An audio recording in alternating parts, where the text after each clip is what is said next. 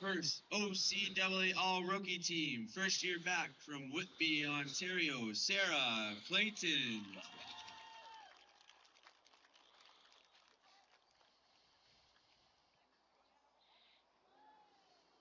And while you're up there, OCAA First Team All-Star, first year back from Whitby, Ontario, Sarah Clayton.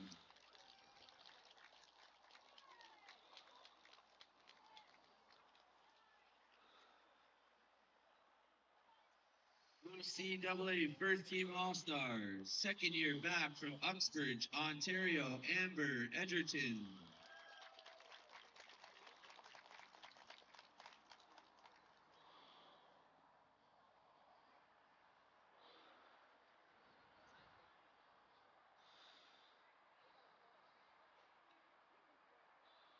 OCAA First Year All-Star, third year back from Uxbridge, Ontario, Cameron Wood.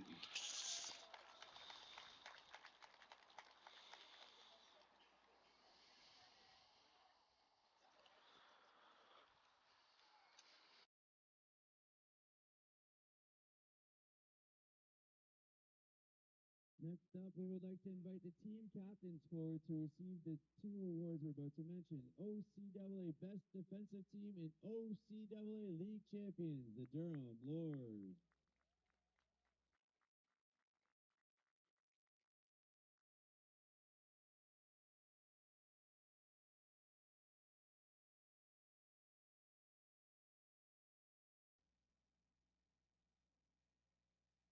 And now for some major awards. OCAA Rookie of the Year from the Durham Lords, Sarah Clayton.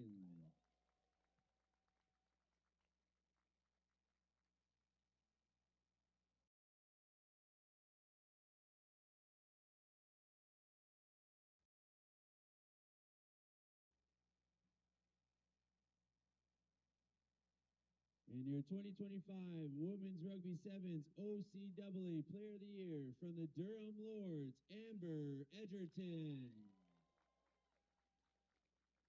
Congratulations to the Lords All-Star Major Award recipients on your recognition. Let's give it up for all the OCAA award winners. Now, if you're able, would you please rise for the playing of our national anthem?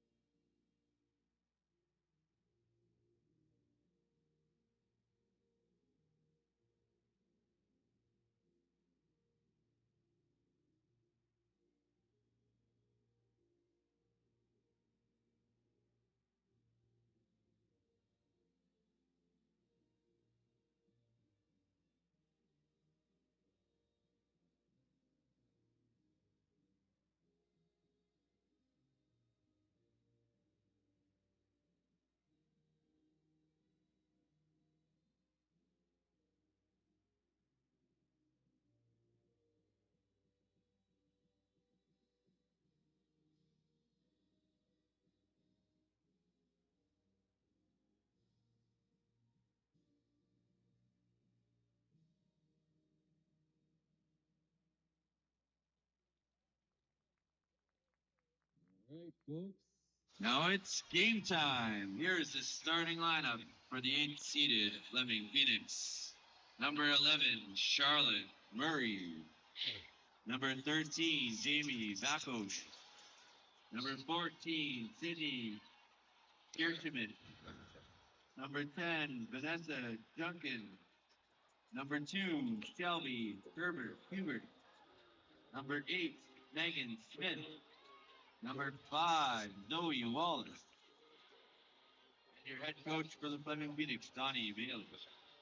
And here's the starting lineup for the first seeded Durham Lords. Number 1, Megan Bent. Number 4, Rosie McLeod. Number 7, Ari Whiteduck. Number 8, Nicole Porter. Number 9, Sarah Clayton. Number 11, Chantel Ray. and number 16, Sierra London, and your Lord's head coach, Chris McKee. Hello everybody, Anders Slemkowski welcoming you here to Championship Saturday. It's going to be a great day of women's sevens rugby we have on hand for you. Gonna have all the action throughout the day.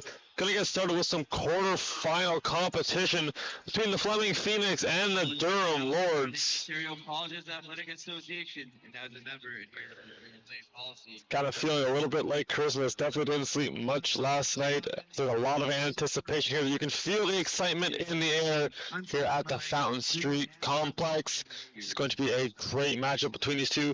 Coming in is the 8th-seeded Fleming Phoenix going up against the league champs, the Durham Lords. Championship pedigree in this Lords team.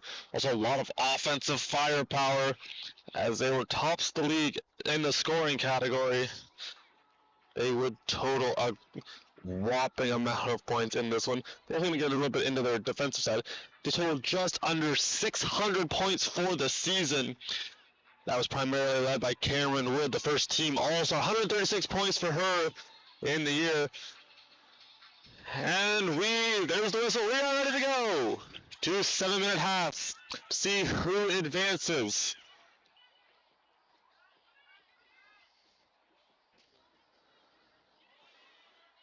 Got over the walls and immediately brought right to the ground.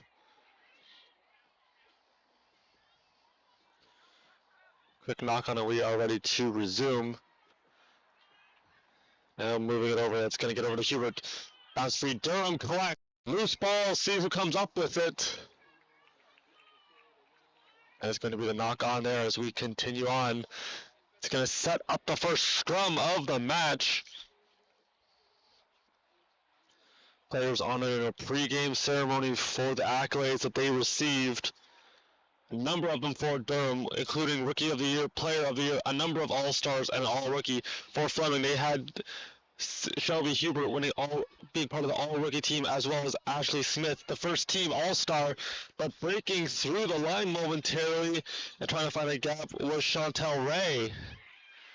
This one stolen away by Fleming. And now the pile pushing forward. Coming away with the robbery was Murray. Now Fleming's got some room to work. Trying to get to the outside was Megan Smith. First year from Waterford was brought to the ground now as she tried to keep her legs moving. Big key for this team is this is going to be a good tackle. Nice and low. Textbook wrap up for the Lords as we are about 2 minutes into the game. Still waiting for our first goal, trying to get to the outside. Moving around and breaking free. Heading all the way down the field, and it's going to be the first try scored by Nicole Porter.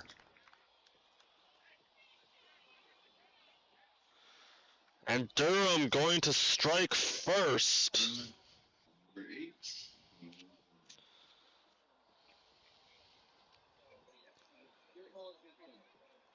Porter had 6 tries in 12 games, played good for 30 points in the regular season, and she is going to strike first for Durham as they are on the board.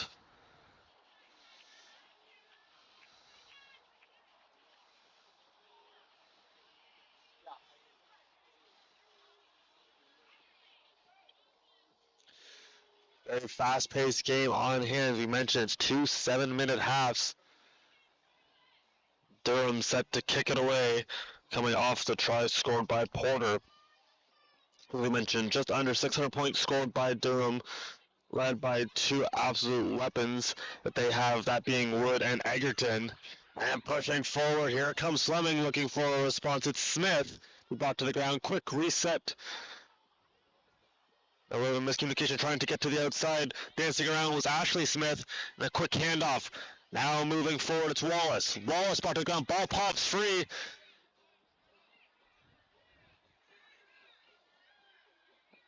And a big mass of people forming right on the far sidelines. And there's the signal from the referee. We're going to have a lot of action for you today. Be sure to stay tuned. As we mentioned, this is going to be a very exciting day, and we will have a crown presented later on to one of these teams.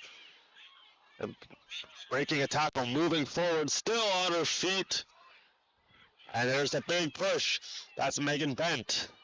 Bent in her 5th year, the Oshawa native, gained some key ground. Here comes Durham again. Setting a tackle, 1, 2, and breaking free.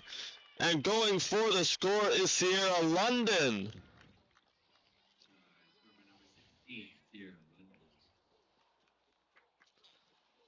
Second try scored. That's the first of the postseason for London. Had the one try, one of these veteran members able to get on the board, and that puts the Durham Lords up by 10. And the convert good. Convert is good. Convert converted by Sarah Clayton, the first-year Rugby Ontario native. So we are seeing Durham really show why they were tops the league. We did mention that they actually did win best defensive team. They really do a great job limiting the amount of tries, often overlooked by their offensive numbers, but still able to do a great job limiting the amount of tries opposing teams can score, which in turn transitions well into offense. This one taken in nicely, and it's moving forward by Bacos. Shipping it forward to the near sidelines, and it's going to go into touch. Right back in. This one punched forward, taking it off a bounce, and now moving up. Knock on going to be called. So unable to handle it cleanly, and we will quickly reset.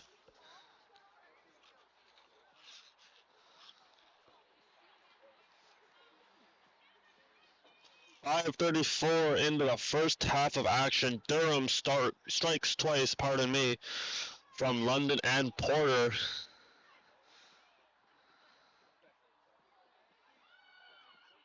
Action back and away off the scrum. Room to work on the near sidelines. Moving three and finding a seam. Off to the races. Trying to run it down and unable to. That's going to be Chantel Ray in for the try. Try scored by number 11, Chantel Ray.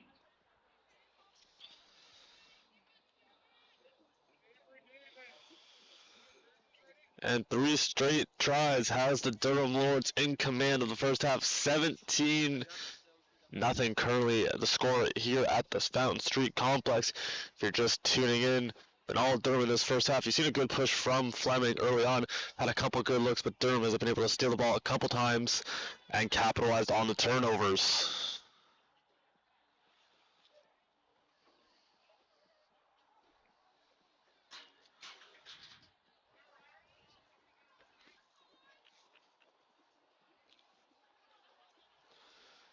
Action back underway as we continue on. So going to be picked up. Good quick pass. Offloading it. That one pops free. Quickly corralled by Fleming. Now they're going to try the other side of the field. Big tackle coming.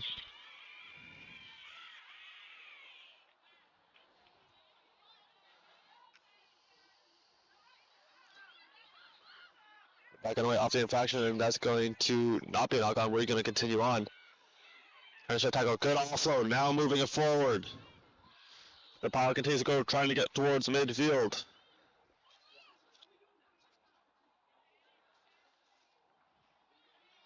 Quick passing here by Fleming, trying to keep the ball moving.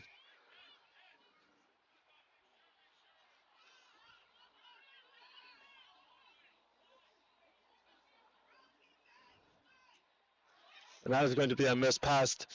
Picking it up and now off to the races. So that is going to be a knock on.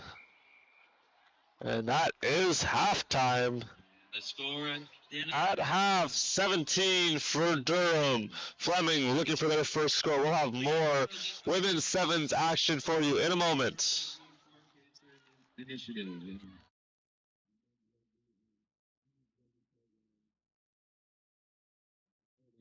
The Rugby for Concord. Let's go.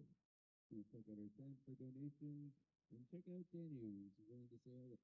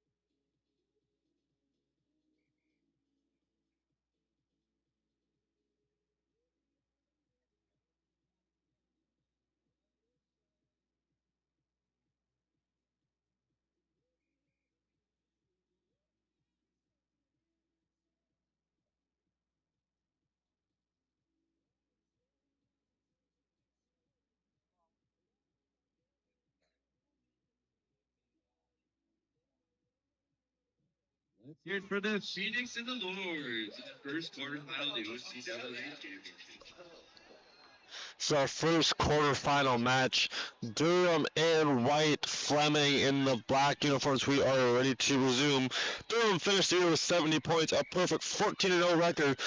They are winners of the last 3 championships, are looking for the four-peat as we are back underway. And two bodies collide on the far sidelines as Durham looking to punch their ticket forward. Moving forward, shedding one tackle and a whistle will sound. That is going to be a yellow card assessed.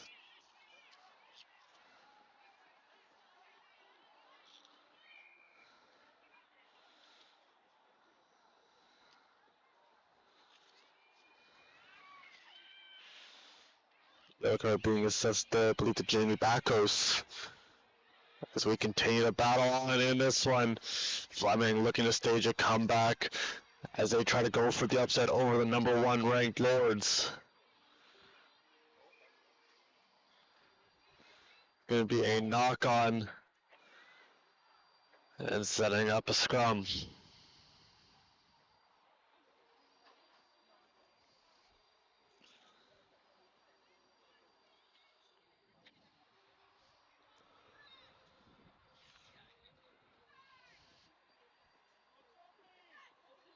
Durham had 5 players over 65 points. Sarah Clayton, the first team All-Star and the Rookie of the Year, 79 points, only trailed Egerton and Wood in that category, as those two are absolutely on fire all season for the Lords. It's an absolute great atmosphere, a bit of a cold morning, sun trying to peek through some of these clouds. Nonetheless, still a little bit of a cold morning as these two teams battle away, and Fleming has the ball and they try to move forward, trying to regain her footing, and will be able to do so as the pile pushing forward. And that was a great effort from Fleming, but here come the Lords. Durham, quick handoff, moving it over now is London. London, she'll be brought to the ground. Several Phoenix in on that tackle. And this one going to go backwards. Quickly gathered up by Bent. The second unit for Durham getting some good opportunities and quickly trying to wrap it up. And Ray going down right in front of us. Action back away. Good security there from De Silva. As she lost it momentarily, he slipped out of her fingers. This ball getting a little bit wet. There is some dew on the turf, making it a little bit challenging to try to secure the pass.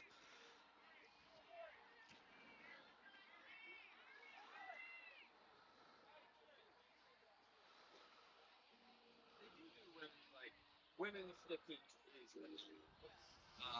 not in the NCAA. I think it's Gonna set up our first scrum of this half as we continue to battle on. Durham in control, up by 17. Not done yet. Anything can happen in playoffs. Seen that time and time again. And we are back underway. This ball kicked free. And now moving forward, trying to bring it down, quick offload.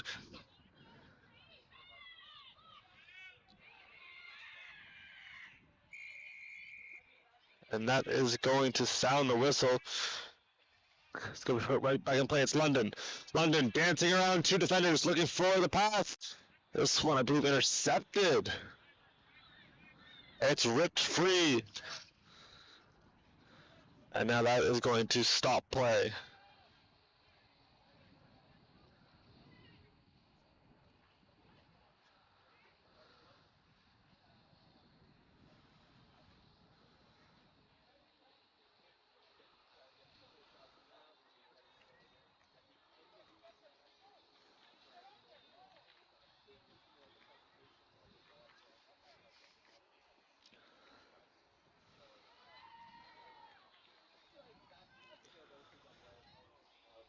$11:20 into the second half we go. As Fleming looking for their first score coming off of the scrum. They've got it right back. A lot of room to work as this one going to be skied in the air. The kick and chase is on. And playing it off of bounds. Good play from Rosie McLeod. And Shelby brought to ground another nice tackle. Fleming really doing a good job holding the Lords at bay. This one's sent on over. Quebec had it momentarily. This one bouncing in and out of the hands of London. She'll pick it up and will be immediately brought to the ground by Capitan.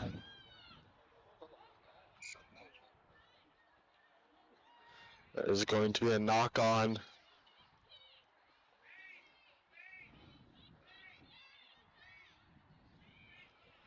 We'll get to it battle here. Both of these teams laying it all on the line, looking to advance to the semis. And several substitutions look like they're being made. A little bit of confusion on Durham's side.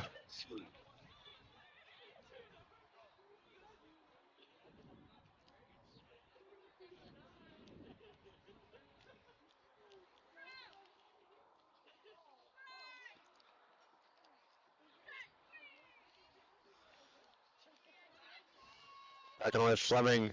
That was one more tail. They got it right back. Doesn't see anything. So he's going to try to kick it forward.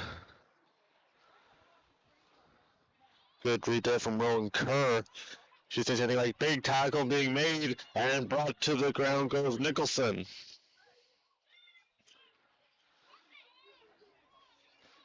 Quick handoff moving it over now is Vanderman.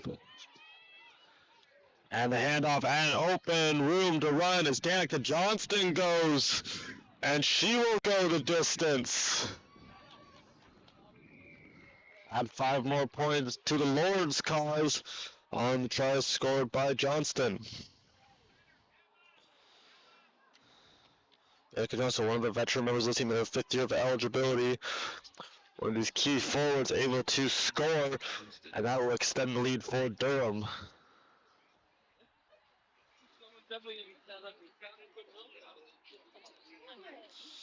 The convert will be no good, and that will keep us that will keep the score the same. 22-0 currently for the number 1 ranked Durham Lords coming into this quarterfinal action.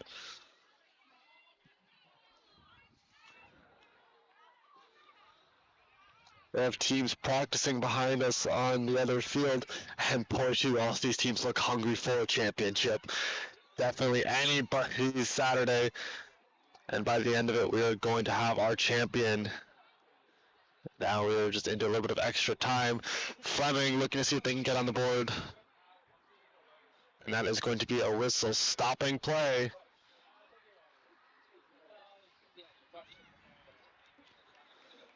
Ball back in, and we are back underway. Moving forward comes Fleming. Quick offloads. This one going to bounce free and scooped up. No, it's going to bounce off the hands, and now moving forward. And the knock on. And that is going to be the game. Durham advancing, punching their ticket to the semis by a score of 22-0. We could ask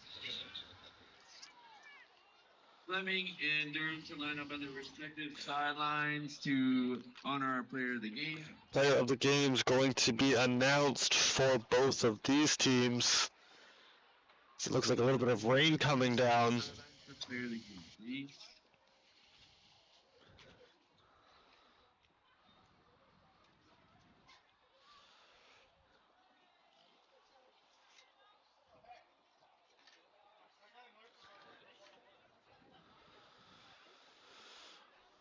All right, Fleming and Durham on your sidelines, please, so we can honor our player of the games. Jenny and Trish, right at midfield right here. Where's the flag? Yeah.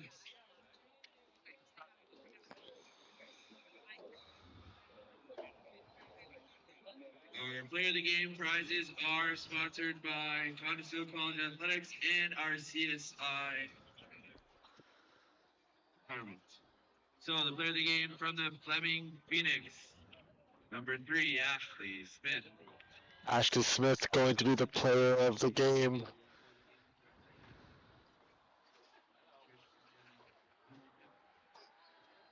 Right there, yeah. Looking at the photographer right there. Ashley. Trish and Jenny.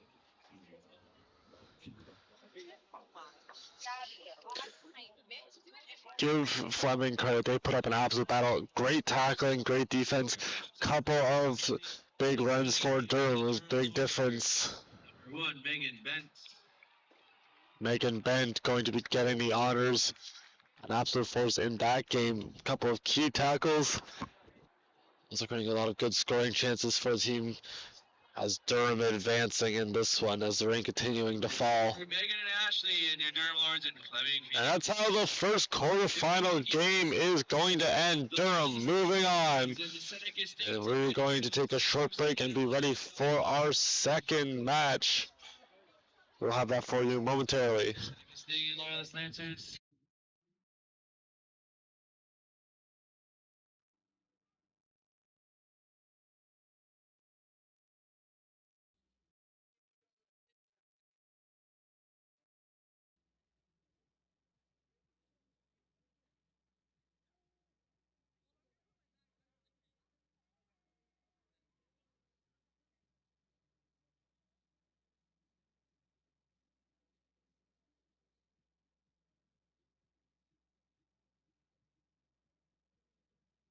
Okay, folks, it looks like we have our Seneca, Sting, and Loyalist Lancers ready for the OCAA League Awards presentation.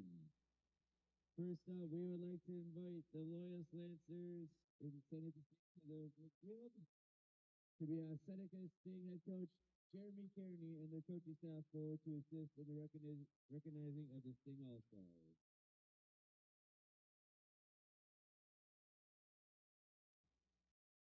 First up, we have OCAA All-Rookie Team, first-year prop from Collingwood, Ontario, Madeline McCowan.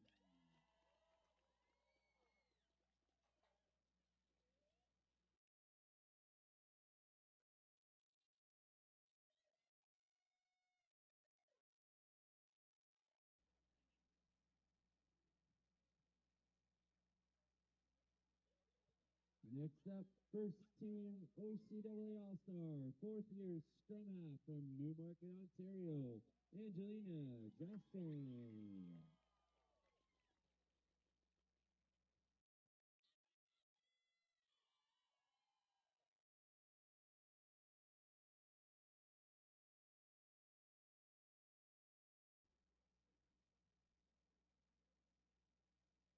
Congratulations, Madeline and Angelina, on your achievements. Next up, we would like to invite Loyalist Lancers head coach Joanne Robinson and their coaching staff to assist in the recognizing of the Lancers All-Stars and award winners. OCAA Rookie Team, first year forward from Sterling, Ontario, Rowan Cochran.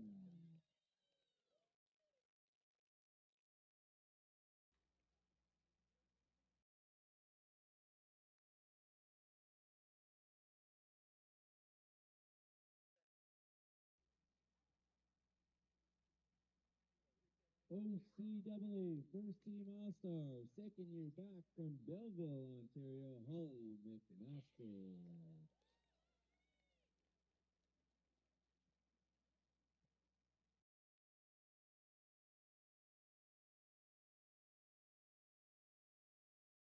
And OCAA First Team All-Star, second year forward from Belleville, Ontario, Faith Ayers.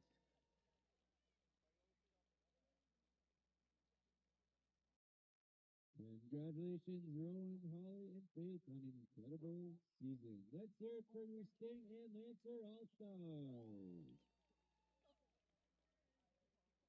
You're good to warm up, Seneca and Loyalist.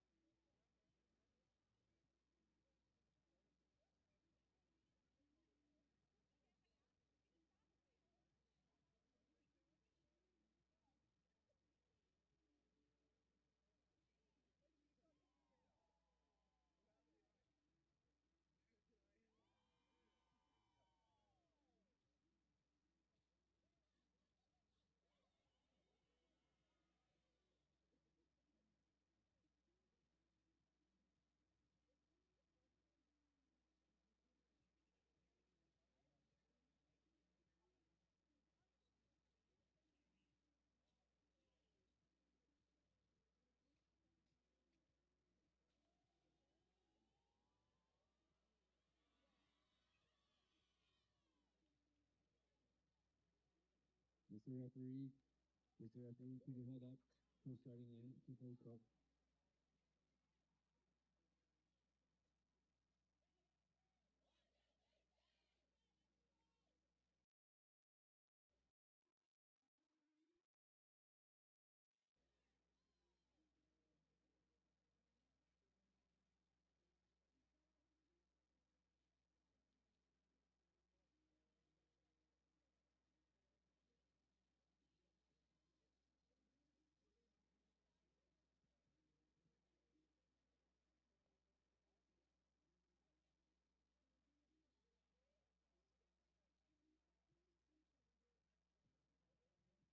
All right, on to game 2 of the OCAA Women's Rugby Sevens Championship. Here is the starting lineup for the 5th seeded Seneca Sting. Number 5, Avery Carruthers. Number 7, Ainsley Fleming. Number 6, Angelina Joshkin. Number 14, Grace Riley.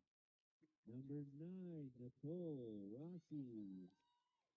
Number 1, Renee Tripp. And number 3, Melissa Walters. And your head coach for the Stings, Jeremy Kearney. And now the starting lineup for your 4th seeded Loyalist Lancers. Number 1, Riley Murray. Number 2, Evelyn Shaquille. Number 6, Rowan Cochran. Number 7, Holly McMaster. Number 8, Mayan McKinnon. Number 9, Madison Reed. And number 14, Faith Ayers. And your head coach for the Lancers, Joanne Robinson.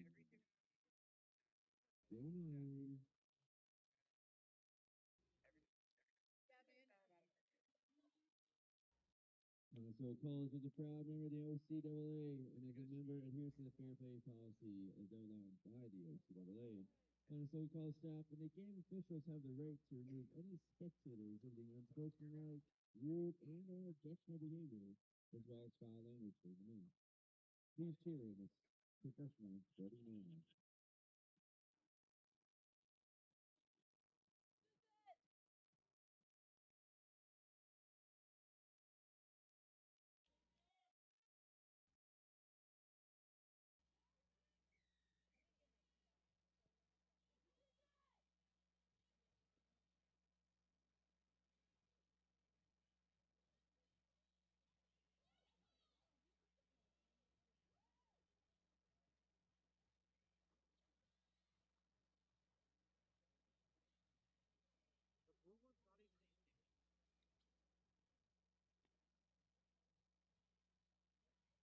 Our second quarterfinal game underway between the Loyalist Lancer and the Seneca Sting, as both of these teams look to move forward.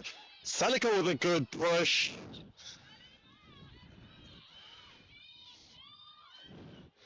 Out into the security of Grace Riley, quickly handing it off, moving forward as to Sean.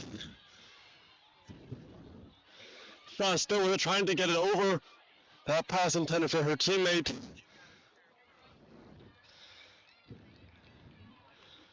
And that is going to stop play momentarily as you see the whistle signals.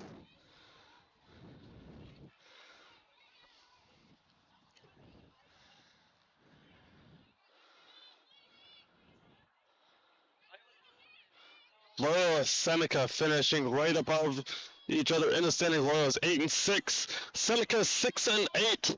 As they do battle here, this is going to be a great matchup in the quarterfinal action.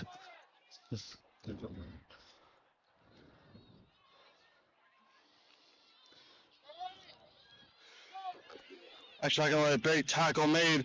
Now moving forward, here comes Loyalist. Quickly wrapped up. Nice tackle there by Carruthers.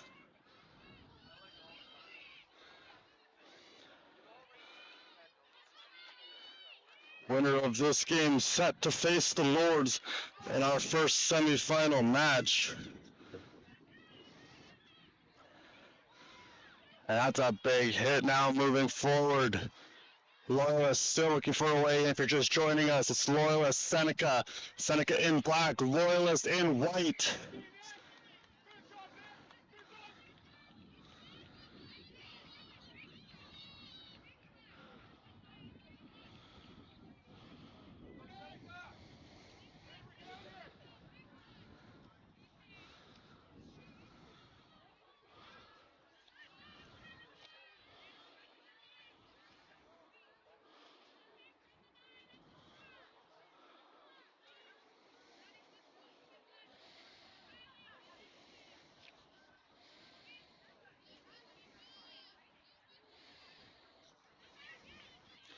Now moving out to the sidelines. Big pass, that one going to miss its intended target. Scooped up by the Sting. Dancing around one and is still around, breaking a tackle. Good movement. Legs still turning, trying to get those extra couple of feet. That is going to be a knock-on. That will stop play. Back and forth, 3 minutes to open up this quarterfinal action here on OCAA Championship Saturday. As these two continue to battle. He missed the first game. Durham came with it, winning by a score of 22-0 over Fleming Phoenix. They're off to the quarterfinals, so we await to see who their opponent is going to be.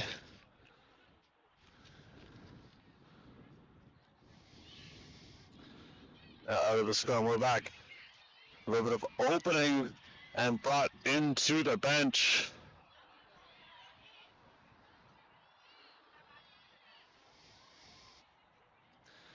It's going to set up our first line out of this championship. Teams practice this religiously in warm-ups, and it's up. That one bouncing up and scooped up by Loyalist. Breaking one tackle, still going forward, moving up, and got a push from Loyalist. That's Cochran. Now we continue, now a lot of room, with some room to go. It's going to be Shackle. Shackle moving up, and brought down to Sting on her. As a first good offensive look for Loyalist. A lot of the action on this half of the field, and a whistle sounds. That is going to stop play. It looks like a player down for Seneca. That's going to be Angelina Joshin.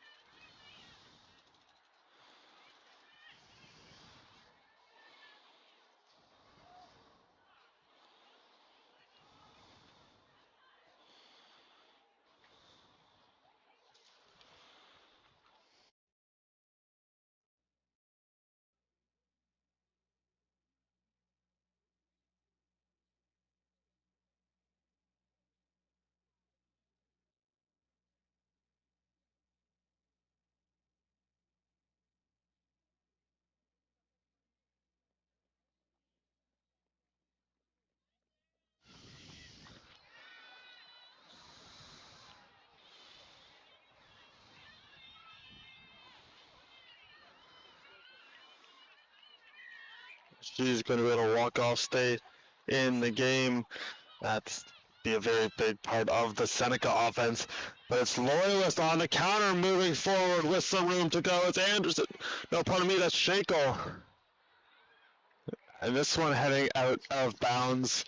So we approach 6 minutes. Still deadlock. Lancer Sting, 0-0.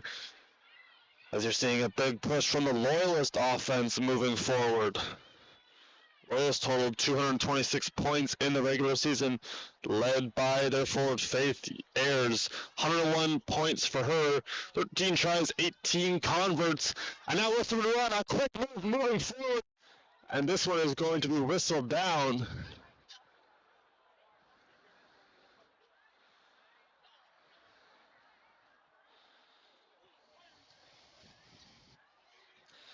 As it looks like there was some open grass for Joshan. This one going to be whistled and brought back.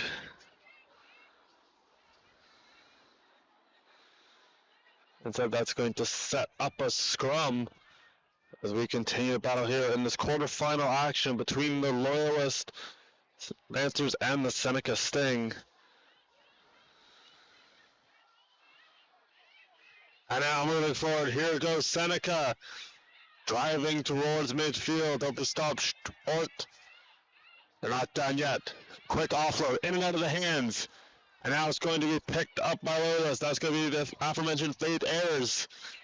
Was the team's leading scorer, looking to strike first for the Lancers. Now moving towards the other sideline and brought down. Good tackling by Seneca, holding them at bay for the time being. Loyalist not done yet. Quick cut. That's going to create some opening for Ayers, and she'll be brought down. Now a quick off on McMaster trying to move forward. Legs turning, still going.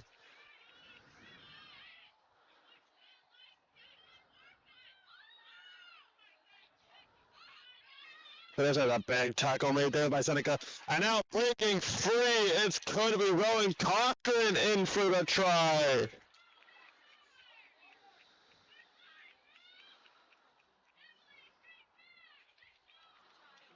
As there looks to be a couple stings shaken up on the play.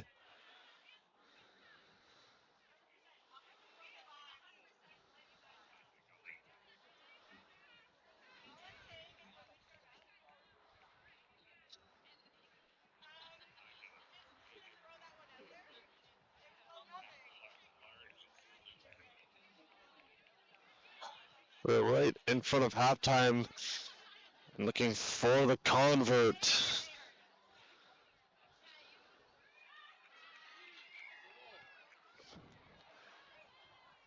That one heading across Fountain Street. Convert is good. That puts the Lancers up by 7. And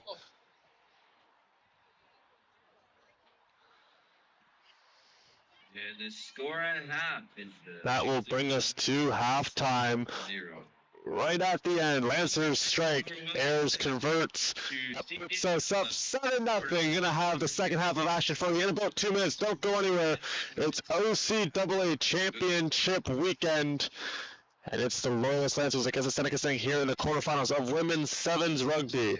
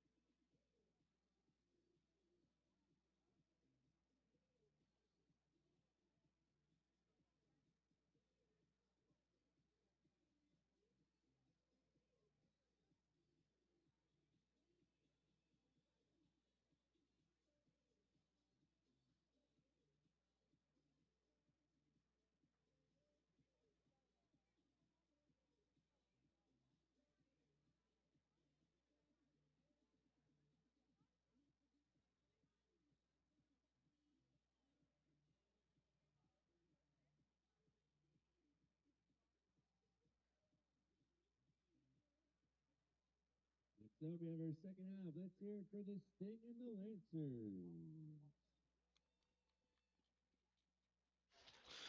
Players switching side. Lancers are going to be going from right to left. Seneca left to right as we are set to resume. On what is still a very cold morning here in Cambridge. With that whistle, we are ready to resume. And we are back underway as this kick going into touch. And that's how we will start the second half of action. Another line out coming between these two. Or will it be a scrum? No, it's going to be a line out. Yeah, for sure. And with that, we are ready to go. See if Seneca can come away with the steal. They will be unable to, as this one into the security for Loyalist.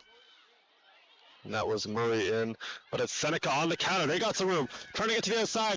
Moving forward. And there's the hand up. And the try is scored.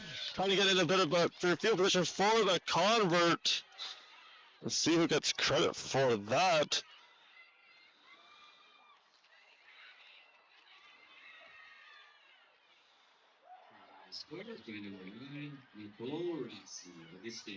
Nicole Rossi going to be picking up the try as the second-year winger, able to score that one, puts this thing down by 5, pending the convert, and it's in.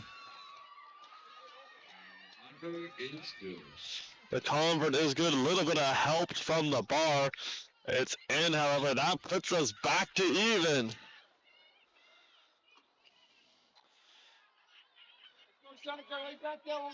Rossi was the team leading scorer in the regular season, 63 points off 11 tries. And she strikes here. This one put up and caught. Now moving forward. Right off the kickoff, racing back down the field. Gonna go untouched. No, it's just gonna be tackled. Great defensive play. Looked like open grass for Cochran. And she'll be brought down.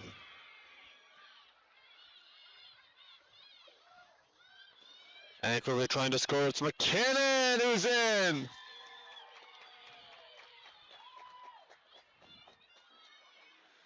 And Loyalist answering right back.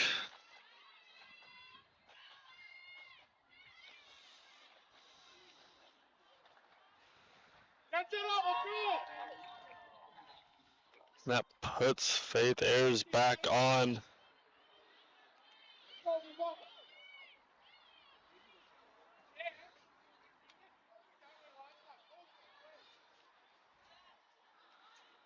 Robert looking good, now fading a bit to the right.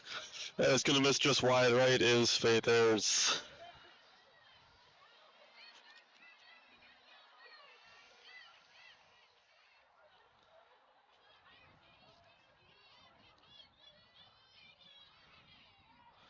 Great answer from Loyalist. Maya McKinnon picking up that try. She had 6 in the regular season, none bigger than that one. That was a great answer from Loyalist, missing the convert, nonetheless back in the driver's seat. And a big tackle moving forward. Here comes Seneca trying to answer. A back and forth quarterfinal as this one has you out right on the edge of your seat. Yellow card being assessed.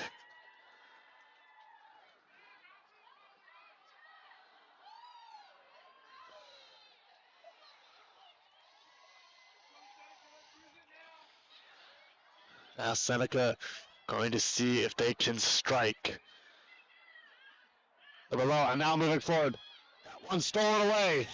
Picked up by Ayers. Ayers off to the races. And she will score. Off the turnover. Try scored by number 14, Faith Ayers. Faith Ayers, we mentioned her name earlier. This forward knows how to score. 101 points in the regular season.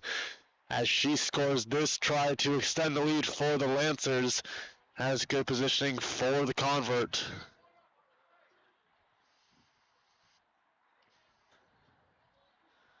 This one looking good and through. Another convert for Ayers as she has a 7-point play.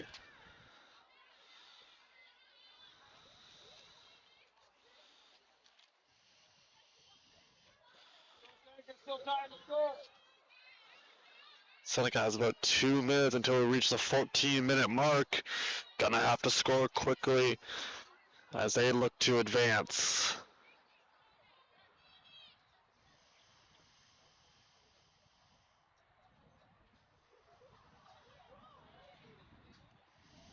There's the kick, sizing it up and taking it in.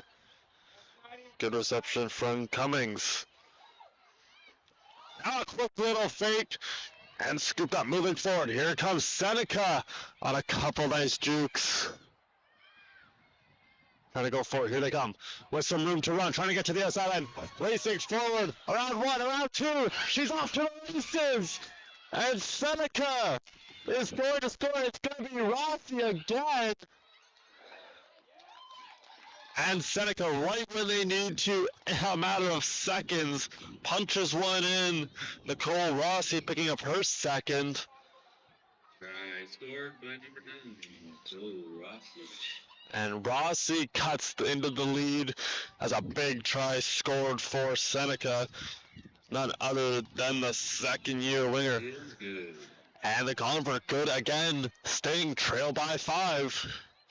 Great burst of speed from Rossi. Got right to the outside, open grass, and she was off to the races, turned on the afterburners, and scored for the Sting.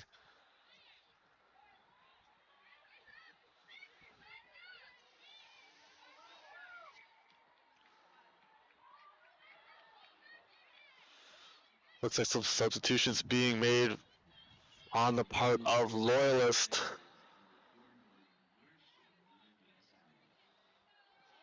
Marsh and Reed coming into the game for the Lancers as they try to hold on to this lead. And we are back underway. Big kick. And that one in and out of the hands, picked up.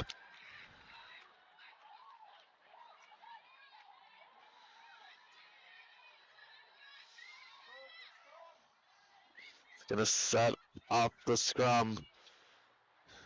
What an ending we are in store for Seneca, trailing by 5. The stage is set. See if they're able to punch one in.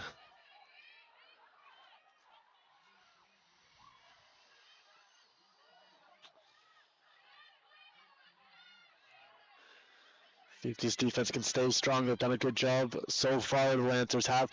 Action back on the way. Here we go. Moving it over. See if they can get it to the outside line. They're going to try again for Rossi, I believe. And there it is, out of her hands.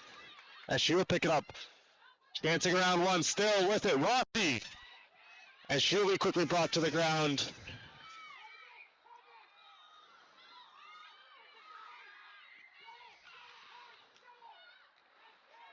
That is going to be a yellow assess to the Sting. She's trying to go quickly with Seneca. Quick little reset. They are knocking on the door. Let's see if they are able to score. Loyalist looking for a stop.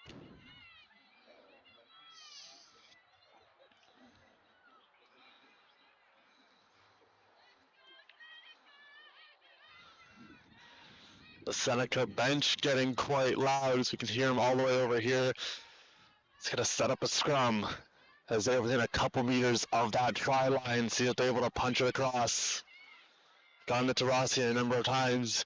She's at the top. No doubt trying to get it into her hands as she has the 2 tries so far for the Sting. They're an offensive juggernaut here in the quarterfinals. Here we go. Moving it over. And going to try to take it herself. And in! Scores.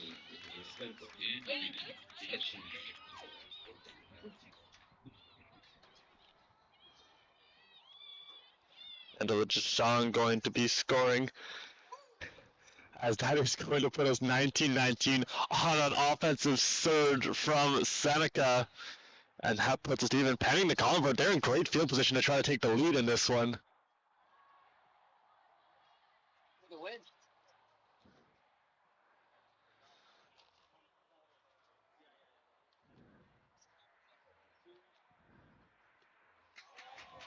And that one going to go just low.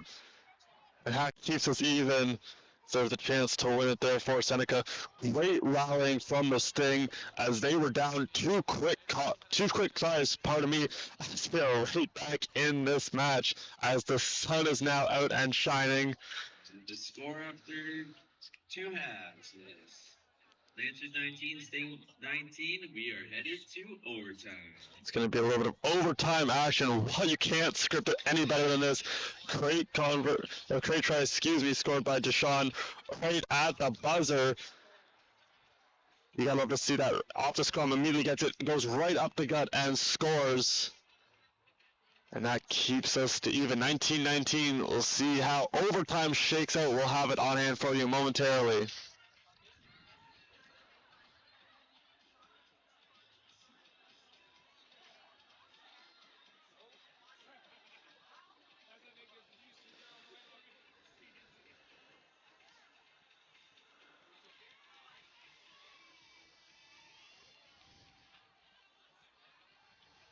It's overtime, which will consist of a 5-minute period with the first team to score wins. The team for the Lancers in sting. Sudden death. 5 minutes going to be played. You score, you win. This is going to be absolutely electric. We saw it in the standings. These two teams very close. Finished the regular season neck and neck, and they're putting on an absolute show for us here this morning as we get set. You have to figure Rossi going to be a big part. Has 2 converts already. And then obviously the ever dangerous on the Loyalist side, Faith Ayers, 13 converts. She led the team. McMaster had 7. McKinnon with 6. Set to be key factors in this one. Players going to switch sides. And looking at the coin toss.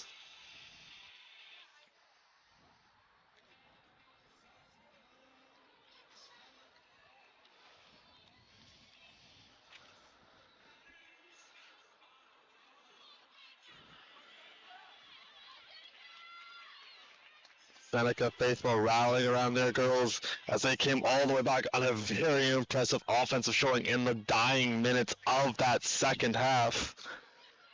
And we are ready to go. Loyalists to kick it away.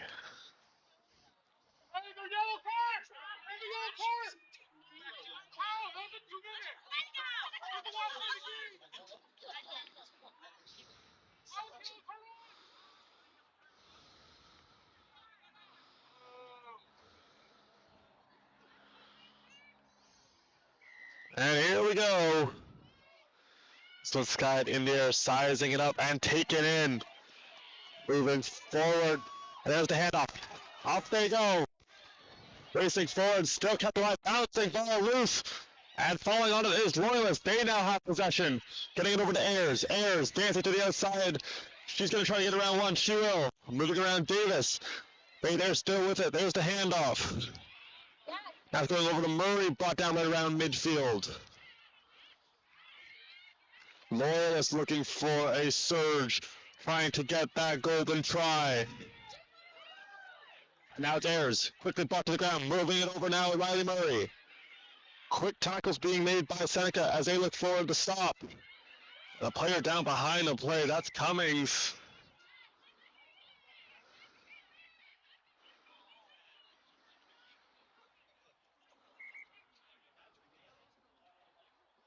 We're about a minute into this overtime. And I'm already out of breath. That was an exhilarating minute of play. It looked like Seneca was marching on the field. They were stopped, turnover, and now Loyalist coming back as Cummings being tended to.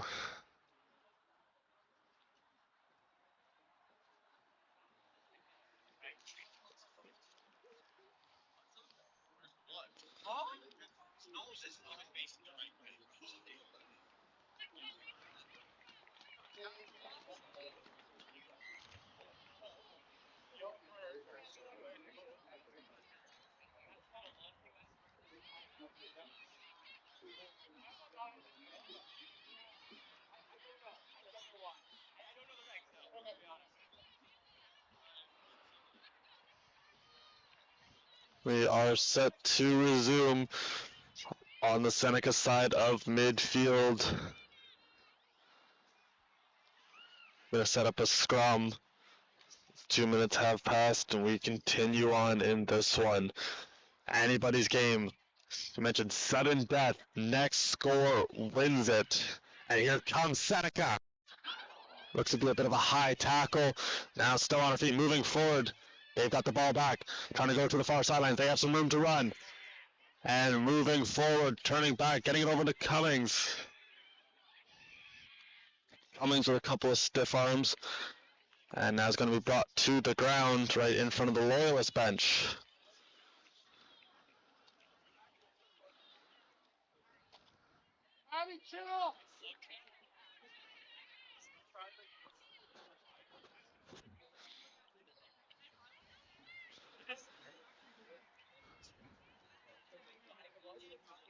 Another scrum forming now on the Loyalist side of the field.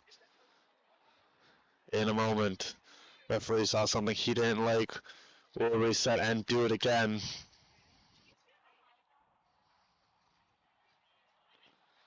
Might have even been part of an injury or some blood. Can't quite make out what's going on that far sidelines. Nonetheless, quick visit from the training staff. We are ready to resume in this overtime frame.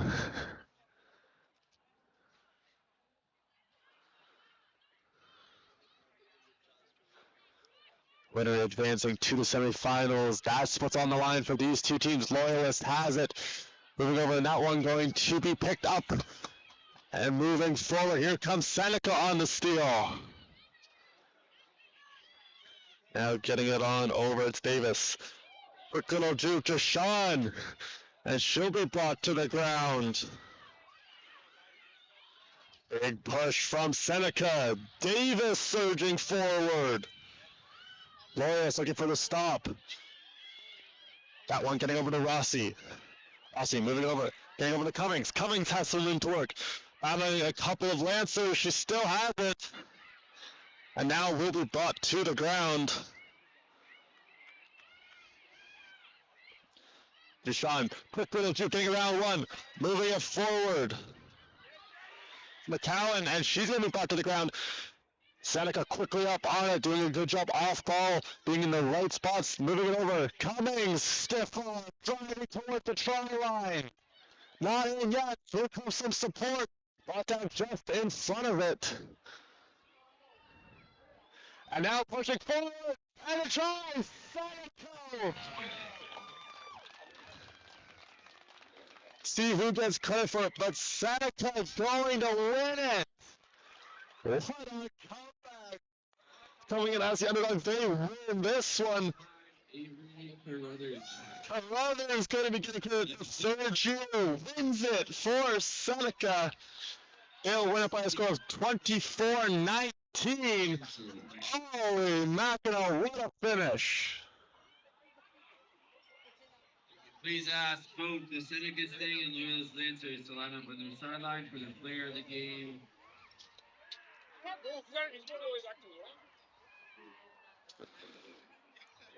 Gonna have a quick player of the game presentation for these two. Have to wonder if it's gonna be Carruthers scoring that golden try. Rossi also had two. Deshaun got that tying one. A lot of good candidates for Seneca. On the flip side, for Loyalist, Faith Ayers converted a couple of times. As a good show of sportsmanship between these two teams, a lot of respect. You're seeing that on display here this morning.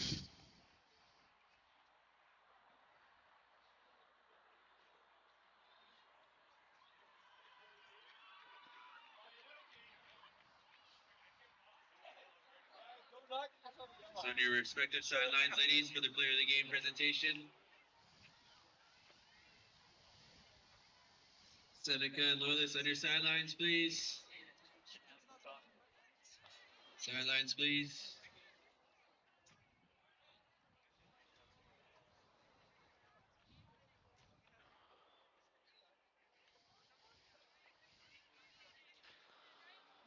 Okay, and the player of the game for the Loyalist Lancers. 14, Faith Ayers. It is going to be Faith Ayers, the Belleville, Ontario native in her second year. At the Sport 10, Faith. As she had a very good offensive showing, had a couple of converts in this one. Sent one over the street. And that was a big kick from her. Great offensive showing again, as she's done it all season long. We talked about that earlier. Led the team in points, 101. Number 6, Angelina Joshan going to be getting the player of the game. Got injured early in that first half. Was able to stay in the game. Great testament to her team and her competitiveness. She got that game-tying try. That's a tongue twister, as that sent us to overtime. Seneca moving on Our next quarterfinal action is going to be the Algonquin Wolves versus the Humber Hawks. Midfield for their OCAA awards. Award ceremony going to be presented. We'll have the action for you in a few moments.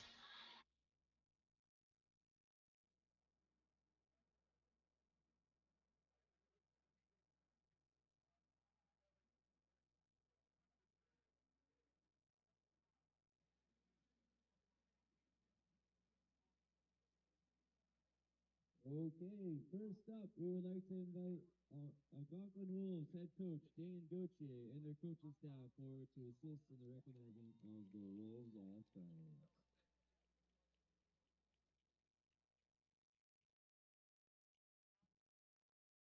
First up, OCAA All-Rookie Team, first year back from Port Hope, Ontario, Emma Gamovich.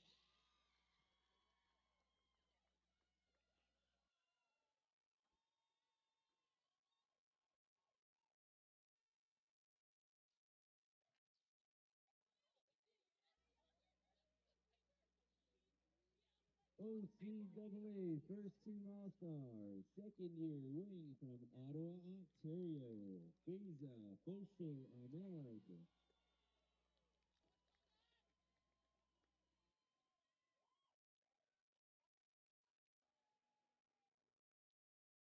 Congratulations, Emma and Beza, on an incredible season.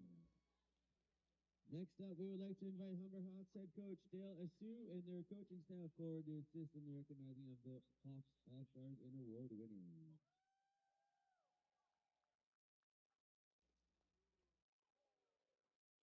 OCAA All-Rookie Team, first year back from Toronto, Ontario, Ania Blackman Moncrief.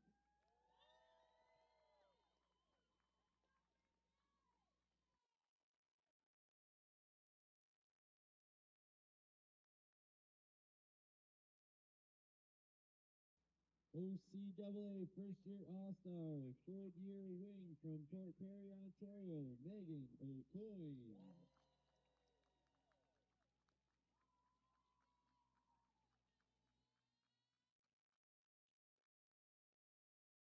OCAA First Team All-Star, third year wing from Lincoln, Ontario, Allison Johan Smiley.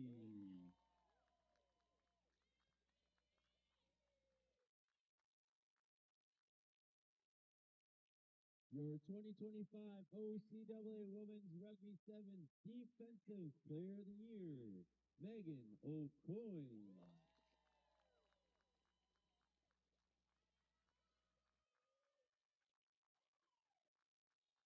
And your 2025 OCAA Women's Rugby Sevens Head Coach of the Year, Dale Asue.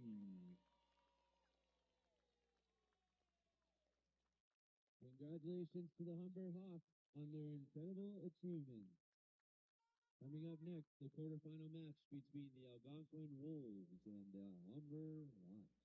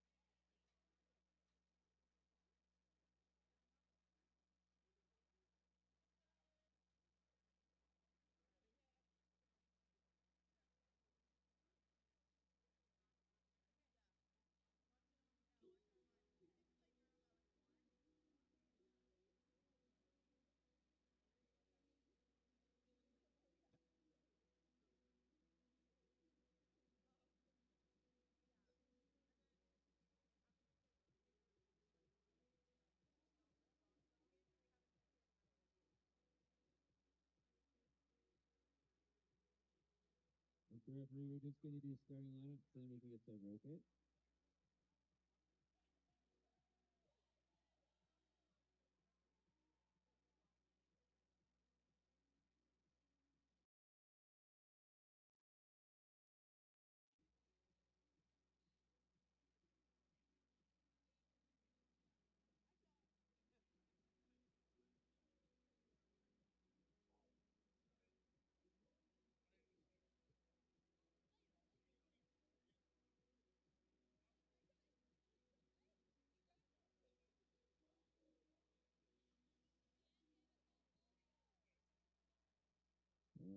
Okay, folks, here is the starting lineup for the 6th-seeded Algonquin Wolves.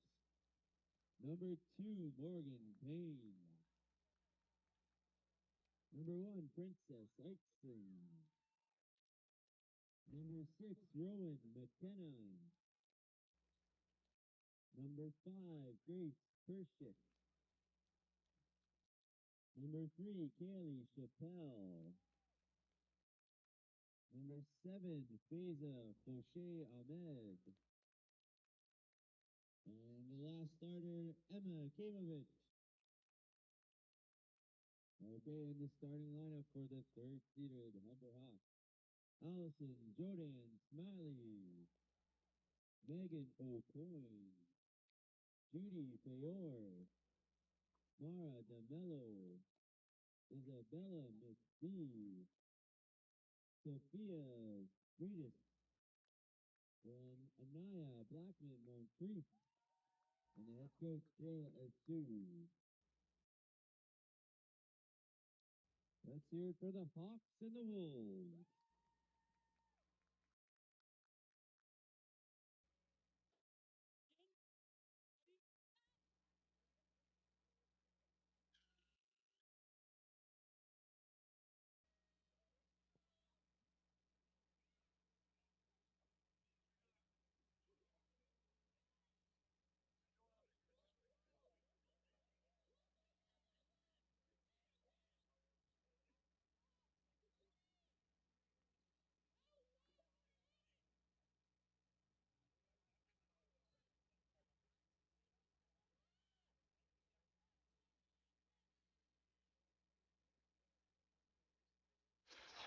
Underway in our next quarterfinal match, Algonquin Wolves, Humber Hawks, and breaking free, but going to be brought to the ground was Eichson. Actually, that might have been Kamovich.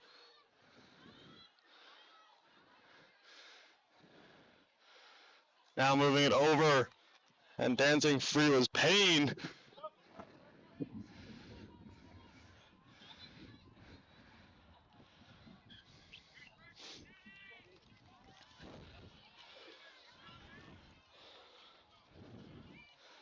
The sun now out and shining here at the Fountain Street Complex.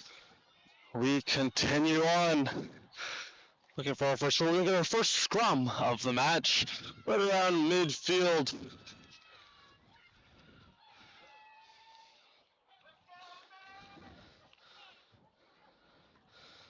Sue received Head Coach of the Year as he led his team. This one in and out of the hands. Take it back, quick cut, moving forward. Here comes Humber. And quickly brought down, quick handoff, now moving forward again. They surge towards the try line. And will score.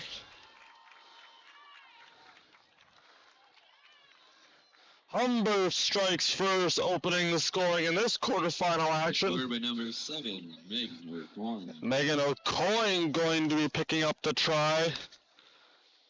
Was named Defensive Player of the Year earlier on, as well as a first-team All-Star. Led the Hawks in tries, 14 of them, good for 106 points, also having 18 converts.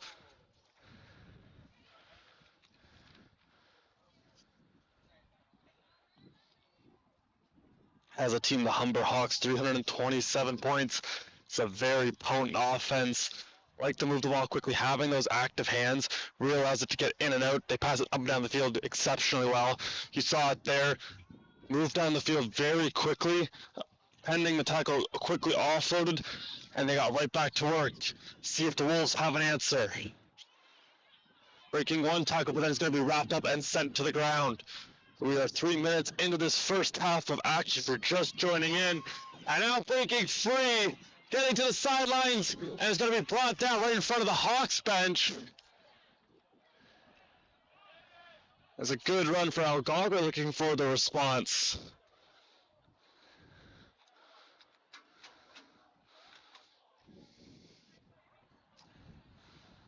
And it looks like a player injured for the Hawks. We'll step aside while they get tended to.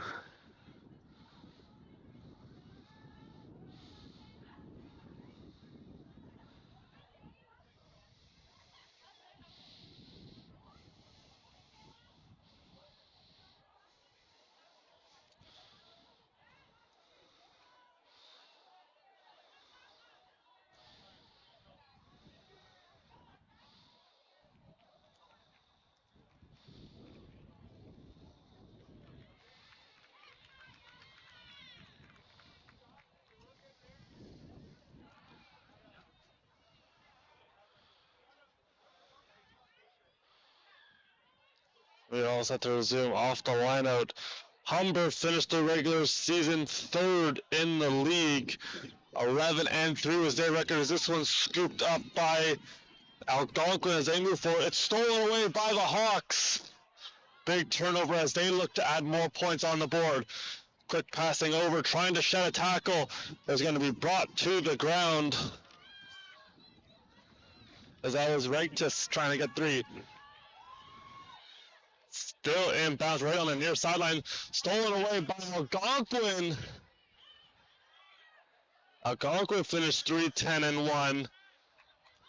This is going to be a line out. No, we are ready just to quickly resume.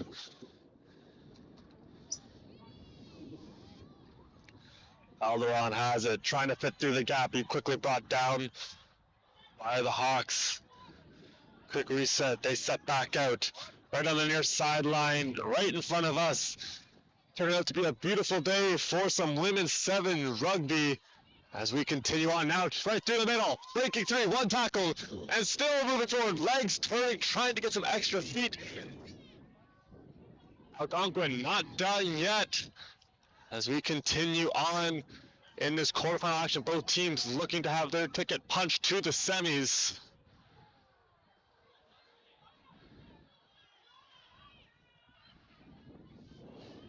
Just came off a thrilling overtime victory for the Seneca Sting. 17, Ava Buda.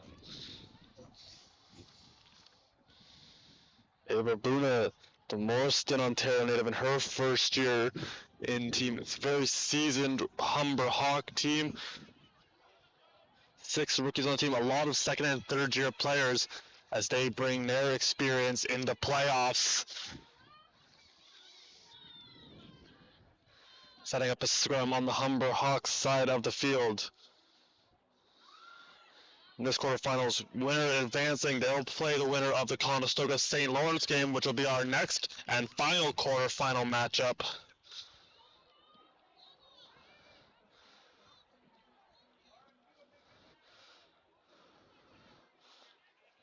Play continued momentarily, and it's going to be another scrum as Conestoga and St. Lawrence warm up behind us. They get ready for their match.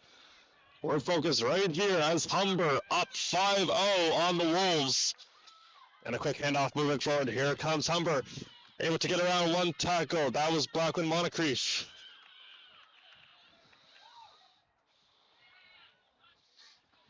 Humber not done yet. Moving forward. And it's going to be quickly brought to the ground was DeMello.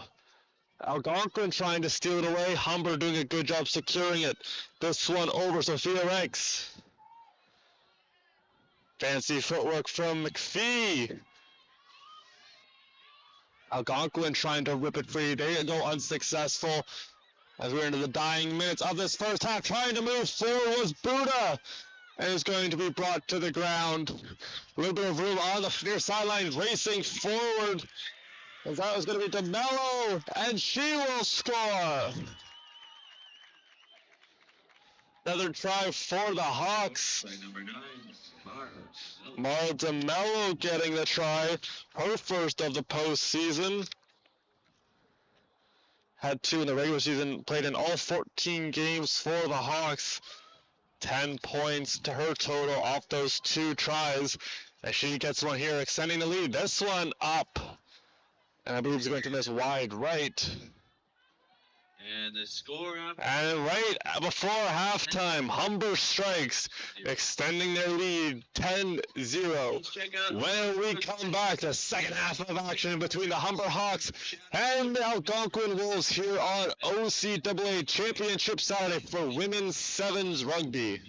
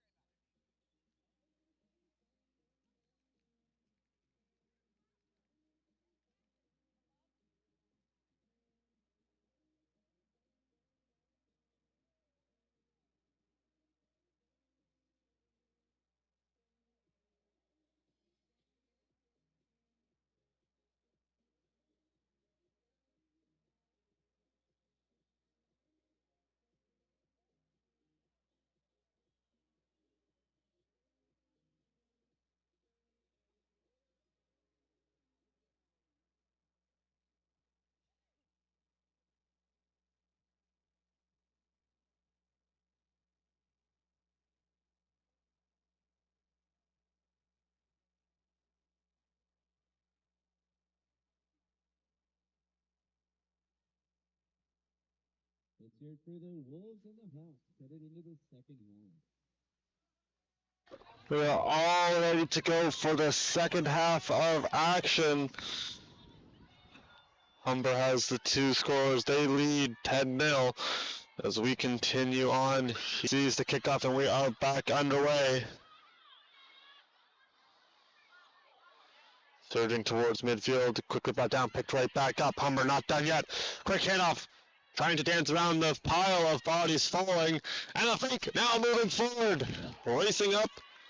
And is now going to be brought to the ground. Humber not done yet, racing up again. And there goes the Jet, a coin to the side. And she will score.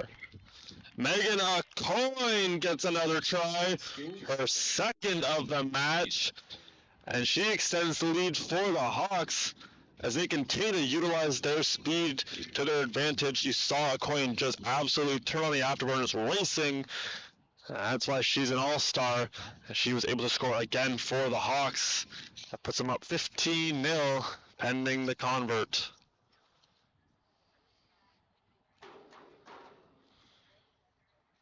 Moncrief going to miss that one wide left. Our score will remain Humber up by 15.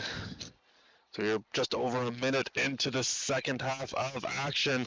Algonquin looking for a response. Algonquin passed 100 points in the regular season. 113 was their total. This one bouncing over and now picked up. Leading scorer was Faiza Fosher Ahmed. Had 30 points. Number of players in double-digit points. They would total 6 by the end of the regular season. Humber fighting for it. Good retention made by Algonquin. They have some room to work. And this one knocked free. Quickly scooped up. Good reactionary play as Algonquin will retain the ball. Nice play there by Fosher Ahmed.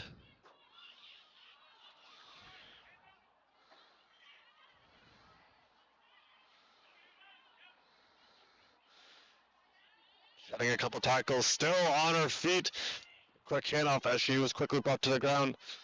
Now moving over, trying to find a hole. It's a coin looking for her third. She's going to hand it off. And that one getting over the ranks. And she will throw a big hit and tries to get better field position and gets the convert. Humber coming out in the second half, back-to-back tries. Number 13, Isabella McPhee. It's actually going to be Isabella McPhee, the Brampton, Ontario native, picking up the try. Had 20 points in the regular season. Gets the try here. Hawks up by 20.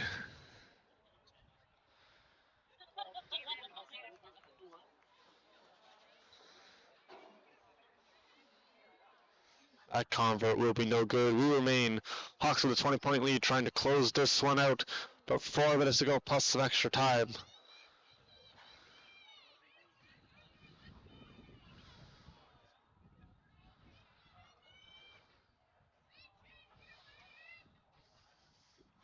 Set for the kickoff. Hawks been all of their offense early on. See if Algonquin can have a response.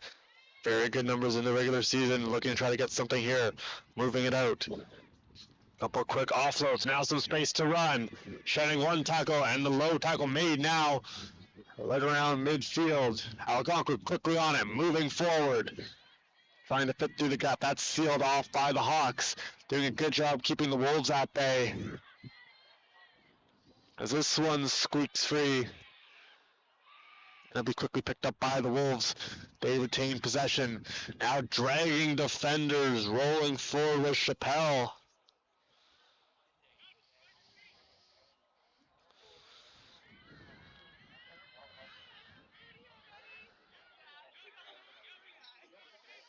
It's stolen away. Here come the Hawks. Break it to the tackle, trying to bring it to the ground. This one getting into the hands now of... It's going to be a coin again. And a whistle sounds that is going to stop play. As substitutions coming into the game for the Hawks. They'll send 3 of them.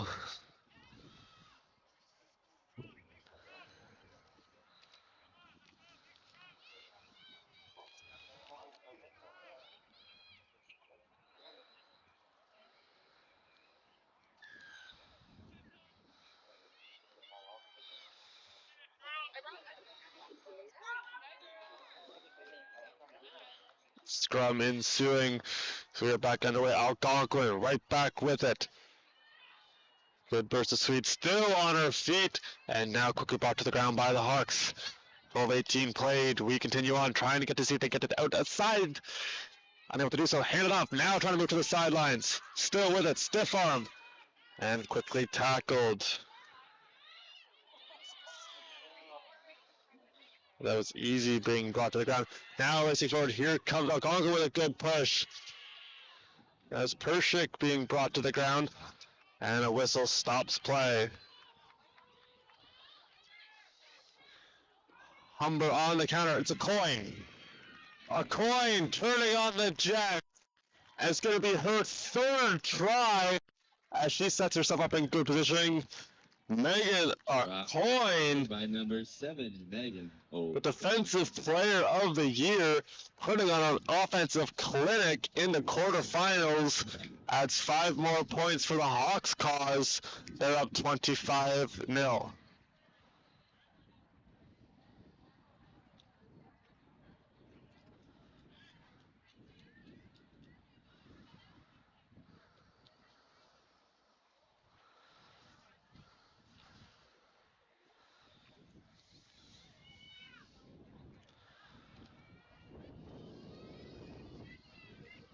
And pick it up a little bit here at the Fountain Street Complex, see if that plays any factor on these kicks.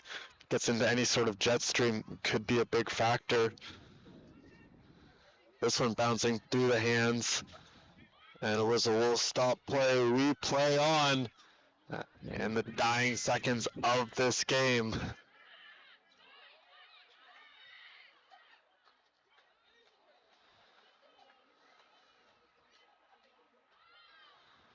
Here comes Algonquin. Handing it off, racing up. Squiver back to the ground. Humber, defensively strong. It's a big focus for them. You see the offensive numbers, they're doing a great job holding Algonquin at bay.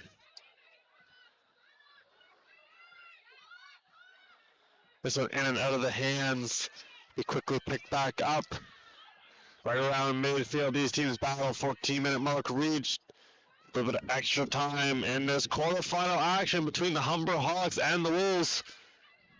Humber looking to secure their spot in the semis.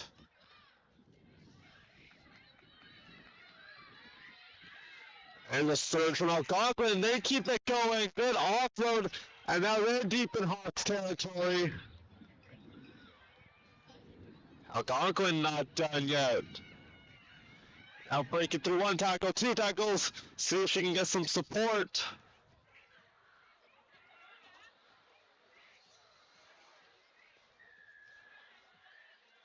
That is going to be a foul called, signaled there by our referee. Not done yet, racing up. Raymond pushes forward, and the try scores! The Wolves cut into the deficit. See who gets credit, couldn't quite make out the number. I scored with number 15, Ava Raymond. And it's going to be the first year Ava Raymond scoring. Put some points on the board for the Wolves pending the convert, as that was just a bull rush of an attack for Algonquin. Continue to drive hard, and they were able to score. 25-5 our score as we continue to play on.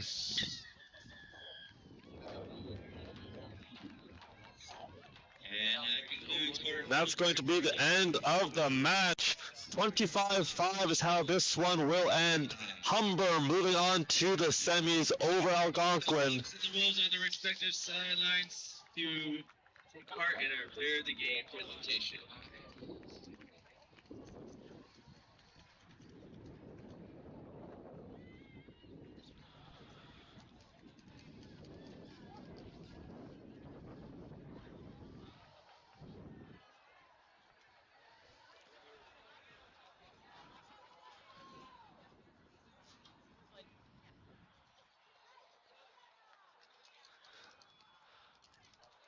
Okay, if we can get the Wolves and the Hawks on their respective sidelines for their Player of the Game presentation, please. Just on their sidelines. Sidelines are over here, ladies. Those on your sidelines, please.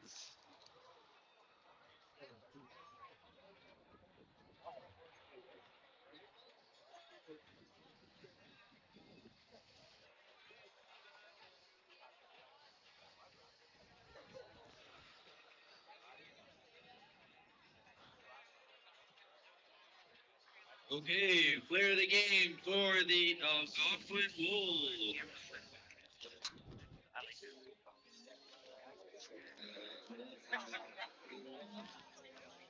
The Algonquin Wolves, number 11, Grace Christian.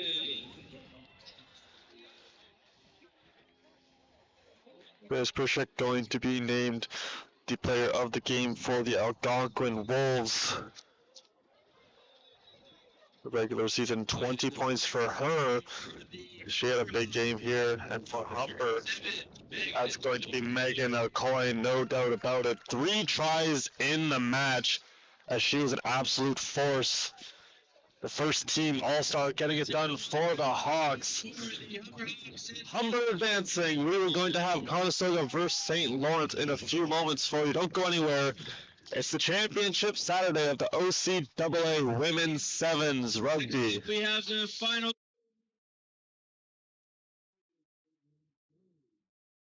Hometown Conestoga Condors. We would like to invite the St. Lawrence Surge and the Conestoga Condors to midfield for their OCAA All-Star and Award presentations, as well as our senior presentation for the Hometown Condors. Please join us at midfield.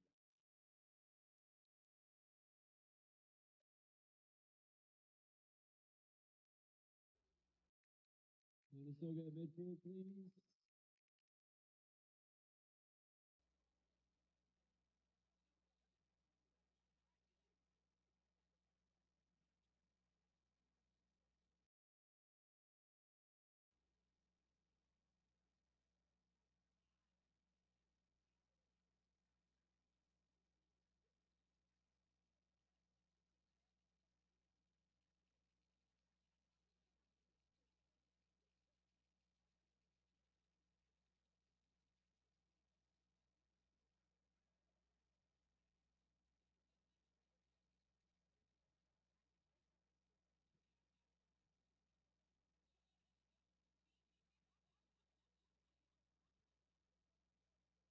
To begin our presentation, we would like to invite St. Lawrence Surge head coach Michelle Niamache and their coaching staff forward to assist in the recognition of the Surge All-Stars.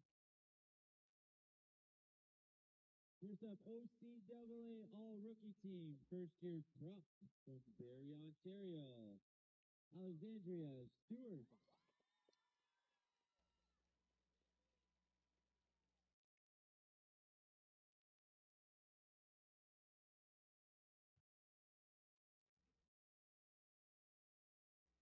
OCAA First Team All-Star, second year center from Ottawa, Ontario, Mia Gaudiano.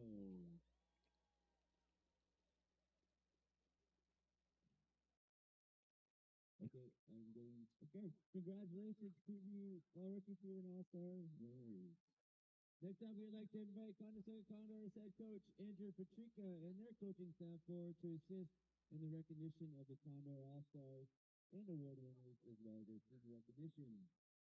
First up, OCAA All-Rookie Team, first year center from Waterford, Ontario, Michelle Schneider.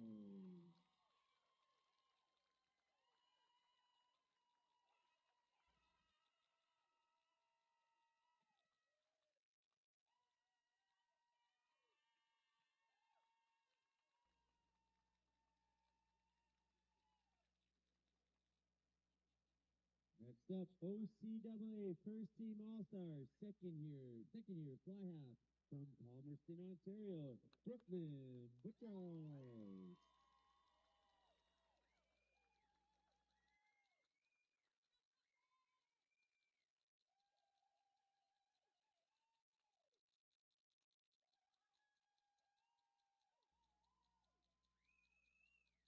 OCAA First Team All-Star, second year hooker from Cambridge, Ontario, Anita Ben.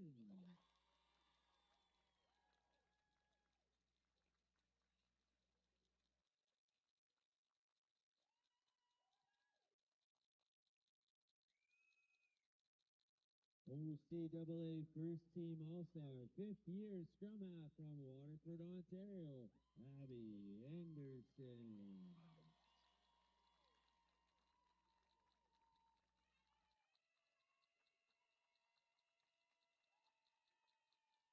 And Abby, you might as well just stay up there. Abby was your 2025 OCAA Women's Rugby Sevens League scoring champion.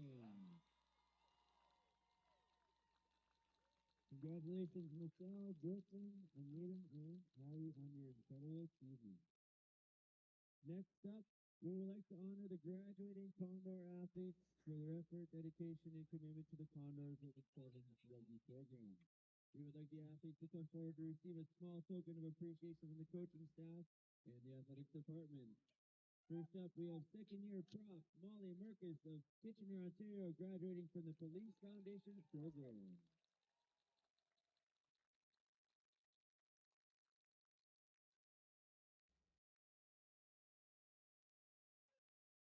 Next up, we have second-year fly half Brooklyn Butchard of Palmerston, Ontario, graduating from the Bachelor of Early Learning Program Development.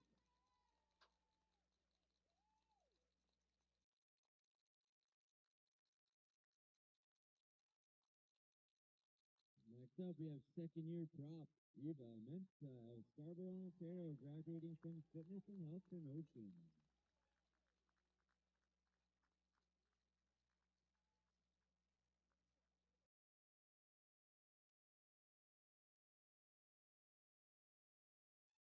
Next up, we have second-year center wing Ava Gooding of Cambridge, Ontario, graduating from Bachelor of Early Learning Program Development.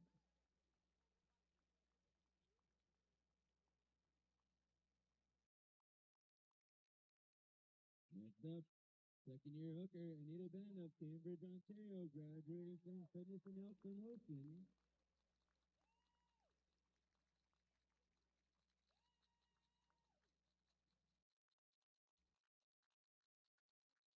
Third-year prop Sierra McCray of Guelph, Ontario, graduating from the Advanced Police Studies program.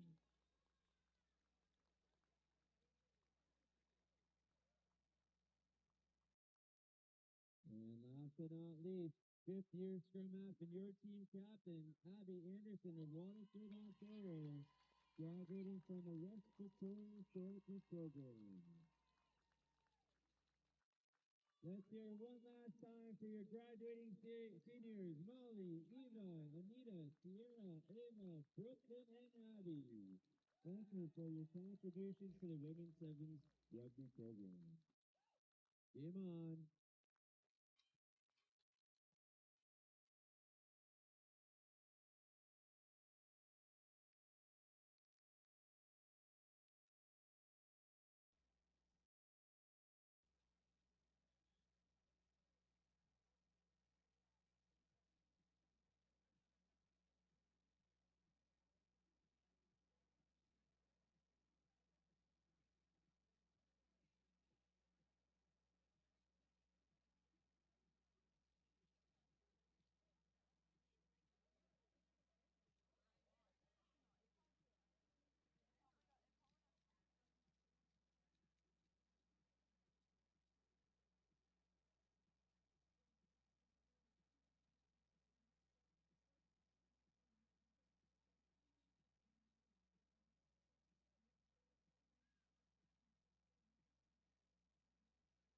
Okay, here's the starting lineup for the seventh-seeded St. Lawrence Surge. Number 6, Alexandria Stewart. Number 8, Miranda Steele. Number 9, Gloria Knox. Number 10, Emma Cabral. Number 11, McKenna Marlowe. Number 12, Miranda Conrad. And number 14, Isley Simmons. And your head coach for the Surge, Michelle Nia McKay. And now here's the starting lineup for your hometown Conestoga Condors. Number 1, Sierra McGray. Number 4, Abby Anderson. Number 6, Kaylee Kirkhoff. Number 10, Anita Ben. Number 11, Brooklyn Butchert. Number 13, Michelle Schneider. And number 14, Claire Darlow. And your Condor head coach, Andrew Trinka. Stage is set. The final quarterfinal game of the morning. It's the hometown and host Conestoga Condors taking on the 7-seeded St. Lawrence Surge. There's up on pregame ceremony honoring several players for their accolades and contributions to their teams, as well as the seniors for this Conestoga team. Good crowd on hand for this quarterfinal game. Both these teams looking to move on to the semis. They'll have a date with the Hawks later on as we are underway. Conestoga in white, St. Lawrence in black. And here we go. Good initial tackle made.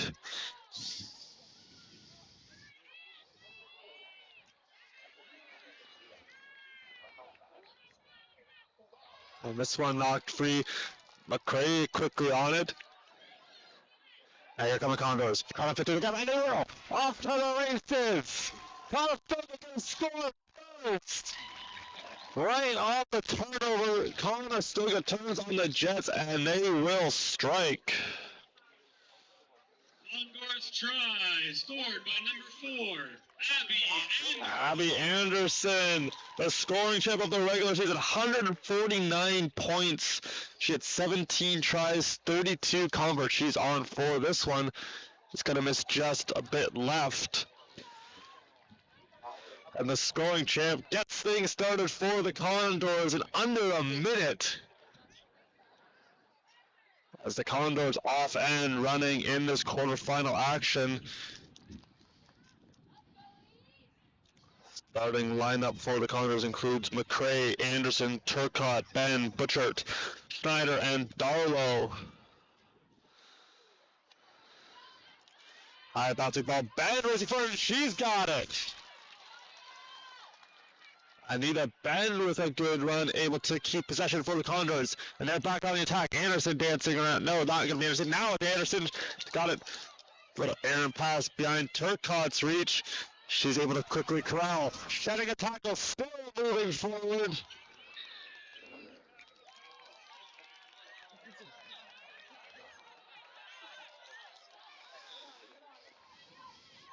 Anderson, a first-team All-Star, along with Ben and Butchart. Is that one in and out of the hands of Butchart?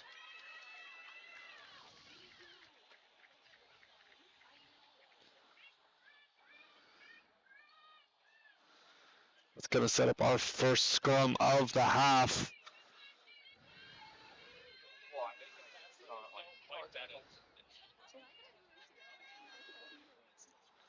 We are ready to go. It's Conestoga up by 5 on the initial try.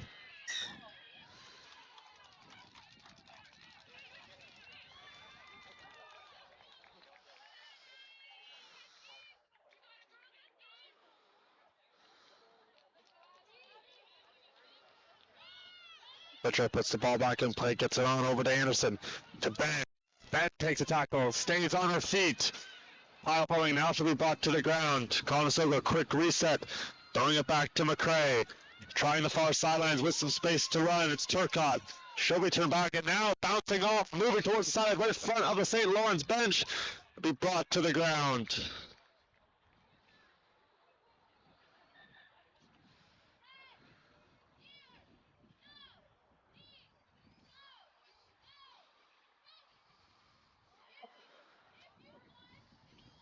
Looks like Turcotte instant discover what she gets sent it to by the training staff.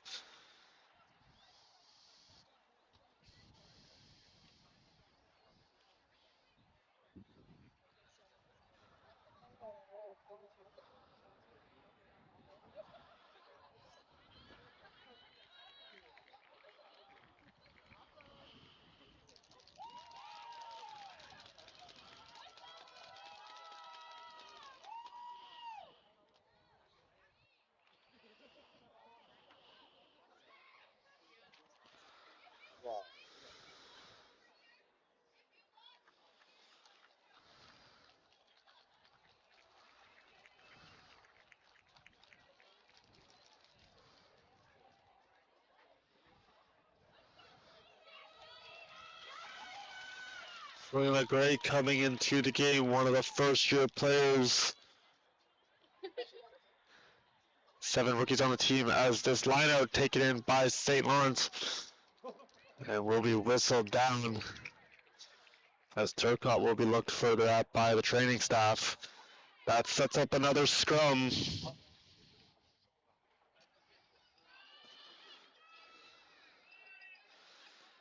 Conestoga's offense very lethal. 369 points in the regular season, primarily led by Anderson at 149. Quickly getting over Conestoga, Whistle, Butcher putting it on, and now it's Gray. Gray turning on the jet, heading to the sideline. He will score! Right into the game, Selena Gray. And 5-4 for the Condors, Cons. They're up by 10. Quick passing, nice job by the Condors, and it gets right into the security of Gray, and she takes care of the rest. 3 tries in the regular season, 15 points on the campaign. She has the Condors ahead by 10. Anderson for the convert.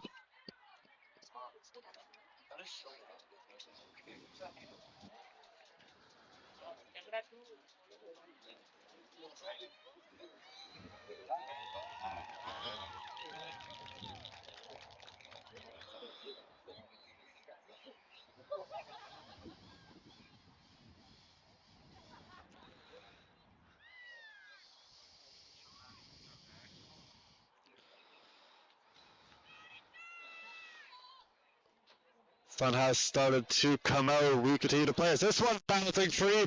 Conestoga falling on it. And once again, they will retain possession and done so most of this first half. They've done a great job taking care of the ball. Butchard has it as she takes a quick juke. And now moving forward. Strong push. Breaking one tackle, still on her feet. And now it's going to be brought to the ground. Conestoga gets it on over. Racing forward, taking the hit. Starlow. Also, they're going to try their luck on the other side of the field. Getting it over to Sierra McRae, the Guelph native. Still on her feet, pushing. Now Darrow had of steam forward.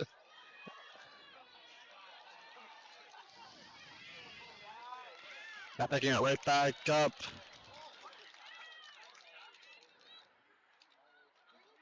Now Ben. Anita Ben trying to head towards the try line. Now it's over to Butcher. Butcher to McRae. McRae trying to get a step up. Moving forward, dragging defenders. And the try scored. Sierra McRae.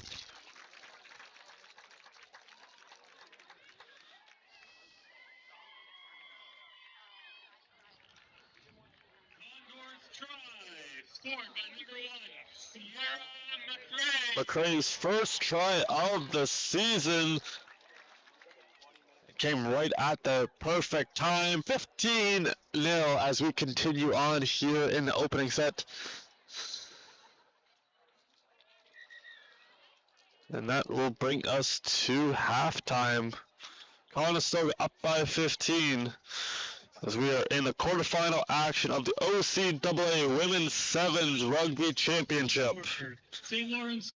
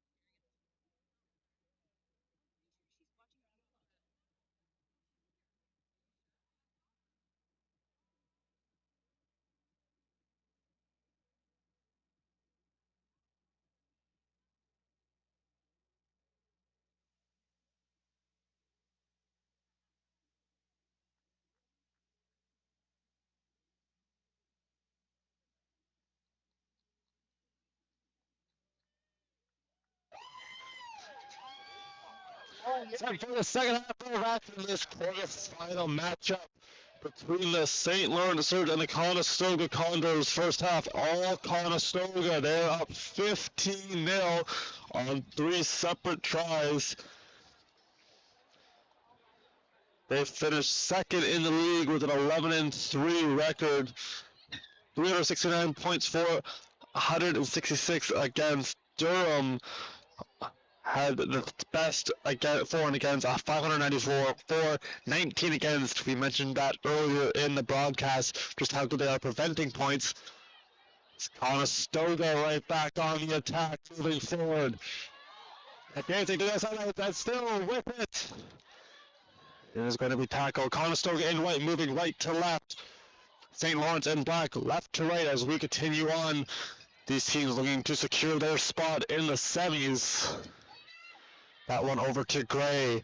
Came off the bench for an injury substitution and immediately got a try as Conestoga pushing right back. Legs turning still on her feet as Butcher comes to help.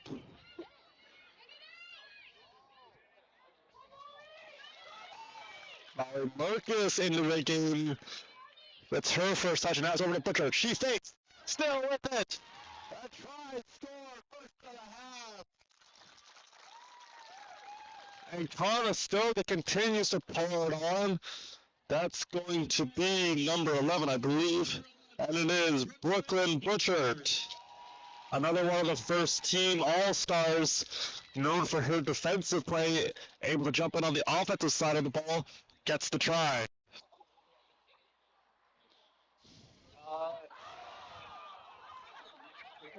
And this convert clangs off some iron. That will keep us at 20-0. As Abby Anderson been money all year. This one's just a little unlucky.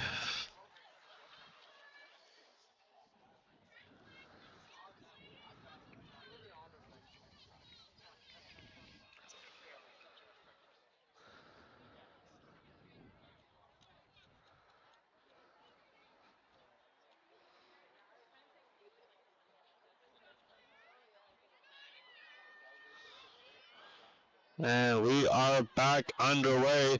This one bouncing off of the surge. See who comes away with it. I believe it's St. Lawrence's number 9, Miranda Steele. Pardon me, that's Gloria Knott. St. Lawrence back with it. Nice move. Getting around one with Salmons. Conestoga defense getting her right to the ground. This one in the feet. Conestoga continues to apply the pressure on the defensive side, forcing some key turnovers. They've capitalized on several. They continue to lead 20-0.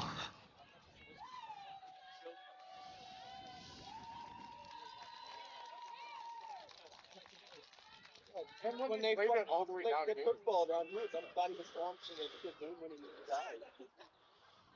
First scrum of the second half. Conestoga gets it on over to Anderson.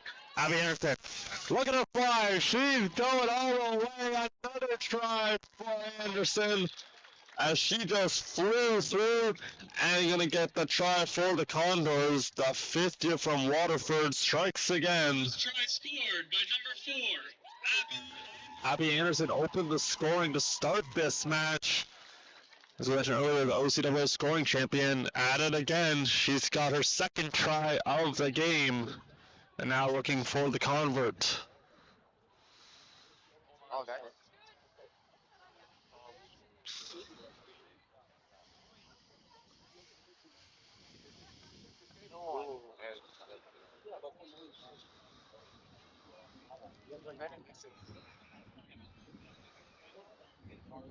More passes. Yeah. Got maybe screws back.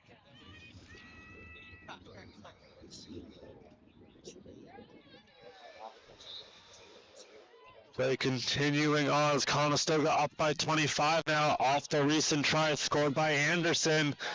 St. Lawrence looking for a response and through a gap. Trying to bring it down, breaking free. Here comes the surge. Racing up, it's still on a big up off the ground. Good work from Miranda Conrad. St. Lawrence right back on the attack, getting it on over at Salmons. Trying to get brought down by Anderson. And Abby Anderson on the defensive side brings her down.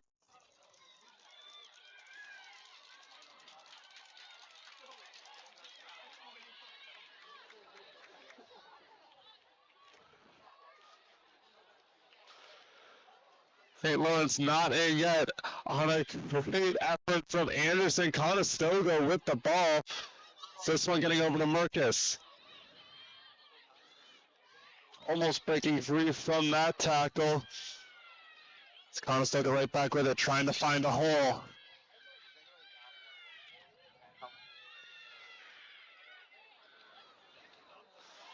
And ready for the operations.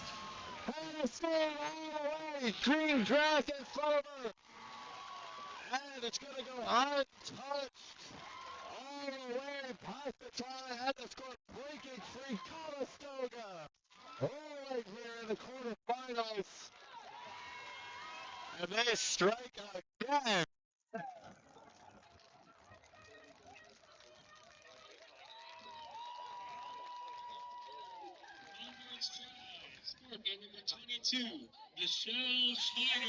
That's Michelle Snyder scoring.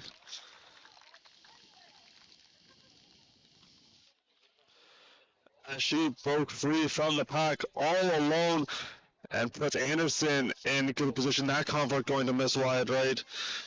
Schneider named to the all-rookie team for her efforts. 14 games played, 5 tries. You saw right there that explosiveness, able to score the try for the Condors as they continue to pour it on, now up by 30.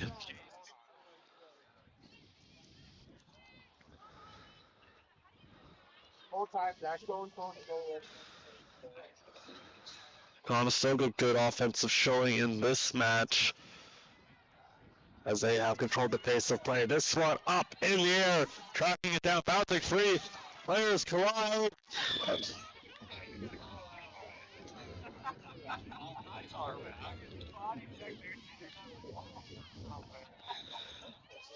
Cougars that offer the foul.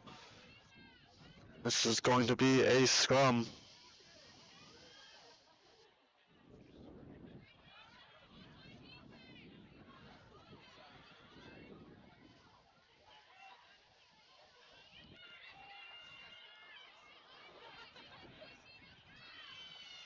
We're back underway. Anderson reads it well, but breaking free. And off the races, Anderson again, trying to steal away. She's got it.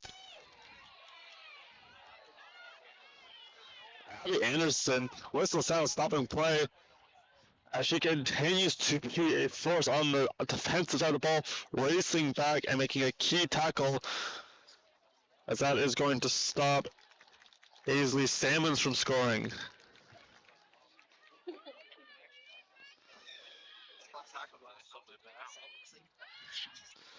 Action back underway into the hands there of Bombarder. Conestoga pushing the surge back.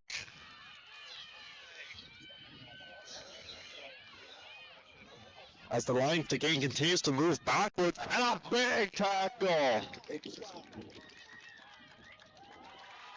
And Conestoga with a statement game, winning it 30-0, and they will advance to take on the Hawks. Final score, That concludes the quarterfinals. We're going to have more action for you in a bit. Don't go anywhere. It's the OCAA Championship Women's Sevens Rugby. Going to have our player of the game coming up momentarily.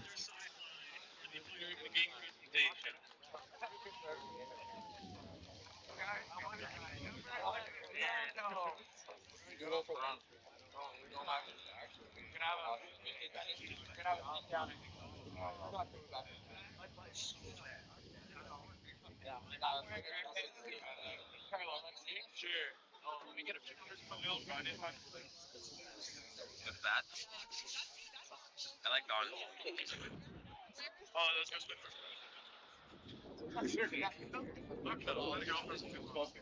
Yeah, no, she gave like them still? So.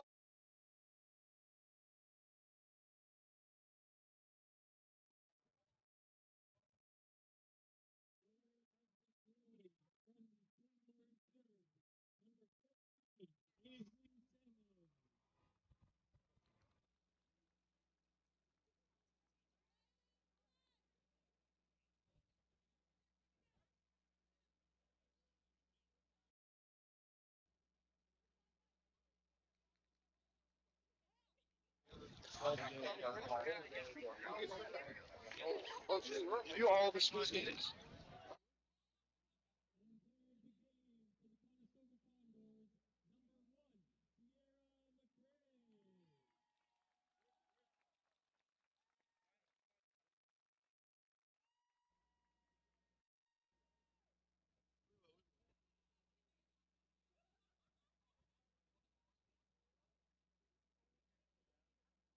And that concludes our quarterfinal round. Our consolation semifinals will begin at 11:15 a.m.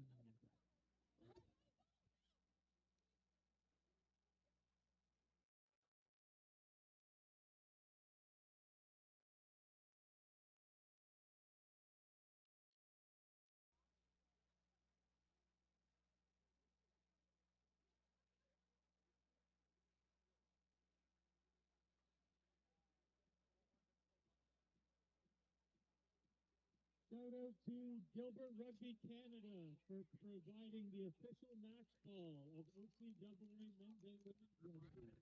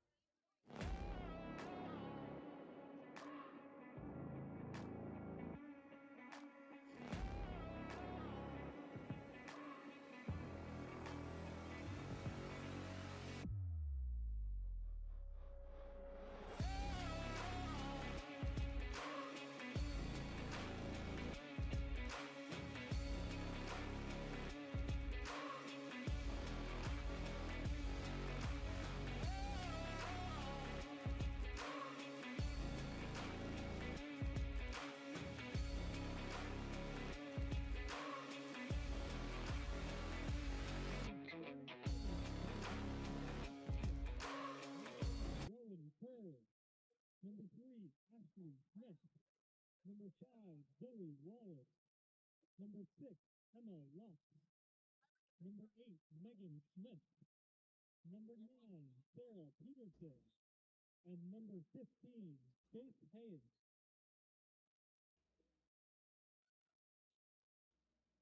And the starting lineup for the Loyalist Lancers. Number 1, Riley Murray. Number 2, Evelyn Chappelle. Number 6, Rowan Cochran. Number 7, Holly McMaster. Number 8, Maya McKinnon. Number 9, Madison Reed. And number 14, Faith Ayers.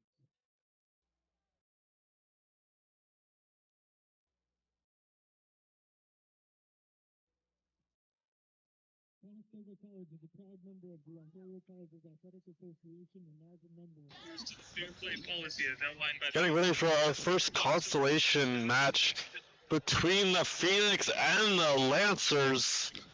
Starting lineups have been announced. We are set to go any minute, pending the finishing of our sub announcements in-house.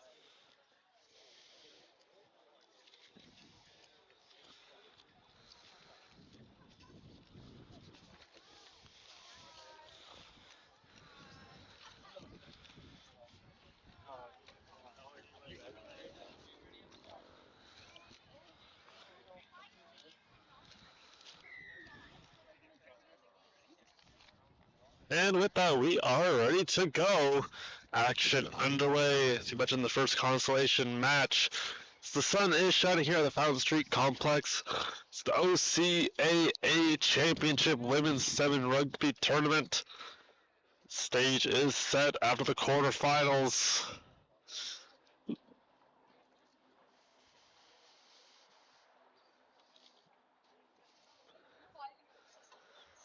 It's going to be our first scrum as we continue on in the opening half.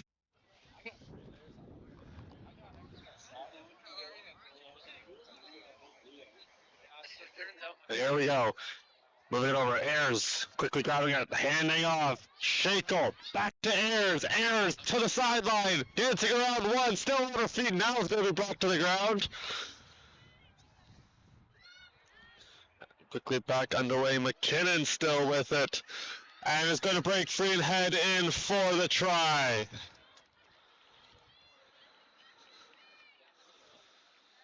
And Loyalist going to strike first.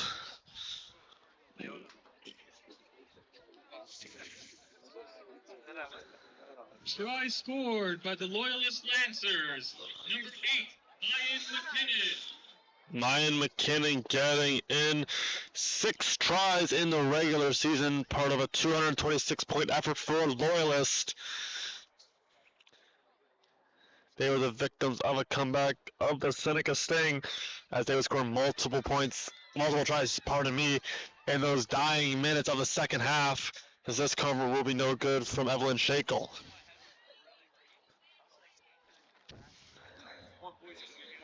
Turning out to be a beautiful October day. Perfect weather for some women's sevens rugby. So we are back underway. Fleming set to receive the kick, see if they can have an answer. Gonna play it off a couple of bounces, and now it's picked up at the Phoenix set out. Looking to rise from the ashes, currently down 5-0. Dragging the pile forward, still on her feet, and that's Lokes.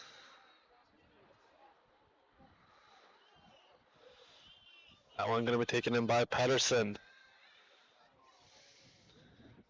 A quick reset, looking around, now has the pass off, and racing up was Kerr. Rowan Kerr giving chase, but it's going to be Ayers picking it up. And there goes Ayers, Faith Ayers. She turns on the Jets. She's going to have to try to beat a couple of Phoenix. That's Smith, and she will outleg her. And that's the try again for Loyalist. Back to back they go, as they now have a 10-point lead. Lancers try, scored by number 14, Faith Ayers.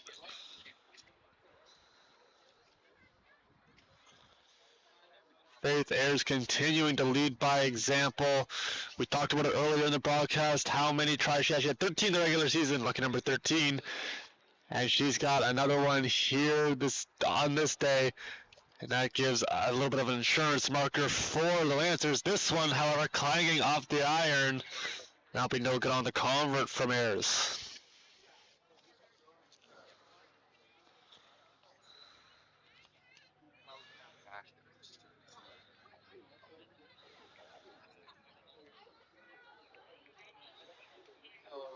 Joanne Robertson really getting the best of her players. She's currently the 8th-year head coach at Loyalist. Did a good job of resetting the team after that heartbreaking defeat, and they've come out firing early on in this game as they have the opening 2 tries. Fleming looking for a response. Now getting over, trying to find a hole.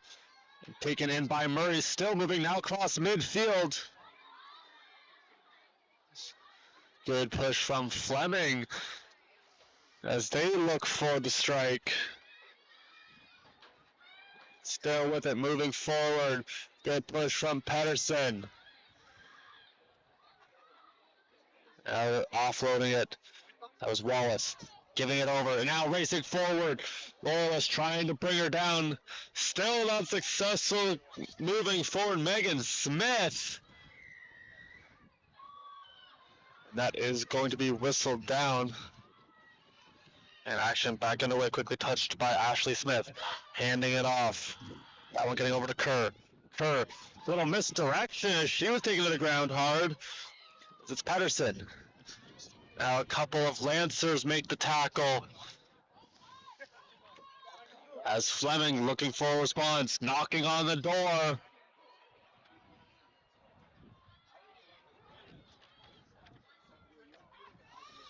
Still not quite, and now a final push. And getting the try.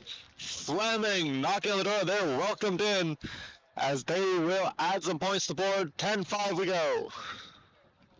See who gets credit for the try. So we await that announcement. Try scored by number 5, Zoe Wallace. Zoe Wallace, the first year getting that try. As we are in the late stages of this opening half, Phoenix strike, they cut the lead in half, pending the convert.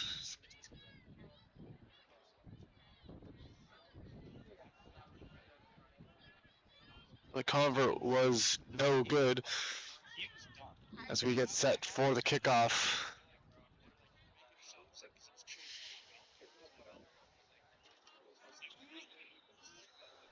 And Josh came over.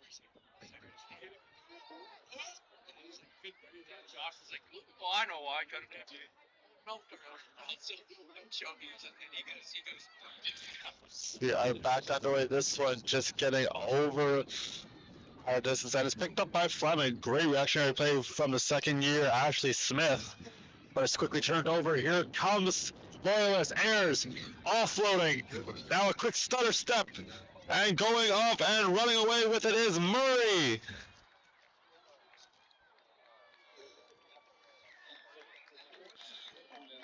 It's actually going to be McMaster. That's 7-1. Look very similar.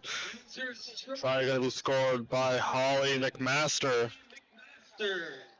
As the two Belleville, Ontario natives are going to team up to get the try, restoring the 10-point lead for the Lancers.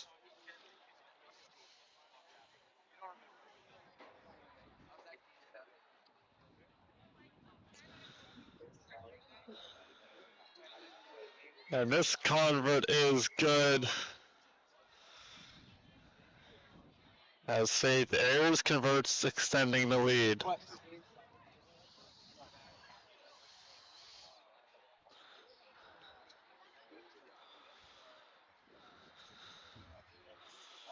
Brings us to halftime. The score is Loyalist Lancers 15 and Fleming Phoenix 5. 15-5 our score. 2-minute break, and we'll have the second half of action between the Lancers and the Phoenix.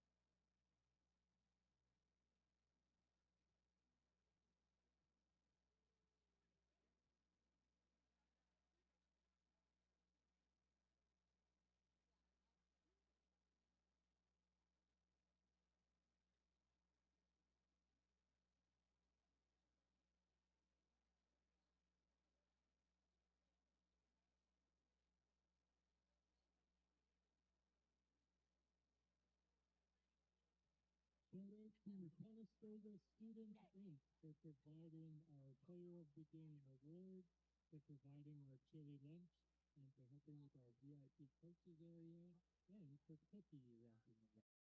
Thank you very much.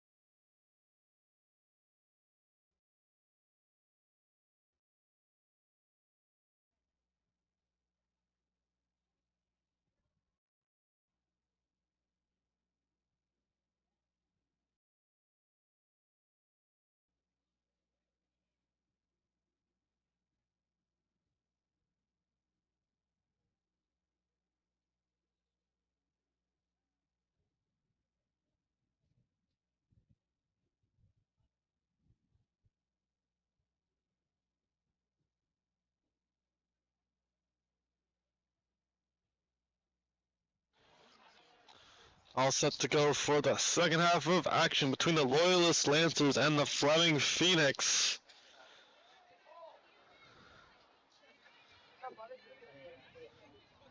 Fleming currently trailing by a score of 17-5. They finished the regular season 1-13. Meanwhile, Loyalist 8-6. As we are back underway with more women's sevens action. Quick handoff, moving it up, and it's going to be McMaster again. Now getting on over to Ayers. Right back to McMaster. She'll be brought to the ground. And the whistle stopping play.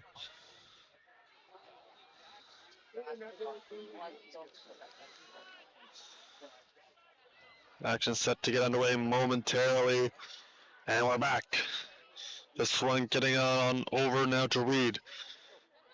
Quick passing you're seeing from Loyalst. They did it time and time again. They saw it against Seneca. Now it's into the hands and open glass for Caden Brooks, who is going to try to get some better field position and score for the try.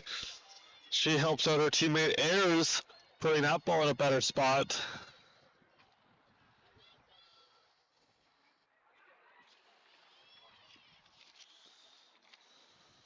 Lancers try, scored by number 10, Caden Brooks. Brooks did not have a try in the regular season. Gets one here as that widens the margin. 22-5 pending the convert. And this one is good.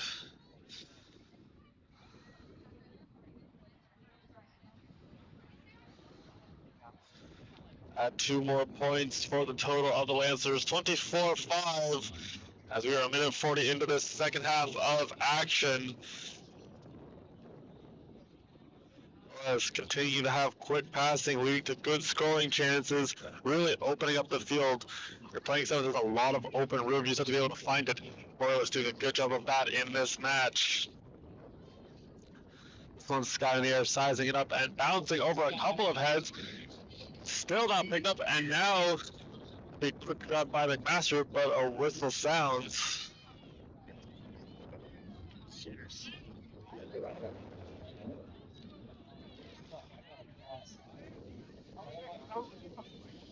Substitution coming into the game now for Fleming as Hank heads off.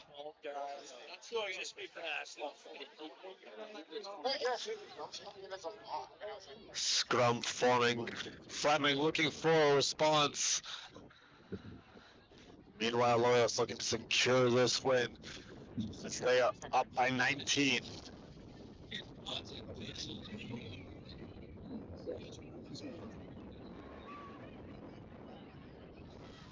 That ball free, really picked up. She's going to be upended, staying on her feet, and now it's free, and Fleming secures it.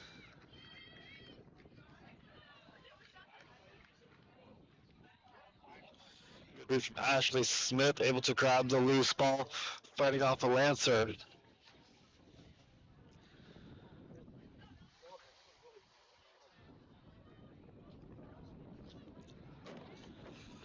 So we will do another scrum right in front of us on the near sideline.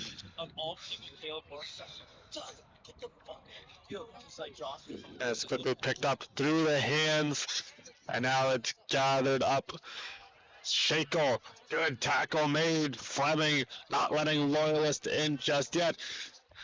And another nice tackle, continuing to try to drive them back. Breaking a couple tackles, moving forward is Marsh. And she will finally be taken down. It's stolen away by Fleming. Here come the Phoenix. They have some room to run. And a big tackle made as Crow is trying to find an opening.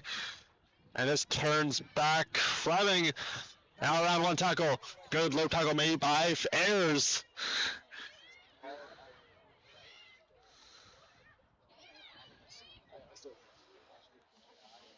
As Fleming down a player, somebody injured behind the play. It's stolen away by Loyalist.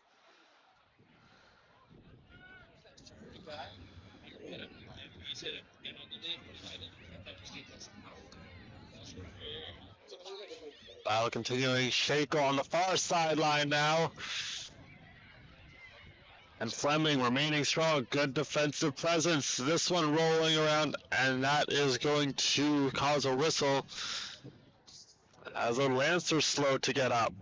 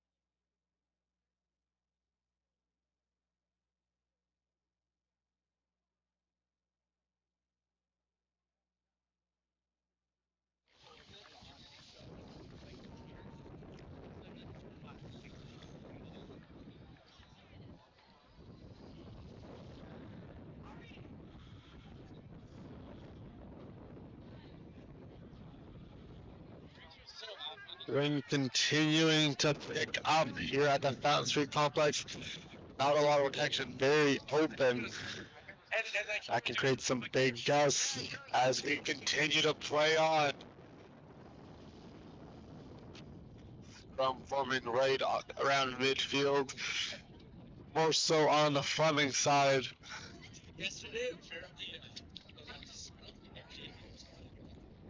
We are back on the way. Fleming trying to break free. Smith going to be wrapped up and taken straight to the ground. Loyalist doing a good job not allowing for any big runs. Fleming quick passing. Now on the counter. Crossing up the defense, still with it, trying to get around. Surrounded by 4 Lancers, and now will be brought to the ground. Will Lukes. Fleming going to try to look on the other side. Have a little bit of space to run. Smith heading towards the Loyalist bench and is going to be brought down out of bounds.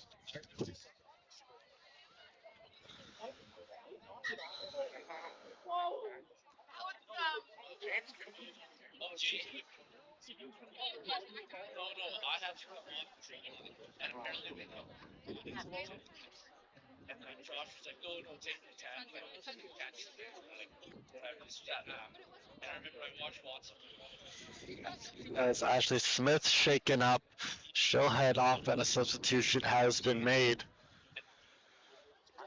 We continue to play. Lancers up 24-25 if you're just tuning in for this Consolation semifinals between Loyalist and Fleming.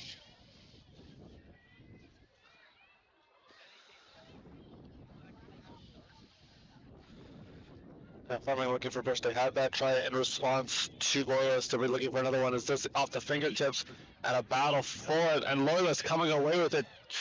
Arjun Pile And not Fleming able to get her to the ground. Couldn't quite make out the number.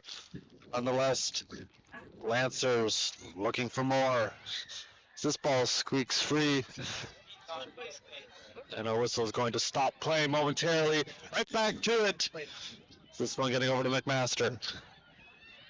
Now racing up, going for a run is Brooks. Brooks around the final defender, green grass of Humber, and she will score. Yeah, he wasn't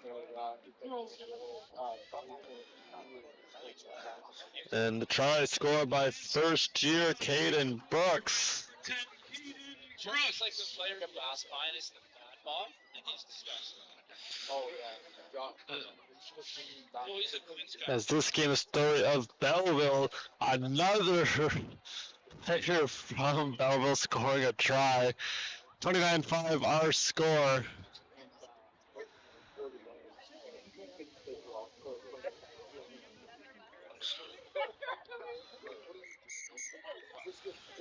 And that will do it.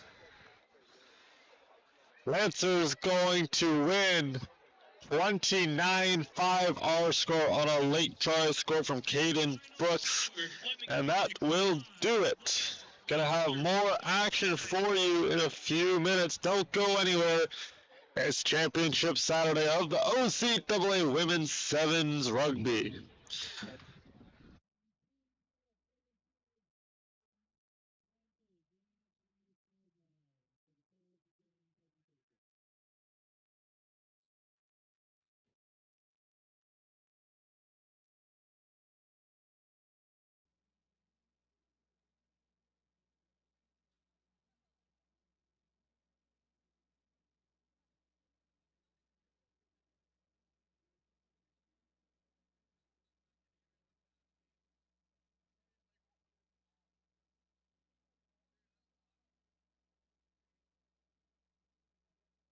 Player of the game from the Fleming Phoenix, number 5, Zoe Wallace.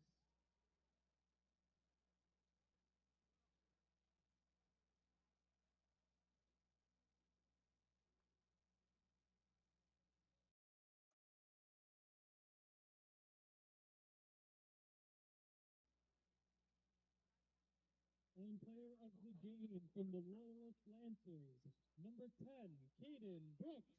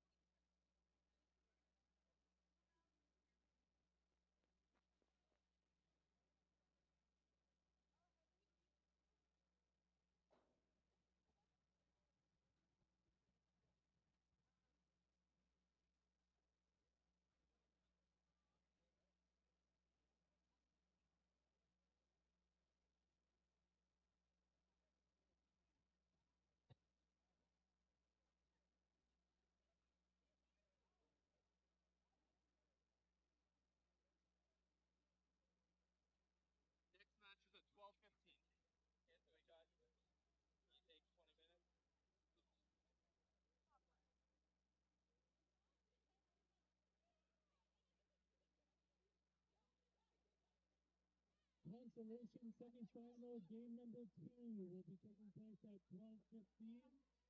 The food truck is now open for our chili lunch.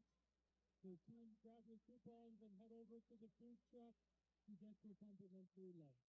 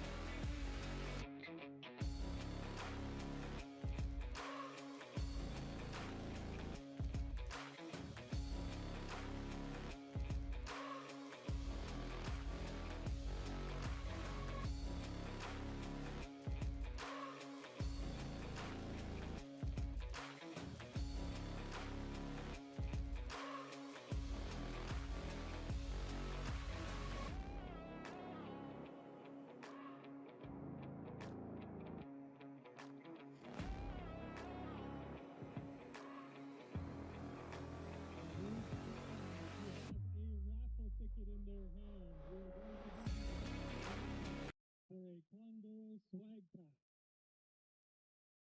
So pulling your tickets, and I will read the first number. If you have the winning ticket, please go to our welcome table to select your prize.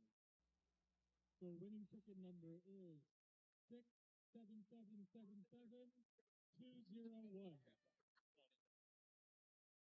67777-201. Please go to the welcome table to select your prize.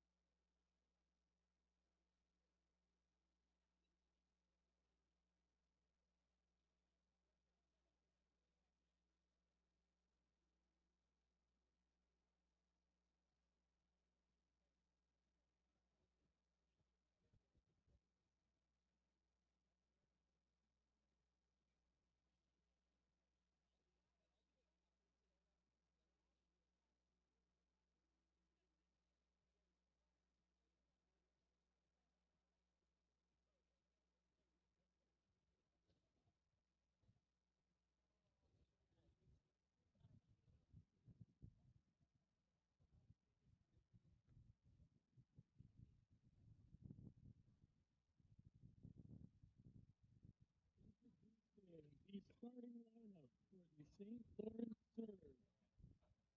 Number 6, Alexandria Stewart. Number 7, Gabrielle Camart.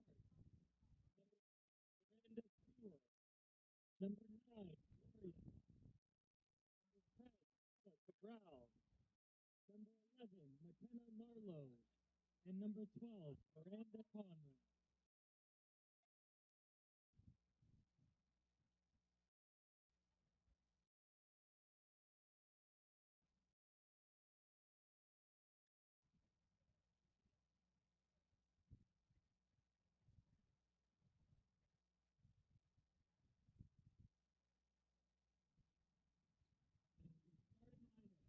Algonquin Wolves. Number 2, Morgan Payne. Number 3, Angela Hill. Number 4, Princess Eichson. Number 11, Grace Pershik. Number 18, Kaylee Chappelle. Number 19, Hazel Fosheran. And number 20, Emma Kaimovic.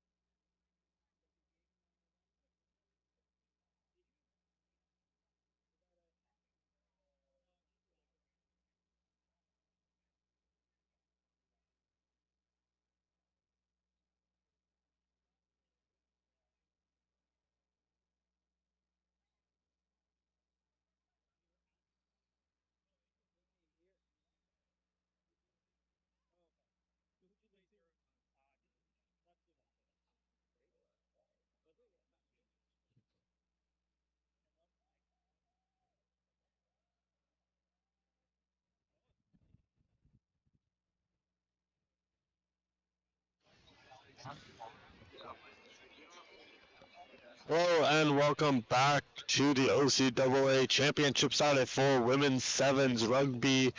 I'm Anna Shepesky welcoming you to the Fountain Street Complex where we have our second semifinals of the Consolation bracket between the Algonquin Wolves and the St. Lawrence Surge.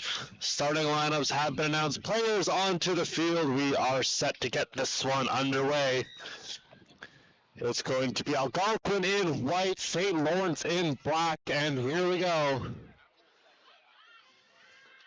Is this one bouncing forward? That one hitting off the shin, and now is going to be blown dead. That one hitting off of Kamart.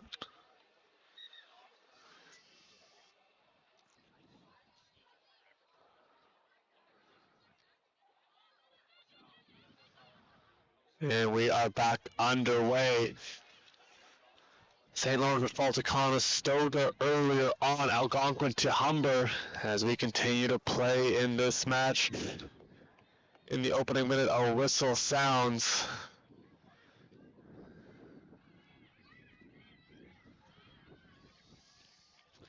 It's Algonquin knocking on the door to start. Quick handoff, moving that one over Pershik. As Algonquin deep into Surge territory, trying to draw first blood.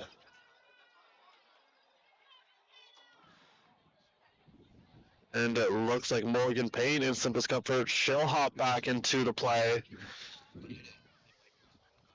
As this one bouncing around, Grace Pershik able to secure it. And a whistle will sound. It's going to be a knock-on setting up the first scrum of the match.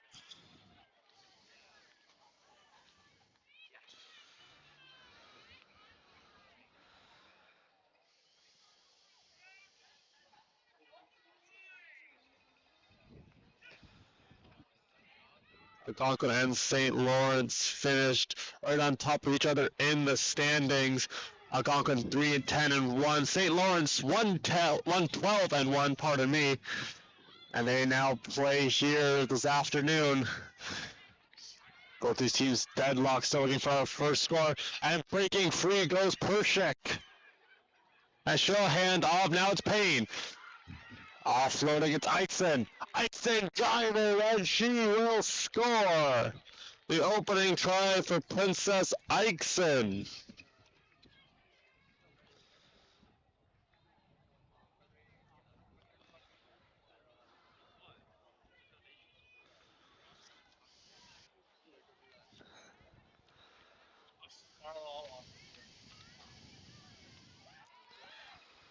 Three tries in the regular season for the hooker, as she had 15 points total.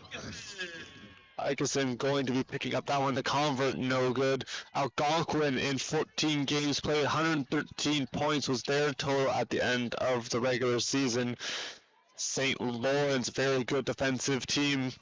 Their point leader was Miranda Steele with 24, 4 tries, 2 converts. So we're about halfway through this opening half of play. And it's turned out to be a beautiful October afternoon. The sun is shining. It's a little cold as this one not going to go the distance.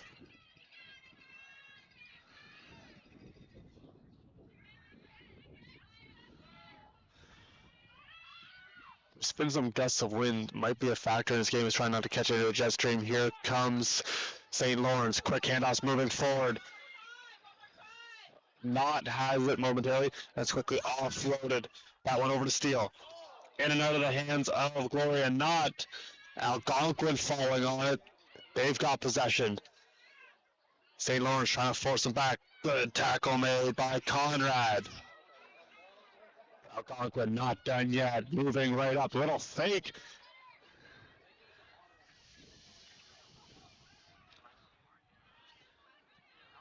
Bombardier with a nice little move as she moves the line forward. The Swose ball going to be scooped up by Steele. And now breaking free is going to be Knott. Handing it off, now racing up. And a nice move with some run. That got free. It's going to be picked up by Steele. Steele walks the try line, trying to go, but unable to, and is going to be tackled. Knocking on the door are the Surge, as they look for the equalizer. Going to try to work on the other side. This one into the hands now of Cammert. And a big push from Miranda Conrad. And she's in. And there's the equalizer for St. Lawrence, tying us up 5 apiece on a great offensive effort from several Surge players. Finally able to capitalize. Try scored by number 12, Miranda Conrad.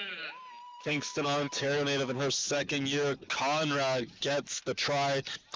Had one in the regular season, and she gets the equalizer, putting us all knotted up 5-5 pending the convert. There's no good on that. And that will keep us all tied up. Anybody's game as we continue to play in this first half of action.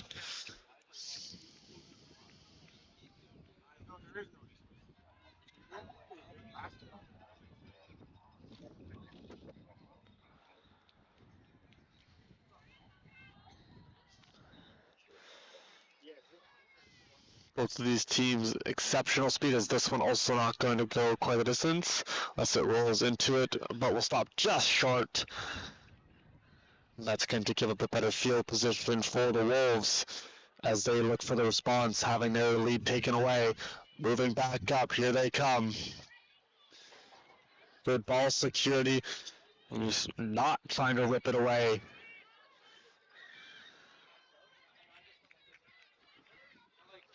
Back on the way, we're moving forward.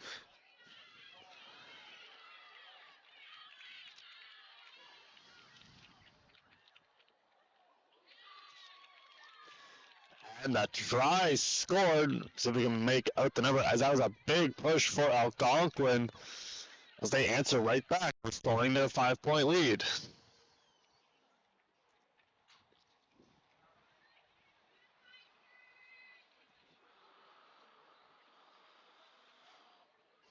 Wolves try scored by number 19, Faiza Boshe Ahmed.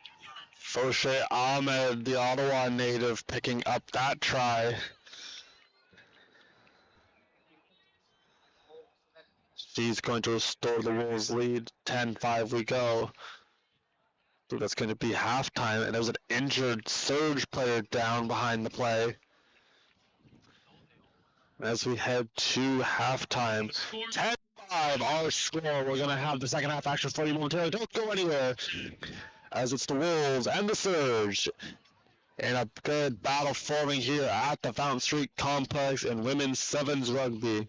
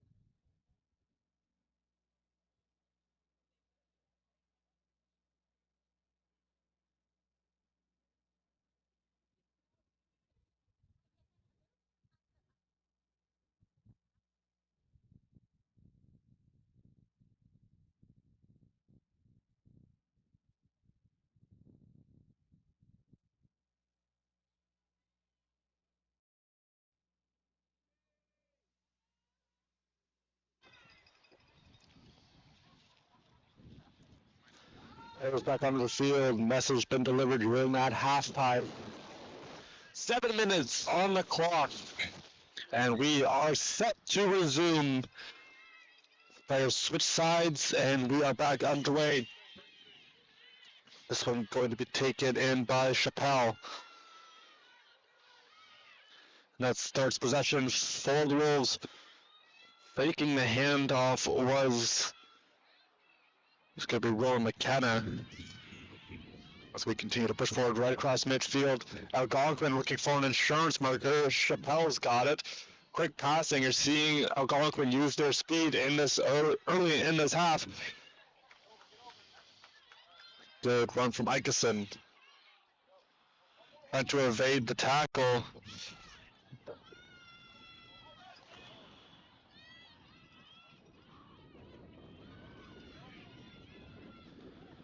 But now on the counterattack, here comes the surge, and they break free. Off to the races. There goes Gloria, not going to be brought out just short of the try line. Right back up and diving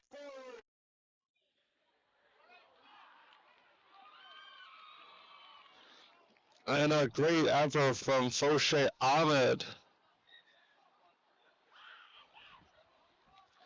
She was able to run down Not, who looked to be in the clear, and now it looks to be in some discomfort.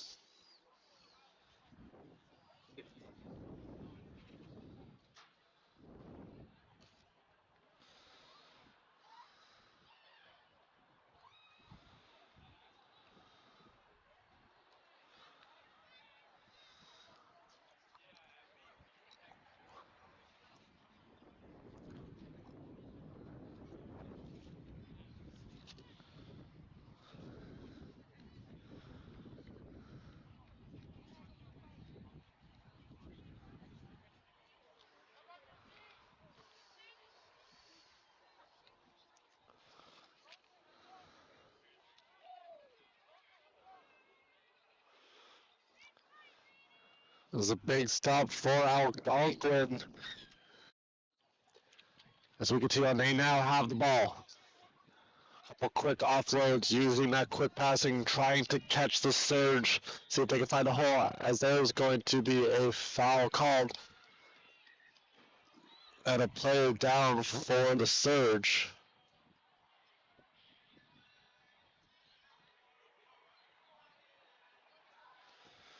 And that's going to set up as we have a scrum.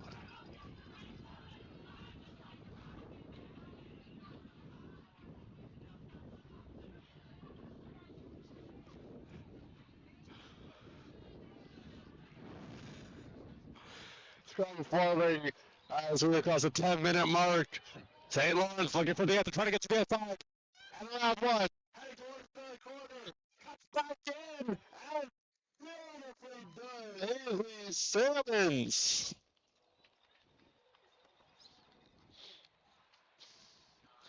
Put it on the board, 5 more points for St. Lawrence as they tie this one back up, continuing to have an answer for Algonquin thus far. Surge try scored by number 14, Ainsley Salmon. That was a beautiful run from Salmons, heading towards the corner, cut back in, and Greengrass ahead of her as the convert will be no good on the foot from Steele.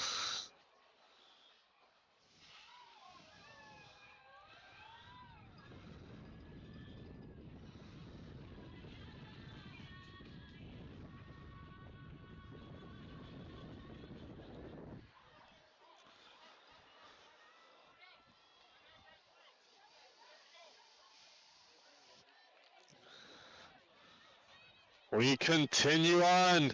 Is this one, don't believe it going to get across the 10-meter line.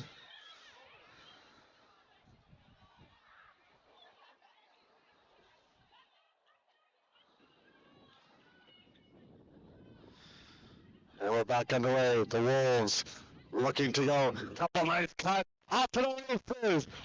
I think we roll McKenna. Right off the score. And gets it right back for Algonquin as they regain their lead.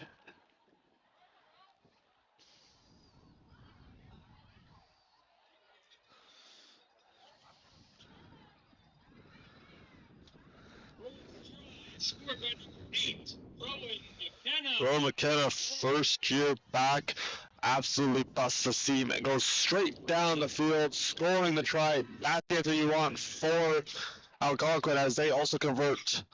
It's going to add 2 more points to their total. They now are up by 7 with just under 2 minutes to go, plus a little bit of extra time.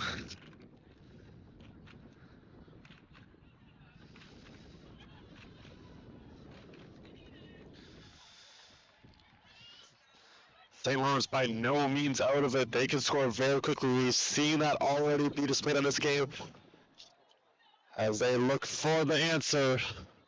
All that for is they're going to have to convert as well. This one picked right up and now handed off.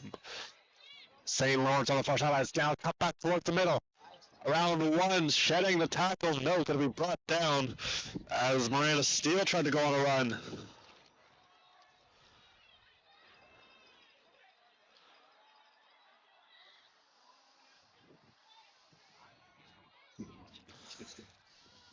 Back and away, here comes the surge.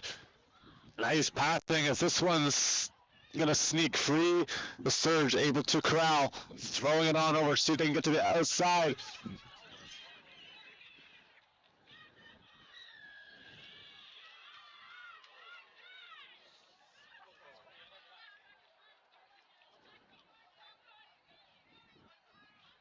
It's now Algonquin back with it, taking it in on a bounce. That's gonna be Hill.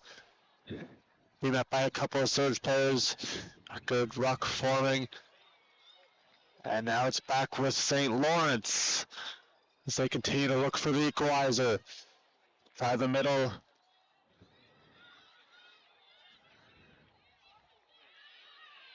The Wolves steal it right back. Couple turnovers late in the second half.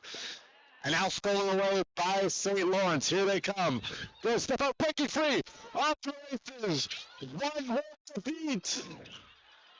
And it's going to be a big tackle made by Duchette.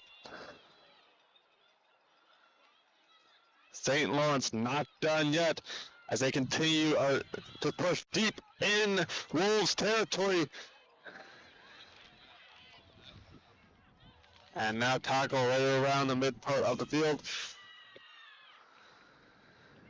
And it's stolen away now by the Wolves. Shedding one tackle. Trying to get through another one. It's thrown to the ground. That's Payne. Morgan Payne, a veteran member of this team. As a couple players slow to get up. Now trying to push forward. The lone player back was Salmons. And this one heading out of bounds. And that's how it's going to end. Final score 17-10 in favor of Algonquin.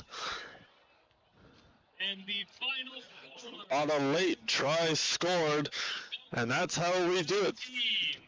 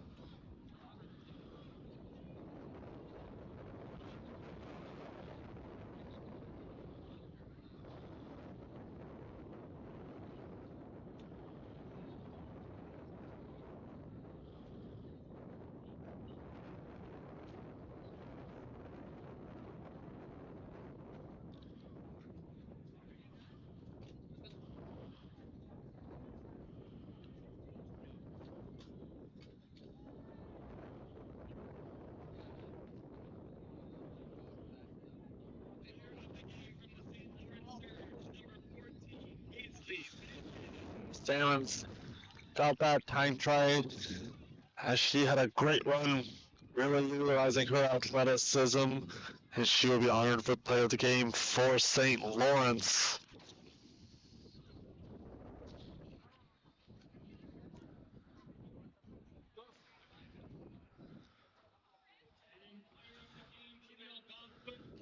Number 19, Beza Fauché. Fauché Alma getting credit for her efforts in this one. Had the try as she continued to utilize her speed, and that's how this one's going to end. As Fish Almond well deserved. Next matchup is going to feature the Durham Lords, as Algonquin moving on to the final in the Consolation bracket. Durham getting set to take on Seneca. We'll have that action for you in a few moments. That concludes.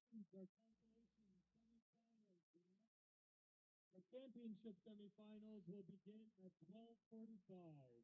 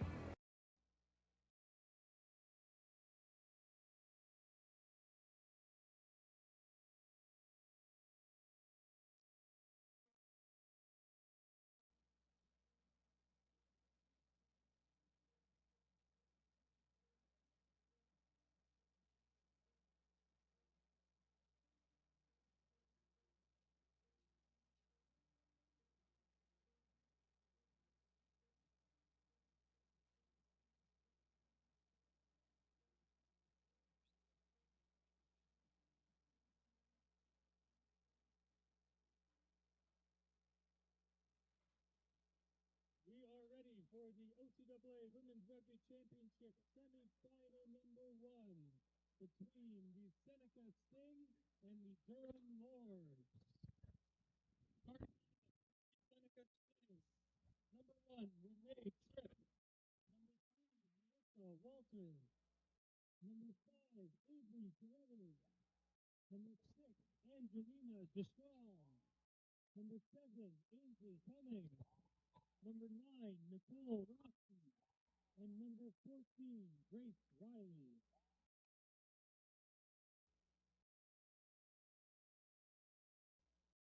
And the starting lineup for the Durham Lords. Number 3, Hayden Benedict. Number 6, Danica Johnston. Number 9, Sarah Clayton. Number 5, Cameron Wood. Number 12, Taylor Wood. Number 13, Amber Edgerton. And number 14, Daniela Konowski.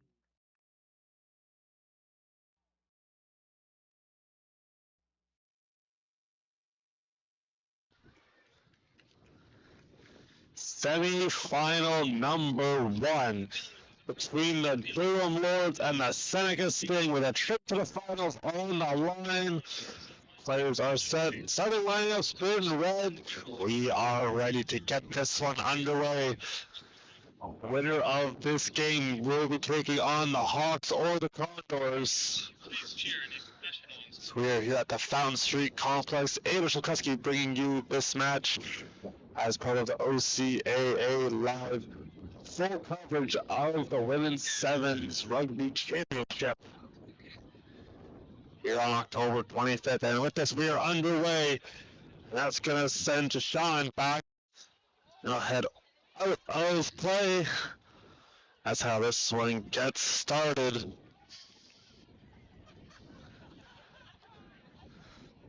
Durham rested a couple of their starters. Their second unit played a great game, able to get them into the semifinals. Now a couple of the starters are getting into the game. We'll talk about them a little bit later on. Durham, very good offensive numbers. 594 points on the season. But also, they only gave up 19 points. That is unfathomable, as this team does it on both ends of the ball. Doing a great job being able to turn sound defense into offense as they racked up the points this year. Had 2 players over 120 points on the year, that being Egerton and Wood.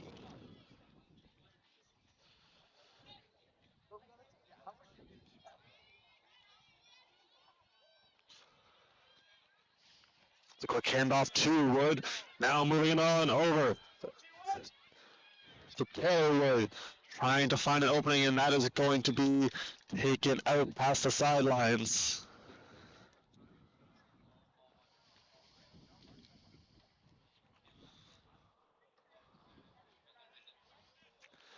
Going to set up for the line out as we are 90 seconds into the match. See who is able to strike first. This Durham offense comes at you fast and hard, and they capitalize heavily on mistakes. Trying to juke free. Leave that was going to be Jashawn. She's in a little bit of discomfort, has her nose taped up. She might have taken a shot there.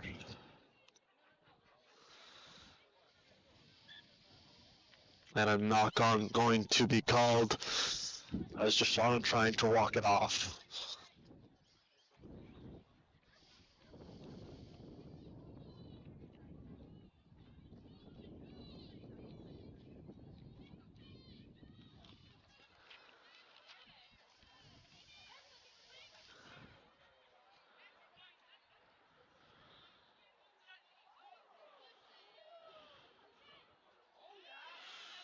That's taken in by the Sting.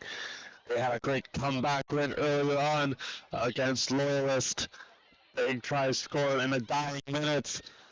As this one's sky high in the air, tracking it down, hitting off the fingers and grabbed back up. That was Egerton after the sidelines, racing up. Kinveski, and she is going to score. Getting better position for the convert. And that will be the opening try scored for the Lords. It's behind the plate, Jashawn being tended to by the training staff. Lawrence try.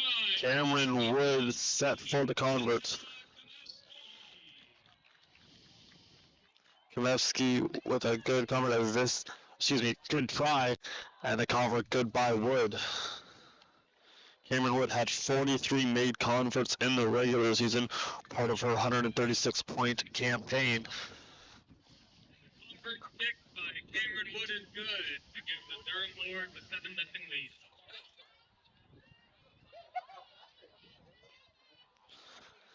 Playing this one off of bounds, now coming back, trying to make a tackle, and will, as Jashawn goes down. Quick offload on the near sidelines. A good tackle, throwing it in, and that one is a big tackle as Jashawn down.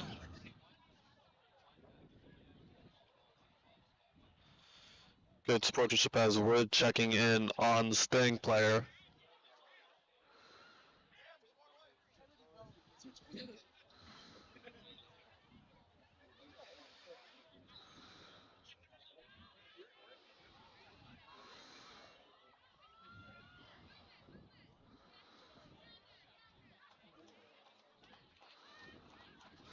Jashawn able to walk up under her own power. An absolute true competitor as she's battled several injuries to play here in this semifinals.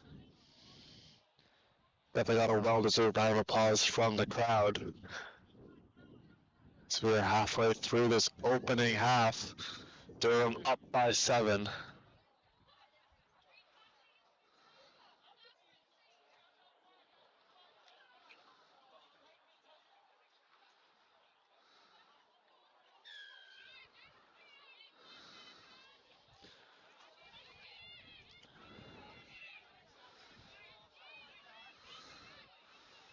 Seneca going to have the ball as we get back underway. Durham with a good defensive push, having them in their own zone.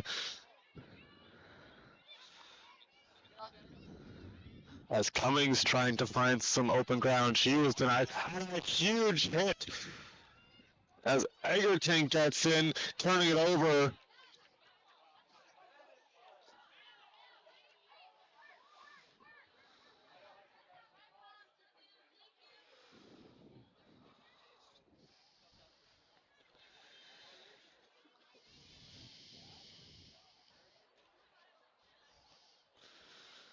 Going to set up a scrum between these two as we continue on late in this first set. 7-0 our score. See if Durham can strike again. This one over to Egerton. Egerton to the sideline, and she will go all the way. Amber Egerton, the second year from Uxbridge, scores. As there's an Uxbridge connection between Egerton as well as Taylor and Cameron Wood.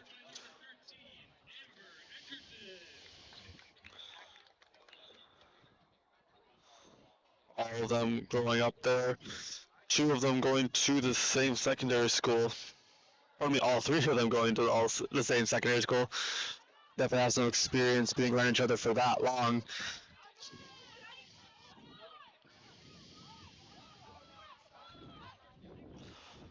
"12-0 our score as Seneca looking for a response on the latest try scored by Egerton.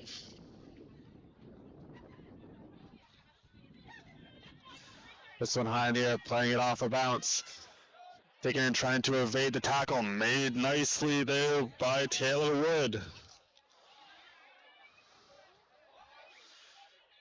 Now Cameron Wood in a battle with her number opposite, that was Carruthers.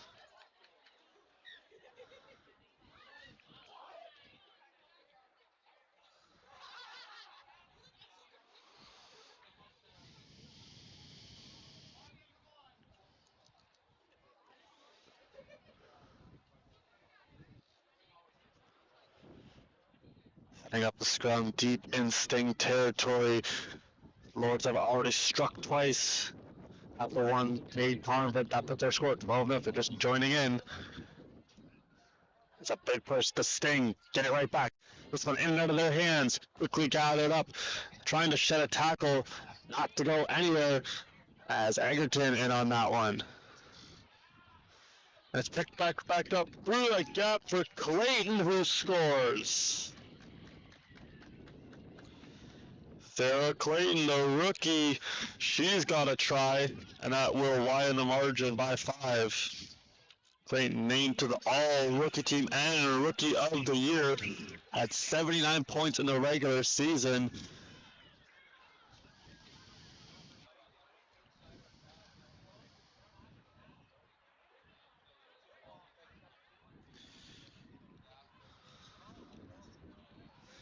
And Wood right down the middle gets the convert. That will make it a 19-0 game at halftime. And the convert attempt by Cameron Wood is good. Gives the Durham Lords the At half, it's Durham 19. Sting looking for their first score. We'll have the second half of this semifinal action for you momentarily. Don't go anywhere.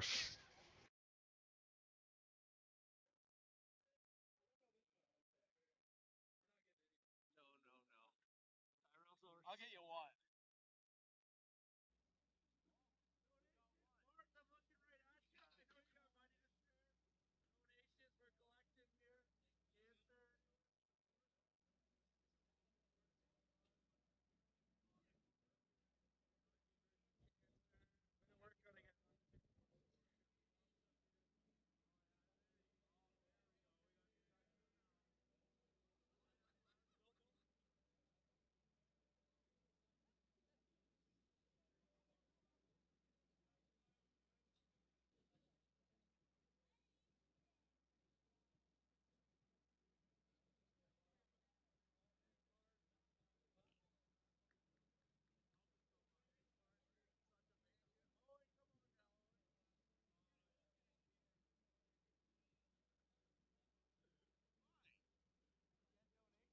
How many donations did you get? We got 3.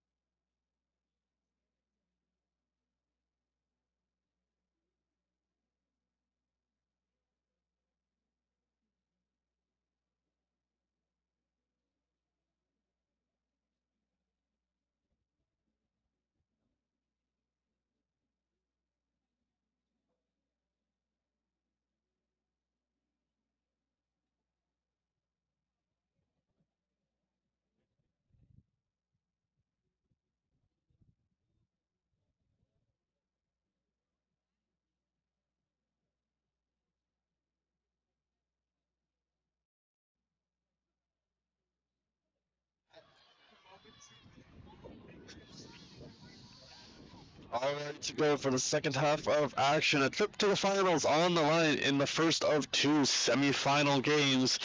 Durham in white, and that puts the Seneca Sting in black. Durham going from right to left, Seneca left to right as we are ready to resume. And Rosie to kick it away. Seneca won the coin toss. Couple of quick cuts now, racing up and getting around. Quickly going to be wrapped up as Taylor Wood with a good run. Now it's over to Cameron Wood. Quick handoff. Here come the Lords. It's going to be Clayton. The rookie of the year setting a couple tackles and going up as she stiff arms Rosie and in. Another try scored for Clayton.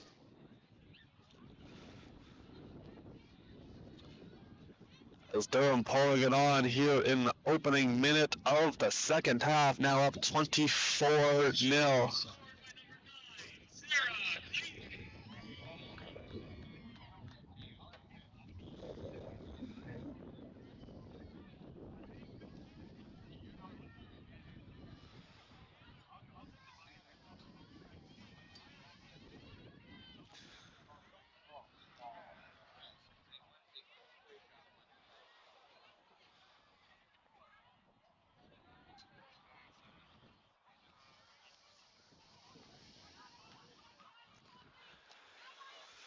24-0 our score as we get set to continue on.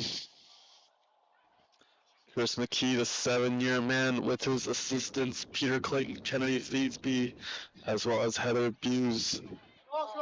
Kicking coach is Shay Morris for the Lords. And on the flip side, Jeremy Carty, head coaching the Seneca Sting team that shocked the Loyalist Lancers in that comeback win in overtime with his assistants Scott Bull and Linza Manzo and Khalil Adram.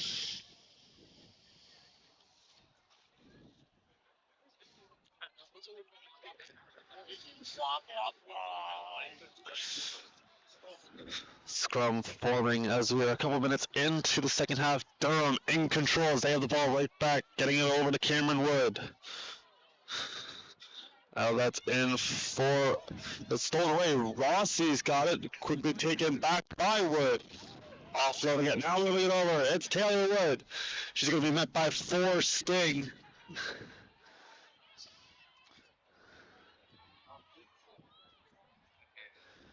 And now Durham going to try to look on the other side. A big play from Johnson, sheds a couple tackles. Pure grit and determination for Danica Johnson, and showcasing her physicality as she goes in for the try. 29-0 our score. 6, Danica Johnston.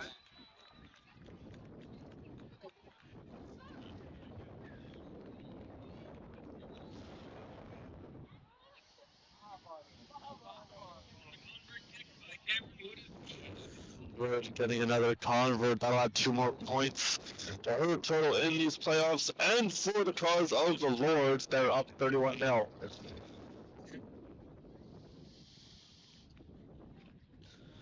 We're seeing a lot of the big guns in this game for Durham, and they are producing. Over just a quick passing, it's putting the Seneca right behind the 8-ball right from the get-go. You're seeing it because as soon as they get it off, there's a couple support staff right there. They're able to pass it off quickly, the offloads, and they're able to fly up this field. Very hard to defend. As this kick up, going to take it and picked right back up. And there's the whistle from the official stopping play.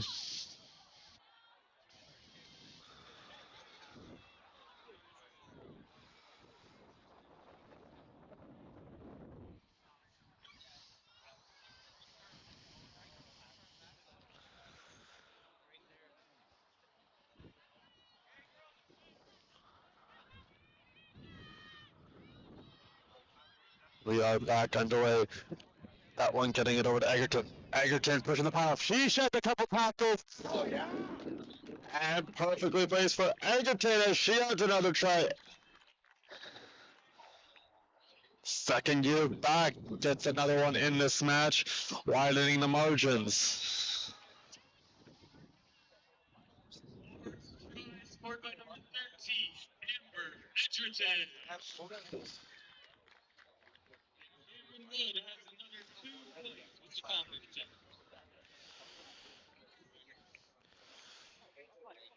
Edgerton been a force in this semi-final game as she continues to showcase her speed and rugby IQ, continuing to read defenses very well, finding holes, and then she's off to the races, and with her speed, it's very hard to catch up to her. As this one bouncing towards the Durham bench, it's going to be kept in play by Taylor Wood. Now it's Cameron Wood. Couple stiff arms, shedding tackles. The backhander flip, getting it over to Edgerton. She's going again. Rossi will be able to catch her.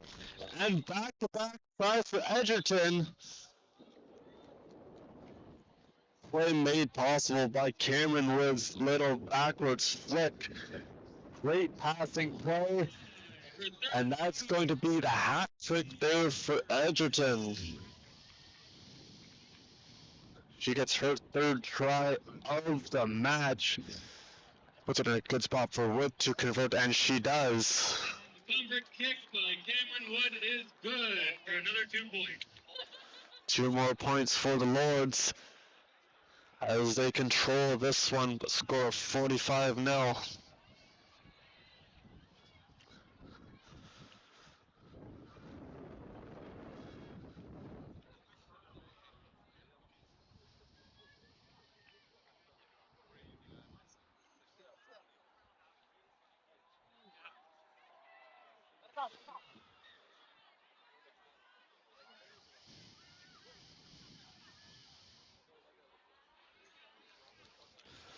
It's going to give the Sting a little bit of better field position right at midfield.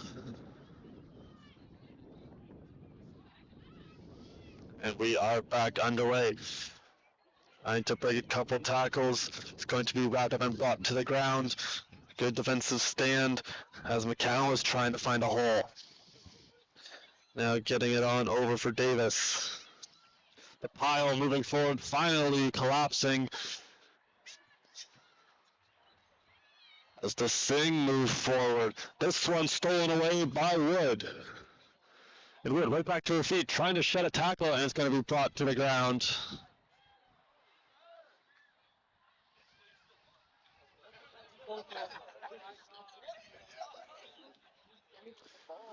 They continuing on. Wood able to take it away from the ruck. Now moving back. Quick look. This ball up.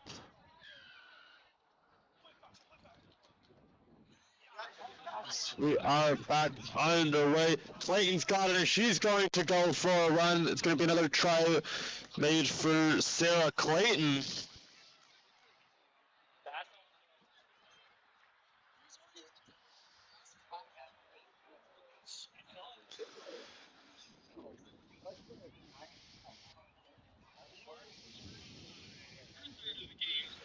And Clayton's got 3.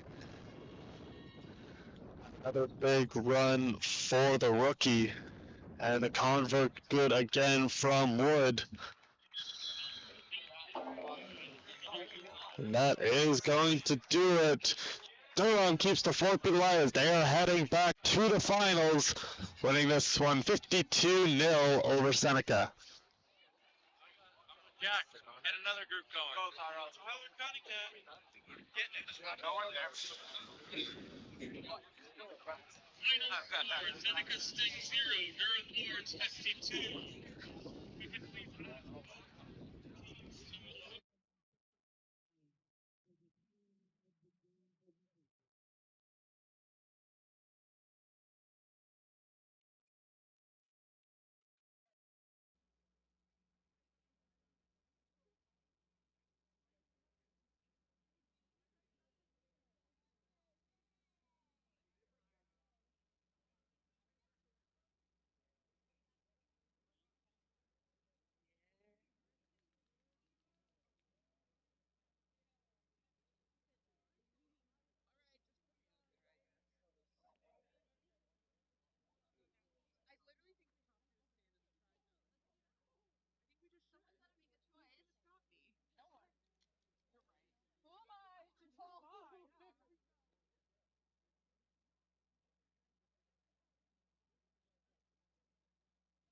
First up, player of the game For the Seneca Stings, number 9, Nicole Rugby. Nicole Rossi had a great first game, a great second game as well. A couple of key kicks, also just her tenacity, second to none. Absolutely plays the game the right way. She continues to showcase her speed, shedding a couple of tackles in this one as well. Player of the game for the Durham Lords, also number 9, Sarah Clayton. Sarah Clayton had herself a game, 3 tries in this one, and she really turned on the Jets, showcasing her speed. She was a big part in the reason that the Durham Lords back off to the finals and a chance for the gold medal. Yeah. Good luck to Durham in the finals. Later this afternoon.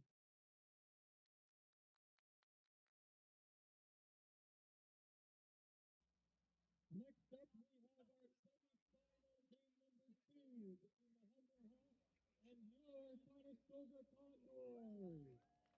Starting at 1:50.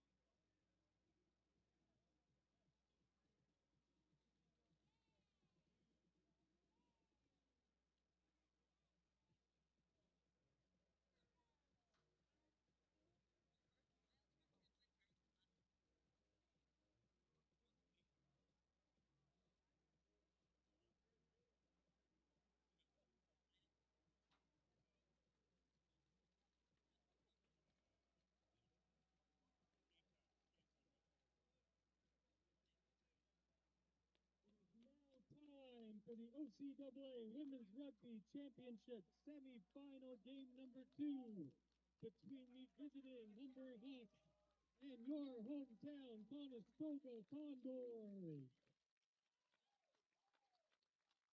Starting lineup for the Humber Hawks. The Durham Loyalist. Number 7, Megan Floyd. Oh my God! Number 8,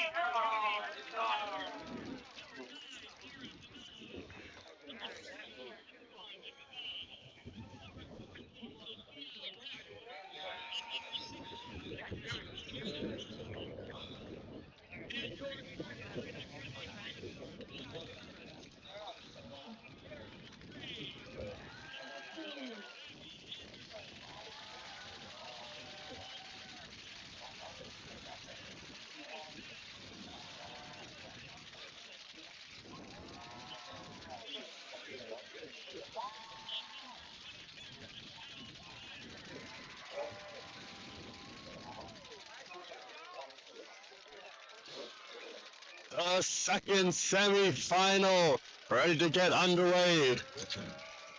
With a chance for the gold medal on the line. We are underway here at the Fountain Street Complex. Conestoga, Humber, and a battle of the birds to face the Durham Lords. And running away is Jordan Smiley with a good starting run. Conestoga able to keep it at bay. Humber going to be in the yellow and blue, Conestoga in the white. As Bouchard tries to steal it, this one sent on over for a coin. A coin had a good quarterfinals game. Racing 3, going around Ben, and a couple of defenders now getting it into the hands of Regs, who almost has it stolen away from her. Now getting on over to a coin, and she will score. As Humber strikes first. Coin continuing to rain terror down, was named the Defensive Player of the Year, also a first-team All-Star. Great offensive numbers as well, as she had 14 tries in the regular season and gets the opening marker in this semifinal.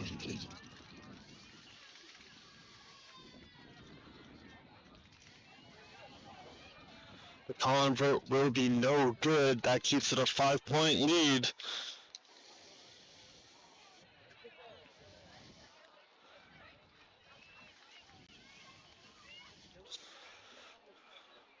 Good opening drive for the Humber Hawks as they were able to march right down the field and cash in on the try from a coin. Now see how Conestoga responds.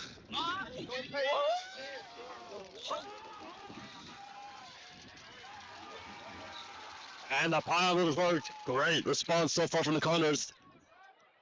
As Anderson gets it on over to Butchart.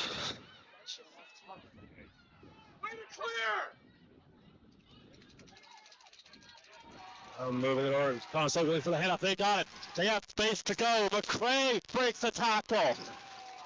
Trying to shed a second one. Almost has it stolen away. Conestoga able to secure it. Good support. Anderson moving it over. Butchart. Little back pass. Trying to get over to Snyder.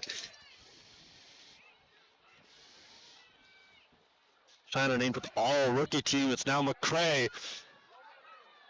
She tries to secure it, and she will. Now Butchart having a look. She's going to be tackled.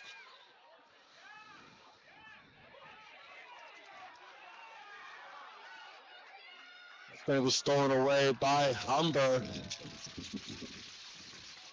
And play whistled down.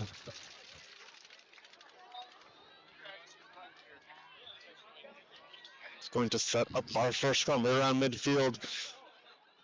2 minutes have passed.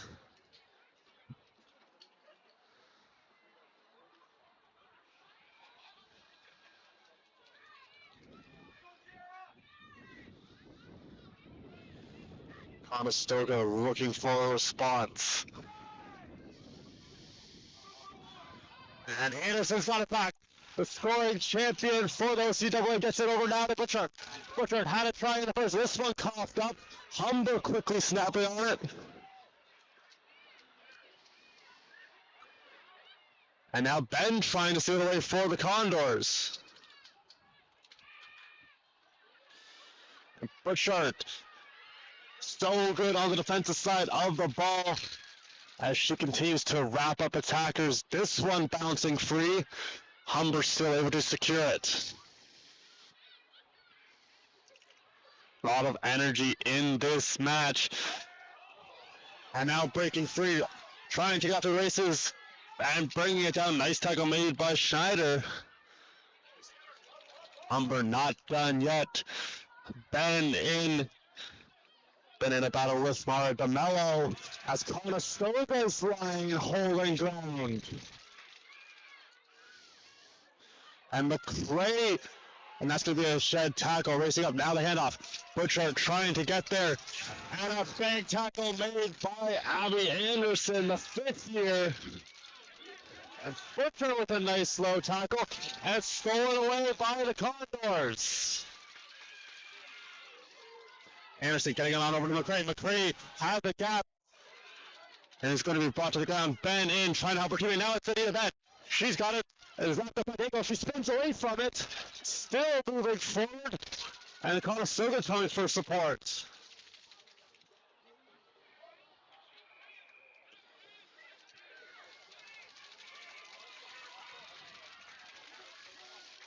Conestoga deep in the Hawks territory looking for the equalizer as the crowd really rallying around the hometown Condors.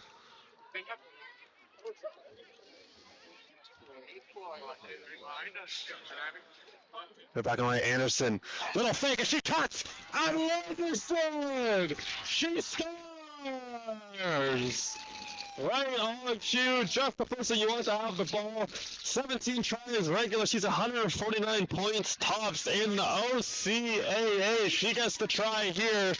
Abby Anderson evens us back up.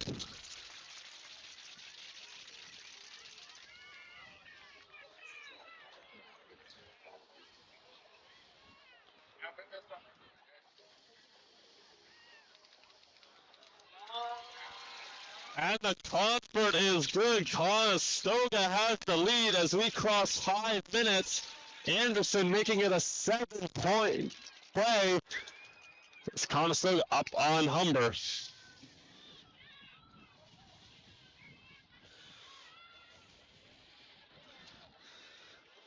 There was Sue, the head coach of the year for the Hawks. See what he's able to draw up as he's on the near sidelines, trying to get the Hawks to lead back as Conestoga rallies. They now lead here later in the first half. Loose ball picked up as Blackman Moncraft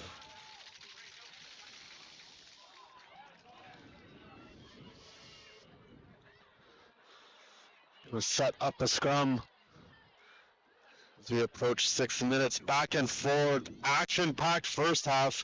This is shaping up to be a great semifinal.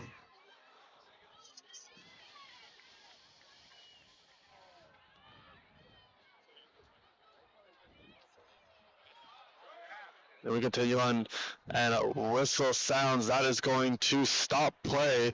Official saw something she didn't like. We'll reset and go again. Andrew Patrica in his 3rd year at the helm of the Condors women's sevens team, and has built a great program as they continue to improve year over year. And that's a big tackle for the Condors right off the scrum. Conestoga doing a good job managing the line as they try to push the Humber Hawks back.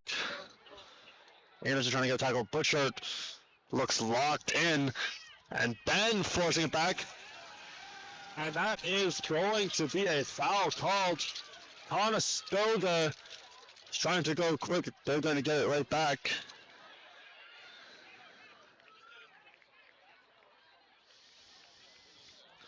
Conestoga deep into Hawks territory. Would love a score before half.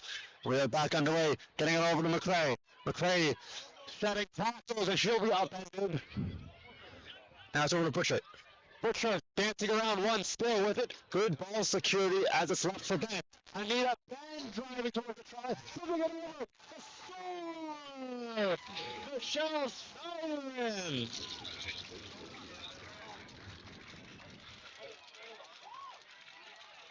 Conestoga adds another one. They extend their lead 12-5.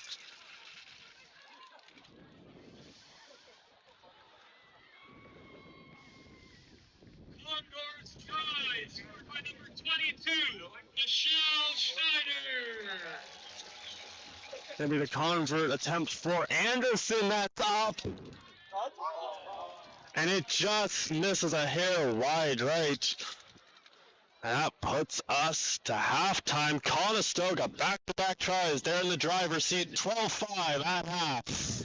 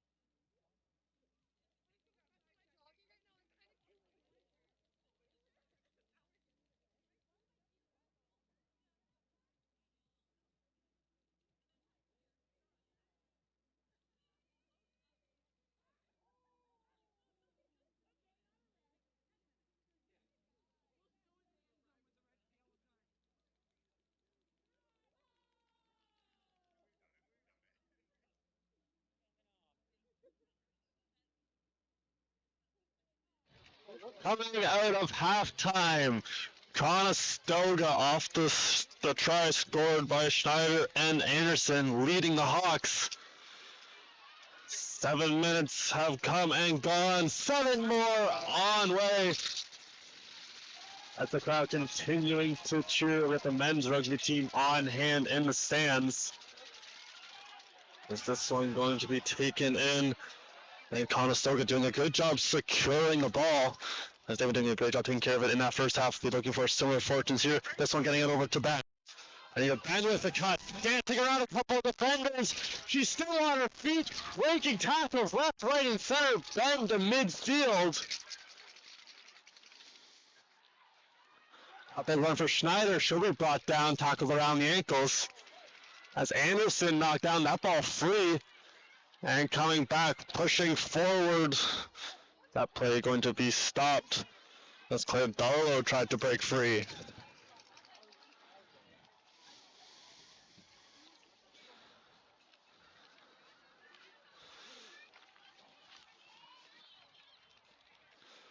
Going to set up a scrum as a minute has come and gone. Conestoga with open insurance marker. Meanwhile, the Hawks looking for that equalizer. Anybody's game. It's Conestoga with a 7-point lead as we play on in the second semifinal. Winner facing off against the Lords. With Ben coming for the tackle and throwing her right down, as that was DeMello. And Schneider trying to rip it away. Will be unsuccessful on that attempt. But that pass a little bit behind. Great security made there by McPhee to the sidelines. Anderson trying to get in on the tackle.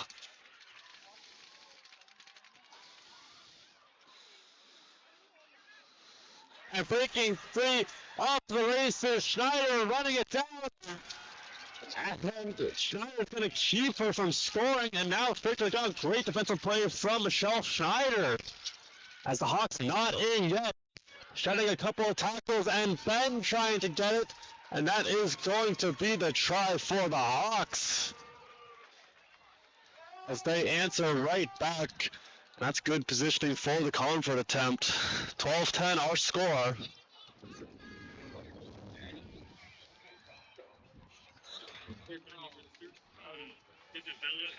Isabella McPhee, the winger, picking up that try. And the Convert, good, we're back to even.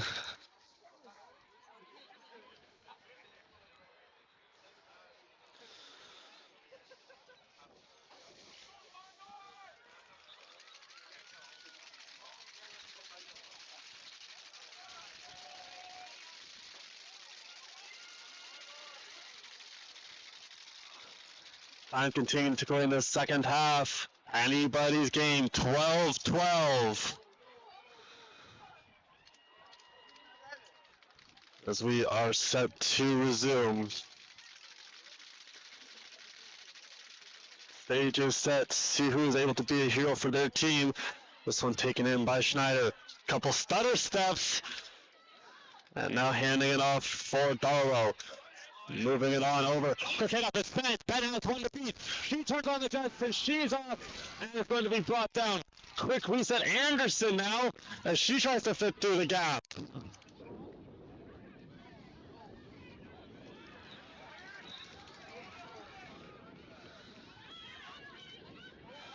And now breaking free. Down the sidelines trying to shed one tackle. Conestoga has to get numbers up there.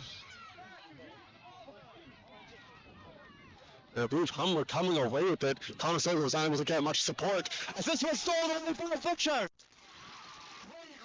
it's over two. That's going to be Schneider and Sheasing for the score. What a play. Brooklyn Butcher with the interception. Handing it off. Schneider says thank you very much and scores it.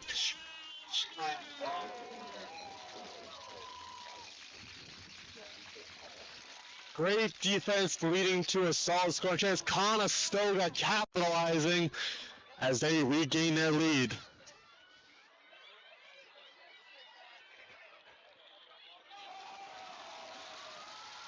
And this one good. 2 more points for the Condors, guys.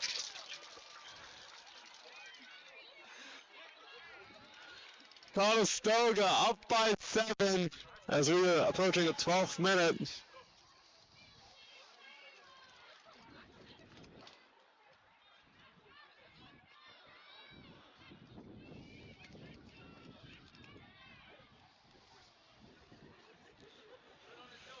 Conestoga would like to continue to add another try as they look for an insurance market. This one going to be played on a bounce and be taken up. Here come the Condors. They like good first to speed.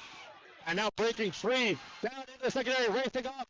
It's going to be taken in and Abby Anderson again on the defensive side.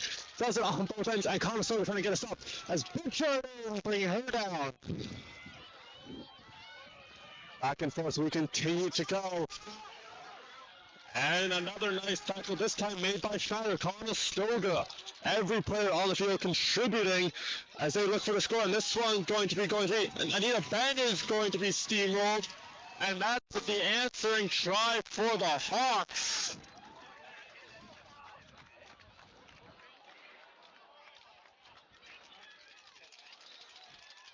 These teams giving it all they have.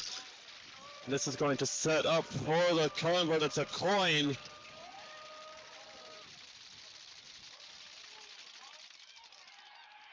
And that one good as well. Back to even we go. Both of these teams looking to punch their ticket to the finals to take on the Durham Lords as they beat Seneca earlier on. Still anybody's game, as this is a heart-pounding semifinals, exactly what you like to see on Championship Saturday. As this one deep in the Condors territory, Anderson racing back after it, and is going to pick it up. Anderson with a cut. She's trying to get free and is going to be immediately met by several Hawks. Now getting it over to Ben. Ben bouncing to the sideline. She's around one. I need a Ben going forward. And is going to be stopped.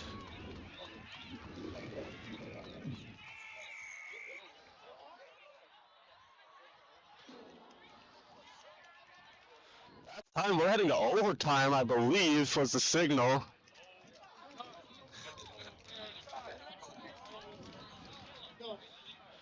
They're going to have sudden death overtime on a key stop as Ben was able to bounce towards the sidelines, had green grass in front of her. And the 14, our score 19-19 with a trip to the gold medal match on the line.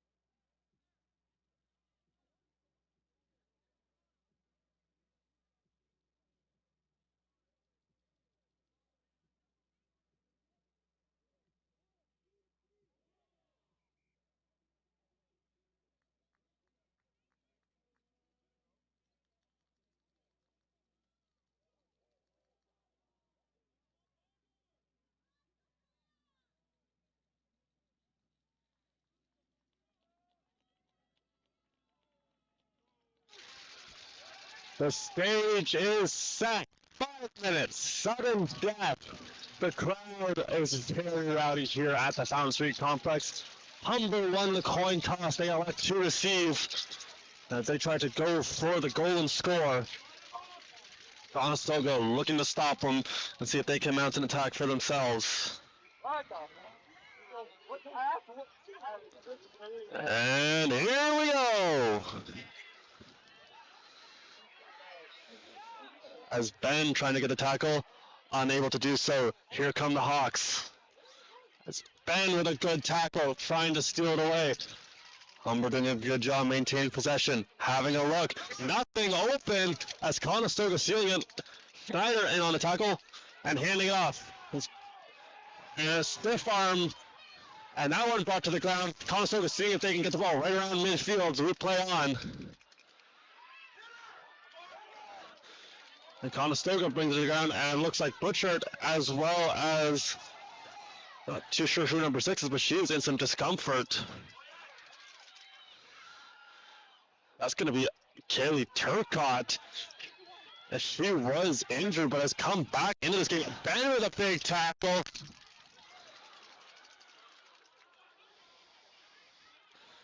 Now to the sidelines, racing up. One person to beat is Anderson. And she will go. And that is going to be the try.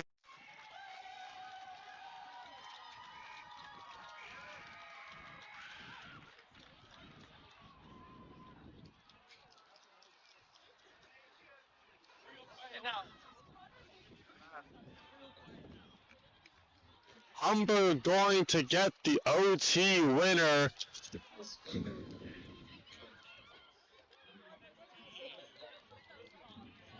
Jackson gets credit for it. The rookie scores the biggest try of the Hawk season as they defeat the Condors 24-19. Will go up against the Durham Lords for gold. Conestoga resets. They'll have the bronze medal match against the Seneca Sting.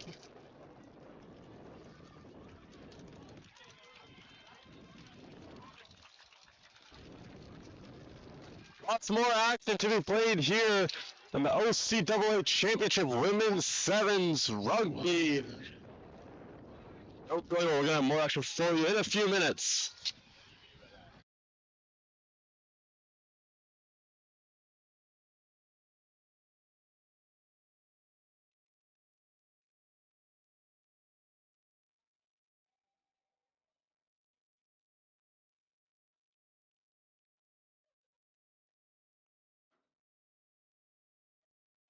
The teams of the Humber Hawks and Conestoga Condors line up on their respective sidelines for the players of the game presentation.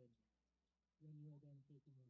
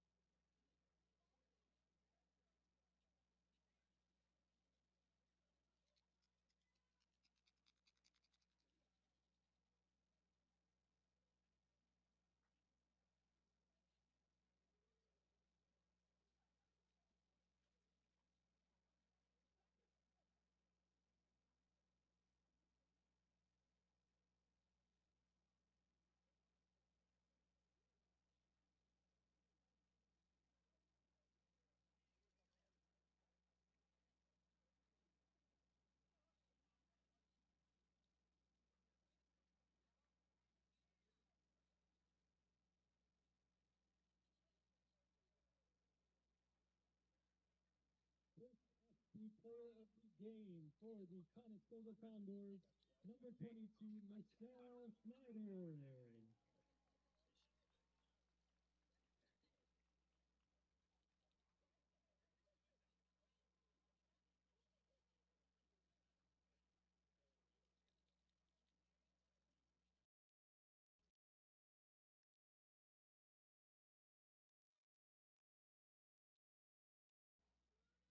And the player of the game for the Humber Hawks, with the game-winning try, number 15, Kyrie Jackson.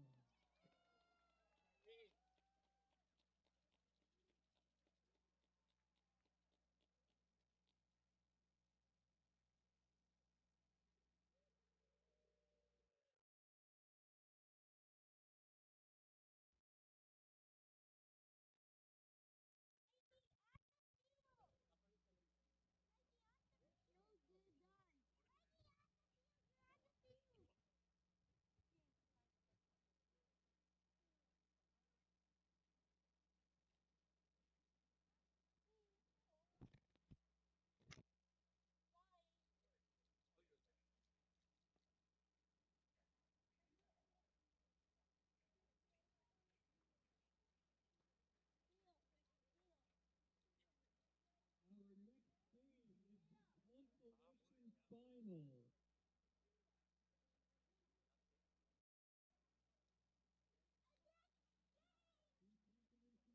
Final will take place at 1:45 between the Algonquin Wolves and the Loyalist Lancers. Sorry?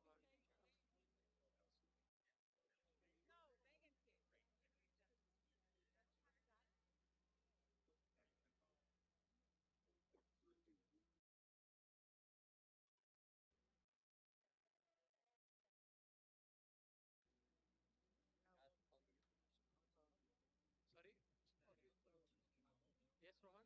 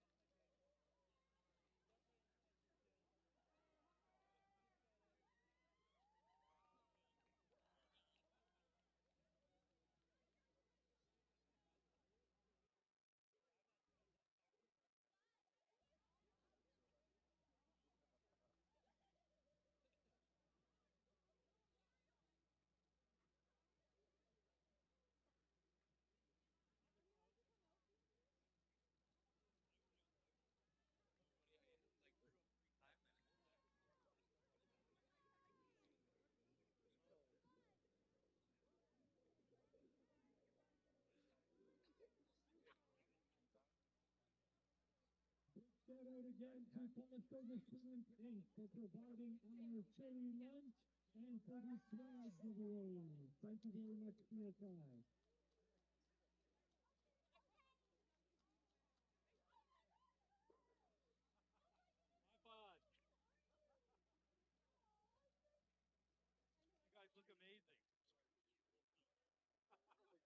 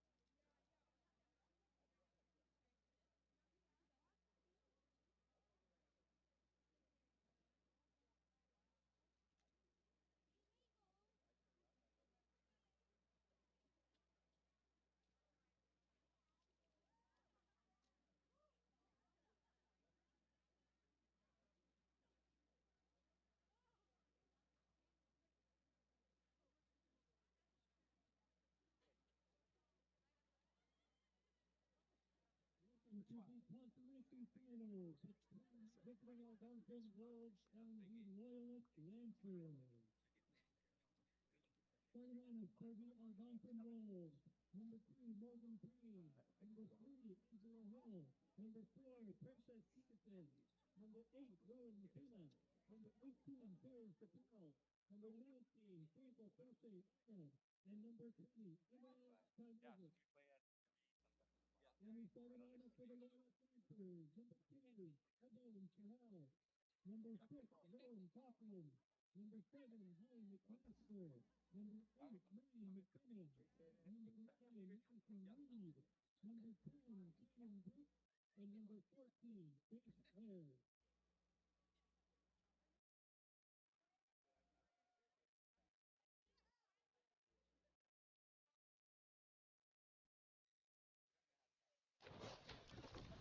The Consolation final underway between the Loyalist Lancers and the Algonquin Wolves.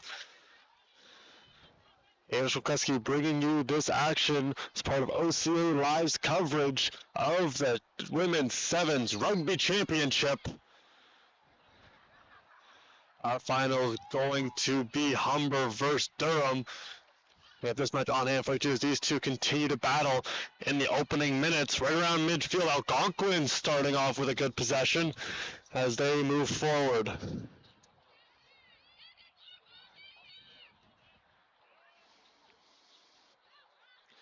They're continuing right around midfield, dancing around, moving forward as Hill tried to find a gap.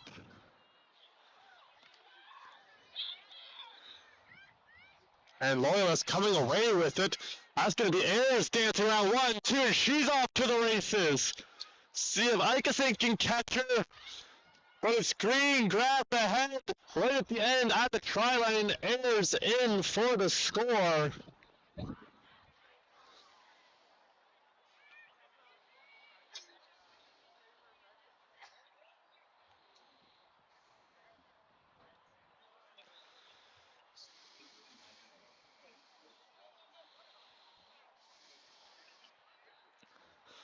Lancers try, scored by number 14, Faith Ayers. Like Ayers has done all afternoon, all day long. As this one off the post, that convert will be no good. Continuing to score, great burst of speed right through the gap on the defense of the Wolves and straight towards the try line as she will score.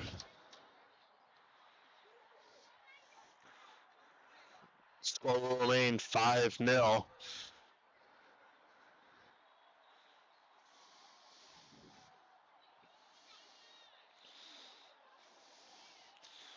Loyalist coming in with 226 points in the regular season. The training staff on having a look at one of the Lancers. Algonquin scored 113 points. 8 different players for the Wolves were able to secure tries. 9 different Lancers led by Faith Ayers, who just scored that opening try in this match, had 13 of them. She totaled over 100 points in her campaign.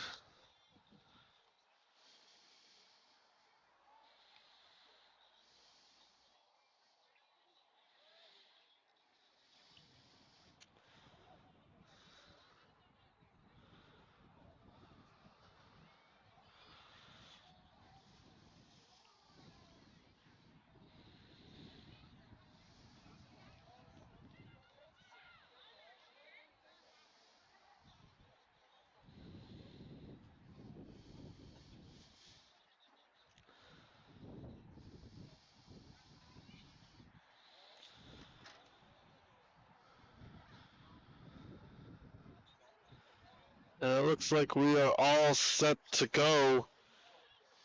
As Rowan Cochran was being looked at, looks to have a bit of gauze pressed against the left side of her face. Might have gotten cut. She will remain in this game, and with that, we are back underway. That one hitting off the fingers of Ikeson. And now it's the Wolves trying to fetch the tackle. Moving out there was Payne before she was brought to the ground. Securing that play, now moving up. Here come the Wolves, trying to find a gap. A lot of room out there to run, just seeing if they can try to get the defense moving a little bit. The Royals very good at defending. Stepping around 1, trying to shed the second one. Legs still moving. Exactly what you want to see.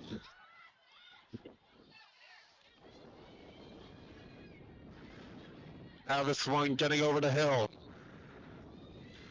That one offloaded now. Payne driving hard.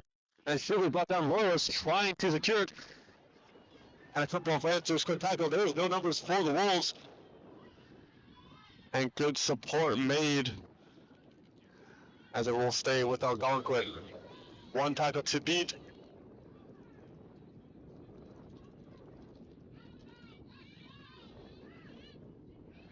And Loyalist giving a little bit of ground. They have a bend, don't break mentality. As the official will whistle it dead.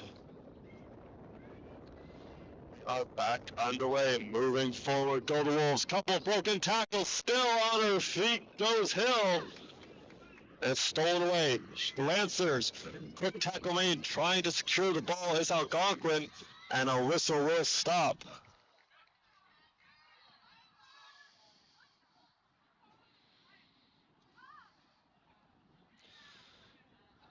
Read perfectly by the Loyalist defense as they continue to do a good job disrupting this attacking offense, but another whistle sounding.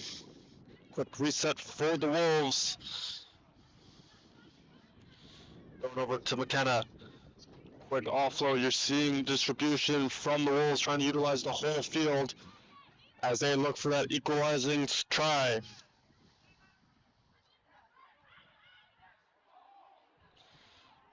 Would have been a knock on, now thrown over. A lot of room to run to the outside. Trying to race to get there. And off to the races, and the tackle made. Shakel had room to go, and it is going to be taken away by Algonquin.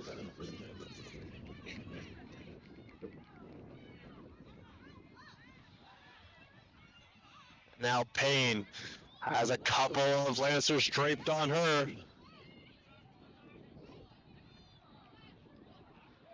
This one turned over. Trying to get around some of the line. Now moving forward, offloading. It's going to be Brooks, Kaden Brooks. And a good tackle right in front of the Algonquin bench. As most of these teams displaying their defensive prowess, pardon me. Trying to dance up the sideline, shedding a tackle, staying on her feet, lunging forward, that ball free. And we'll stay with the Loyalist Lancers as they look to cap off their season with the win.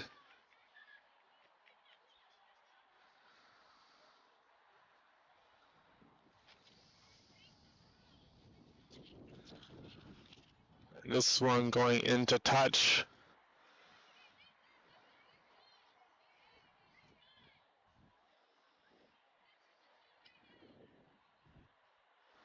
It looks to be an injured Wolf right along the sidelines, receiving some medical attention. As we continue on, we're going to have a couple extra minutes. As a very close Consolation final at the Fountain Street Complex. We're just tuning in. Loyalist versus Algonquin. 5-0 our score. On the line out, Algonquin's got it. At the pile shifting. Good push, still going. Look at it go. Big cheer for Algonquin. As the pile still up and away. Good push Algonquin. Trying to get around the line. There's the handoff. Right there to the deep. Little two. It's still moving toward the hill. Will be brought to the ground. And another nice tackle made by Madison Reed.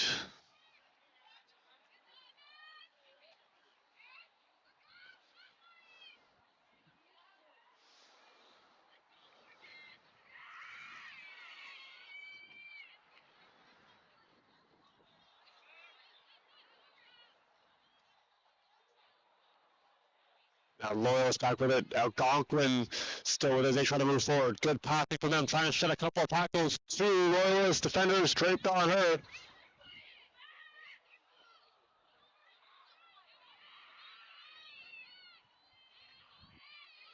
And now off to the races. On the turnover, McMaster in for the try. Algonquin retained possession for quite some time off the turnover. Loyalist races in and scores. Holly McMaster getting another try in these playoffs. That puts the lead up to 10.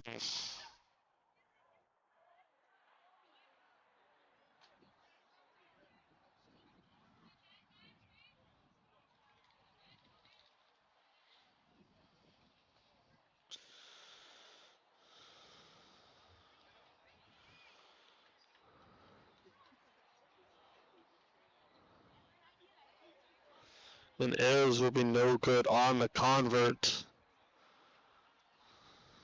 And the score at halftime of our Consolation final is Algonquin 0 and Halftime is upon us. In the Consolation final, Wolves 0, Lancers leading by 10.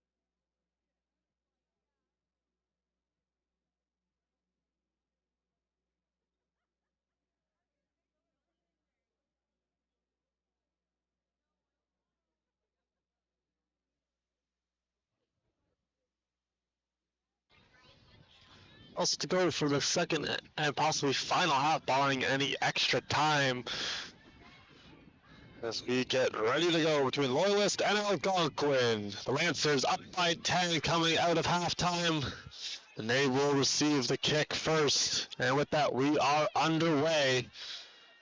As Algonquin looking for a quick stop so they can get back and get on the board and get back on the offensive.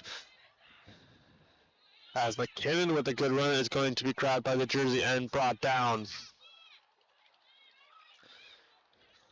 Quick passing, creates some space, and Shackle moving, and she's through!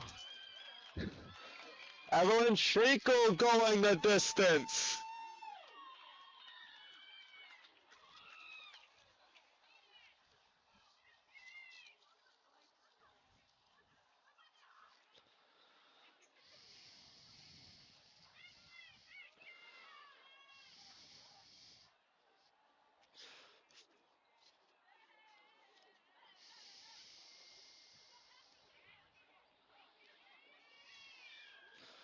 Convert good from Ayers.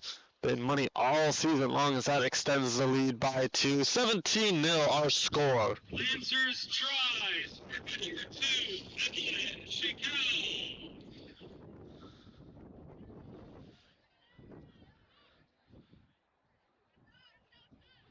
Shaquille, the rookie, standing 5'6", able to get the try in, adding an insurance marker for Loyalist. As we continue on in the second half of action on Championship Saturday, a lot of rugby has been played. Still a few more matches on hand, including the bronze and gold medal matches. Now racing off, and one to play, it's Ayers, and he's going to be tackled a little bit high.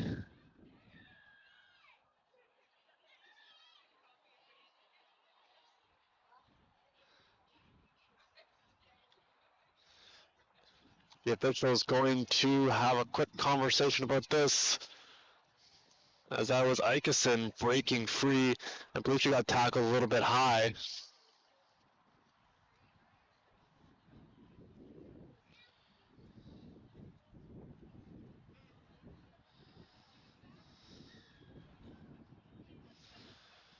And there is the signal. We are set to resume. This one put into touch.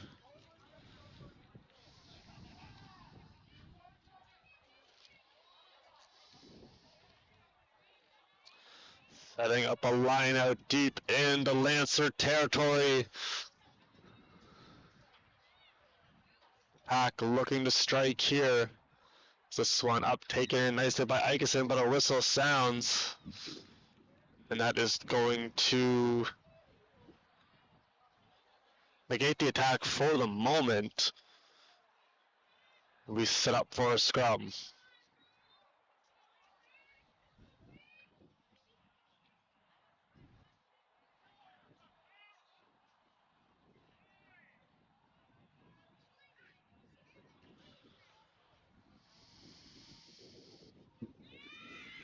And one by Algonquin. They are heading towards the try line, not in yet. Looking for a defensive stand from Loyalist, as this one heads out of play.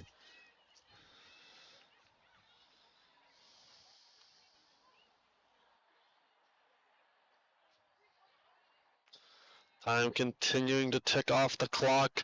Algonquin looking for a comeback win, currently down by 17.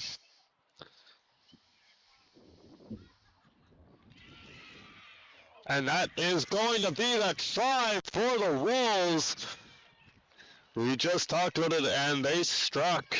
See who gets credit. There was a mass of players.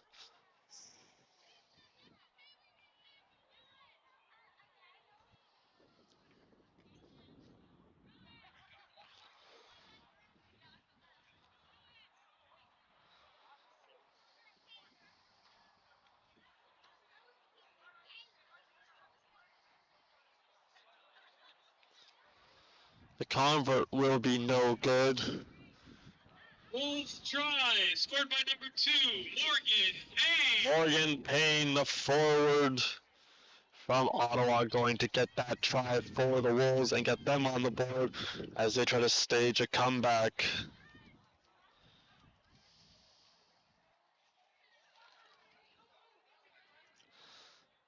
Ayers sizes this one up, will take it in off a bounce. Henwood in on the tackle, as well as Easy.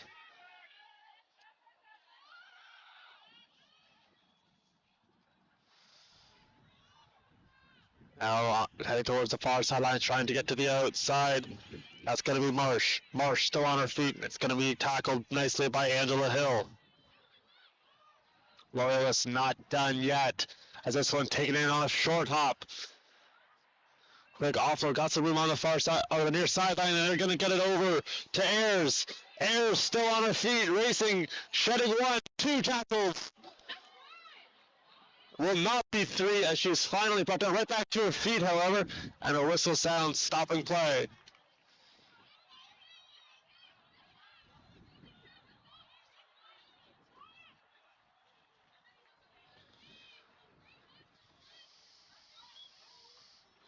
Algonquin has the ball as they continue to try to claw back in this one, moving forward and brought down. So Chappelle with a good looking run.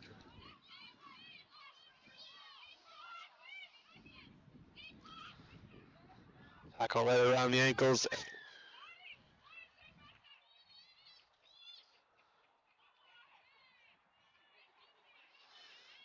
We are back underway. It's Hill.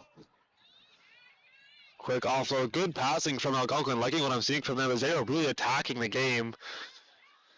Thrusting into players and trying to move forward as that was a big hit right around midfield. And one of the Wolves looks to be shaken up.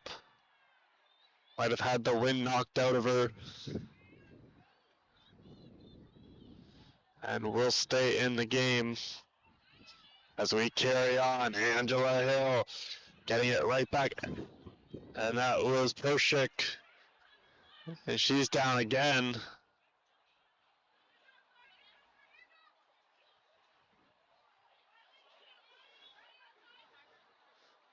It's Algonquin looking to get the equalizer.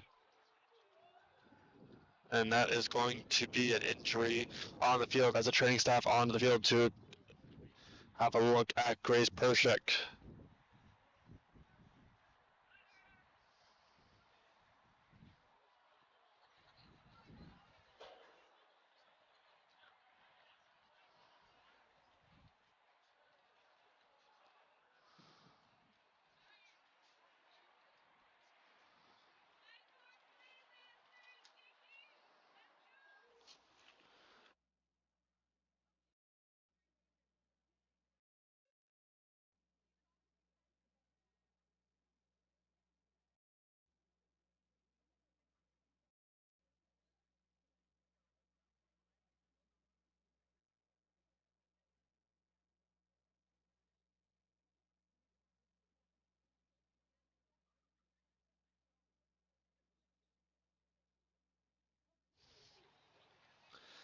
And that's one tough customer in Grace Pershik as she is able to stay in this game walking it off.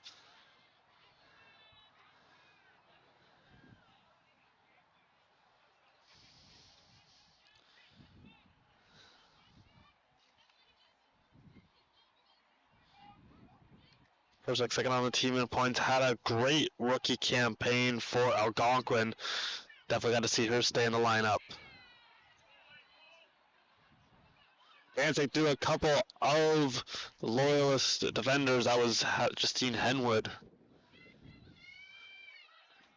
A big push. Loyalist got it back. They come away with a turnover. Ayers going to be brought down.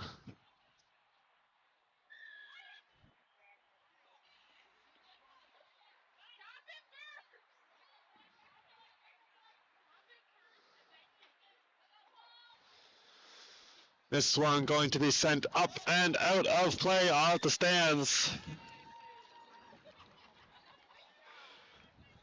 And that is how this one is going to end. The Lancers end their season with the win, 17-5 over Algonquin.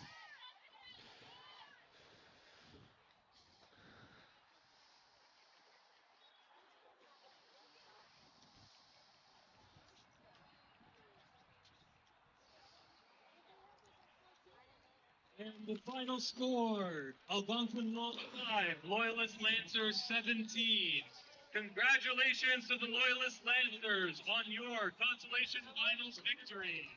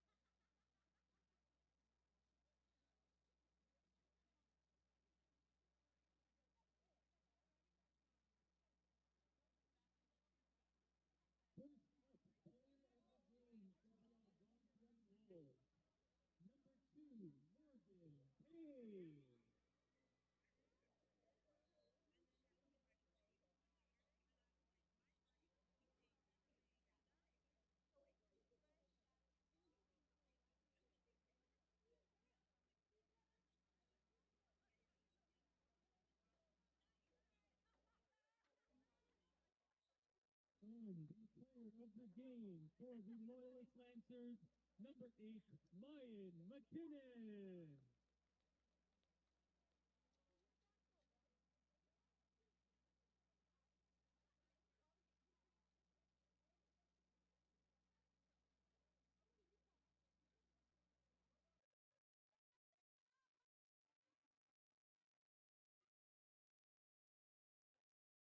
And that concludes our Consolation Championship. Congratulations again to the Loyalist Lancers. Our medal matches will begin at 2:45, starting with the bronze medal game.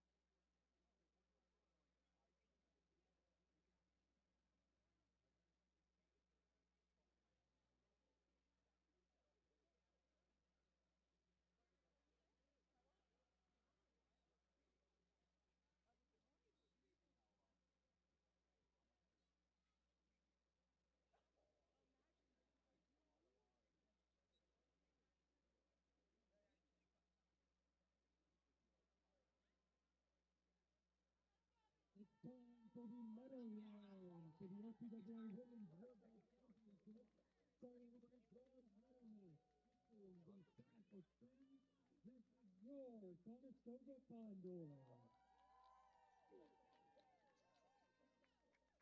Starting lineup for the Seneca Sting. Number 1, Renee Fripp. Number 3, Melissa Walters. Number 5, Avery Carruthers. Number 6, Angelina Deshawn. Number 9, Nicole Rossi. Number 10, Madeline McCowan. And number 14, Grace Riley. And the starting lineup for the Conestoga Condors. Number 1, Sierra McCray. Number 4, Abby Anderson. Number 6, Kaylee Kirchhoff. Number 10, Anita Ben. Number 11, Brooklyn Butchart. Number 14, Claire Darlow. And number 22, Michelle Schneider. Conestoga College is a proud member of the Ontario Colleges Athletic Association and as a member adheres to the fair play policies as The outlined. bronze medal match between the Conestoga Condors and the Seneca Sting. We are all ready to get this one going on an overcast afternoon in October. Please cheer in a professional and sporting manner. Hello everybody, Andrew Shepleski back with you for this bronze medal match between these two clubs, looking to end their season off on a high note. As we get ready to get this one underway, McCray, Anderson, Turcotte, Ben, Bouchard, Schneider, and Darlow, the starting 7 for the hometown Conestoga Condors. But it's going to be Rossi off to the races to start right around midfield, breaking through some tackles. And now it's going to be locked up by Schneider. Conestoga dropped a very close game to the Humber Hawks. And bringing it down is the rookie Schneider. Another nice tackle made. Mentioned earlier, Schneider to the all-rookie team now stepping around and moving away is Carruthers. And she will score. Be the opening drive for the Seneca Sting for Avery Carruthers.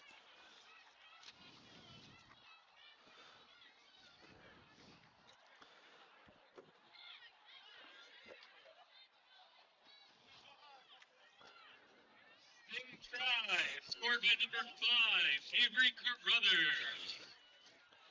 Carruthers, the second year from Stouffville, Ontario, was going to open the scoring in the bronze medal. 4 tries, 22 points in the regular season. As the convert will be no good. That keeps us at 5-0.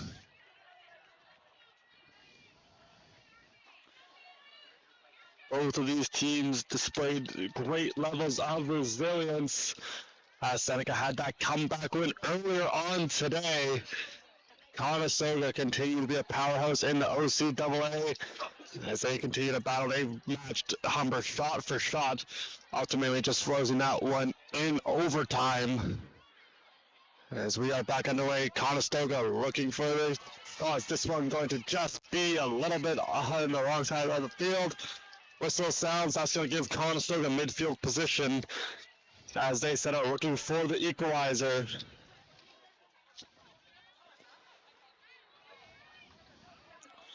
Brooklyn Butchard had a good steal away from the Humber Hawks in that last game. The Palmerston, Ontario native in. It's Anita Benton now moving, bouncing to the outside. She's away. One person to beat, and she runs straight through her.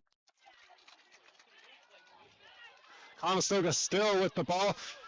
And that one getting over to Butchard, who splits the D. It's Brooklyn Butchard running over the Sting.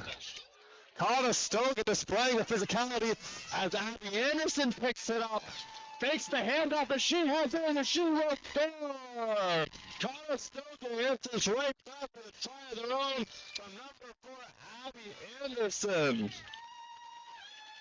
We mentioned it time and time again. There's a reason she was the scoring champ in the league. 149 points in the regular season. Got it right here. We're back to even.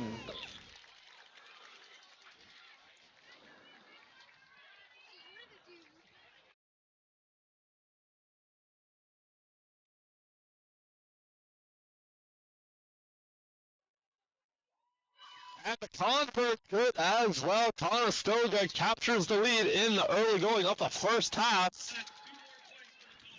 Give her 2 more points in the match. Anderson makes it 7-5 Conestoga.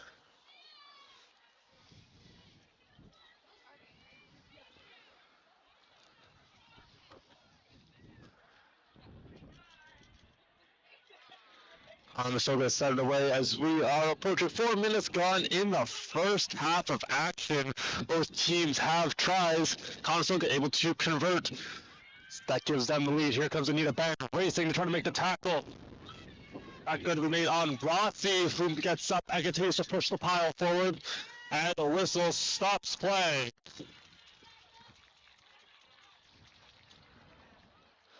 Conestoga will have possession as they look to add an insurance marker. It's Anderson. Anderson throwing that one up and is going to be taken in, trying to go towards the sidelines.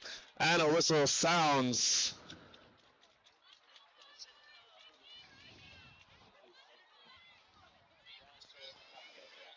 Going to set up the match's first scrum right near the near sidelines in front of the stands, in front of a rowdy crowd here in October as they cheer on their respective teams looking to capture that elusive bronze medal.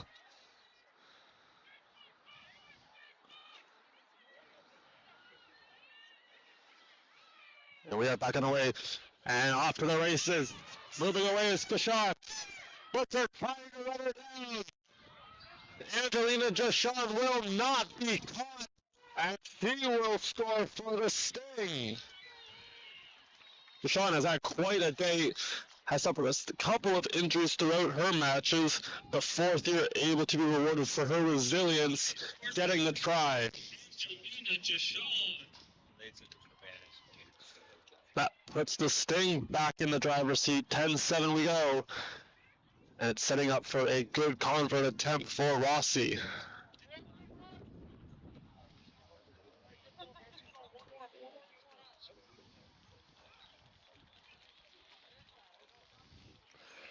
And Rossi with the chip shot. That one down, splitting the uprights. That'll be 2 more points added for the Sting's cause. They now lead 12-7.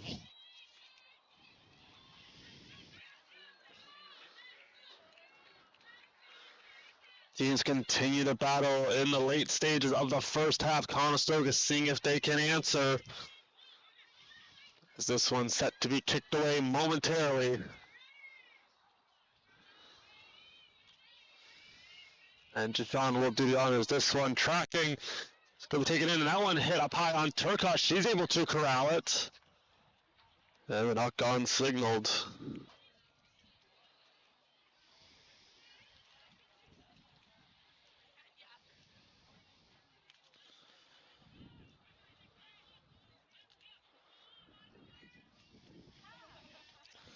Conestoga looking to end this half with a score on their side of midfield. We continue on in the bronze medal match here on OCAA Live in the Women's Sevens Rugby Championship weekend. This one going to be sent over. Conestoga to tackle that ball free, and trying to race after it was Schneider. And Conestoga with a good tackle made on Rossi. Trying to get to the other sidelines. No, cutting back towards the middle is Jashawn. And 3 different Condors brings her to the ground. Conestoga's on good defensive stands, and they look for a turnover. That's over to Rossi. That ball bouncing free. And again, it continues to bounce forward. And here come the Sting moving the pile.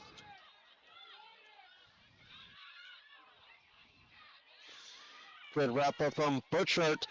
Now trying to get to the sidelines, and they have some room to run. It's Jashawn. She's going to be met right there by Turcotte. And Turcotte wrestling for that ball. And Jashawn able to hold on to it. And a great low tackle made by Schneider.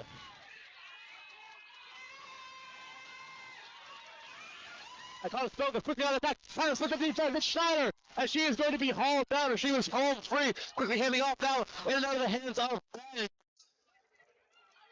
And Seneca going to fall on it. This is a good-looking run for Schneider. And that's going to put us to halftime. Your score at the half, Conestoga 1, Sting up by 5. We'll have the second half of action for you in 2 minutes. Don't go anywhere. It's the bronze medal match between the Conestoga Condors and the Seneca Sting.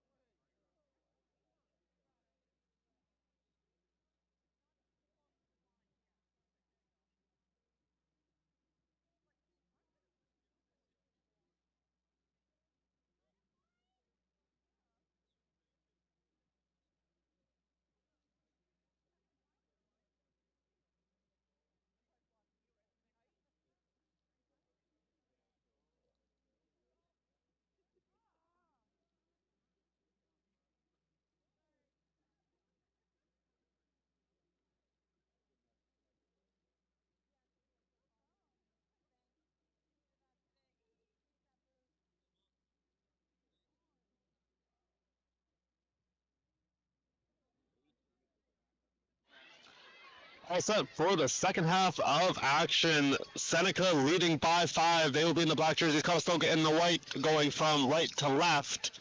So we get ready to resume action with a bronze medal on the line. And we will have that gold medal match for you a bit later on. And here we go. This one deep in the Condors territory. As Schneider going to have to turn back. It's going to be Anderson corralling. And she's away. Splitting the defense. Trying to get her out to the last defender. And she will. Off to the races. Turn on the afterburner. She will go all the way for the try. Abby Anderson starts the second half off with a bang.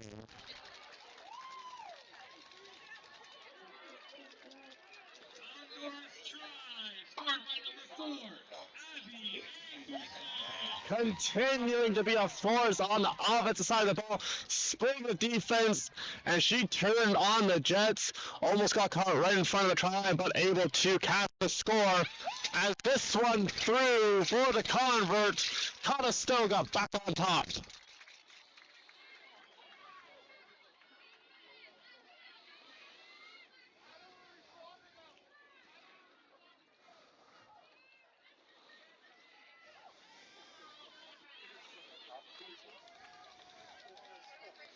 See if Conestoga can get a stop, try to transition that back into offense. They've done it a number of times here today and throughout the season, as they sat in the second spot, totaling 369 points in the regular season, as this one skied in the air, sizing it up and taking it in.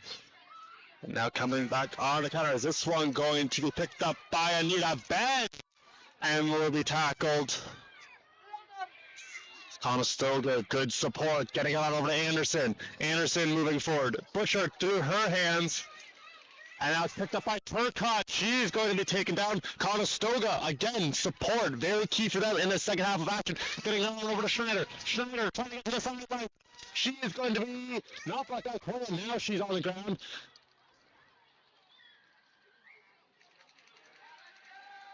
Conestoga right back on the attack. It's over into the arms of Butchart. Butchart trying to split the D. She is going to just secure the ball and wait for some help from her teammates. Ben now trying to spin off a tackle. Quick handoff for Anderson. Now it's Schneider. Schneider to the sideline and she will score. Conestoga goes back to back with their tries. Add a couple more points to their total. Quick passing play, everybody getting touches, and that time Schneider finishing it off.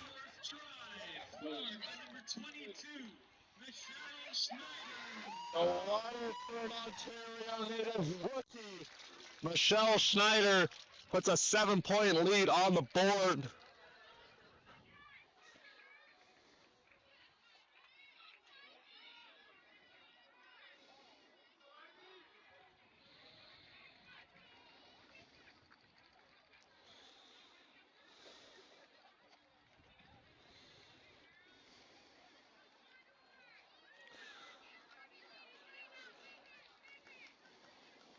Conestoga up by 7 as 3 minutes have passed in the second half of play. Quick passing, Conestoga really utilizing their speed exceptionally well in this half as they continue to put the pedal to the metal, trying to close this one out. Scan here, and it's going to be down. Conestoga quickly jumping on it. Ben's got it. And a whistle stopping play.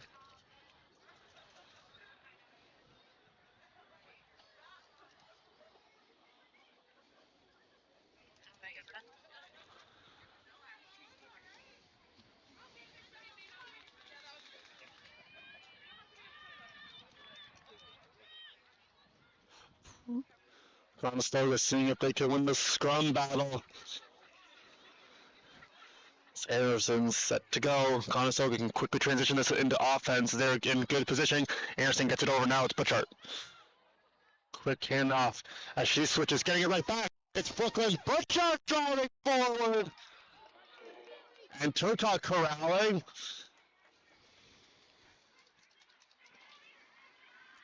And the whistle stopping play. So we are deep into Sting territory as Conestoga continuing to back up Seneca.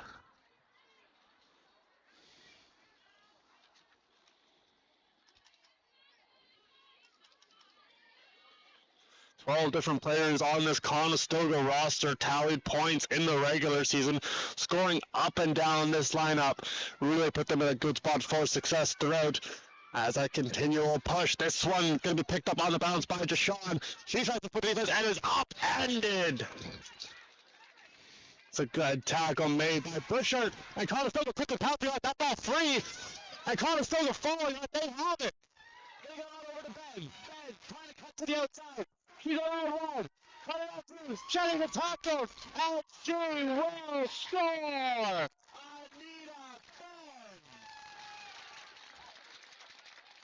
Conestoga's defense continues to generate offense. Key stop, great tackle made by Butchart.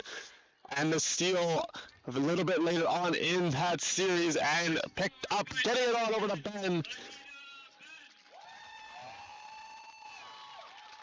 The Kitchener, Ontario native in her second year, big rookie campaign, following it up with an excellent sophomore one as well, as she has the Condors ahead by 12.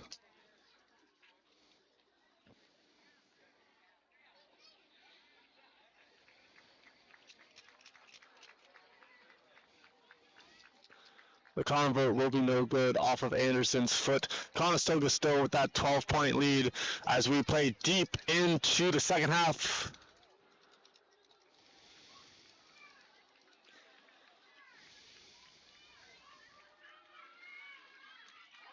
As you can see, head coach Andrew Patrica making a move, as that is going to be the end of the day for Darlow. Molly Merkus into the game.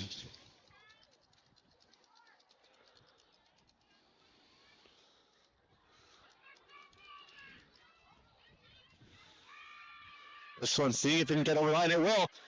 And it's going to be kicked forward.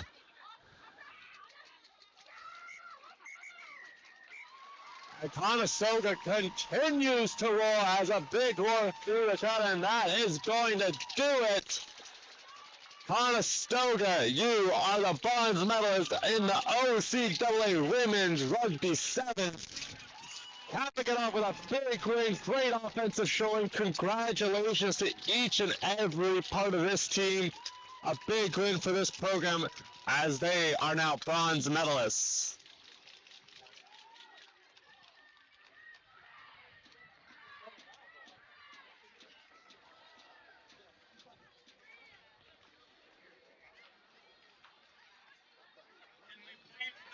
Seneca Sting and Conestoga Condors line up on their respective sidelines for the Players of the Game presentation.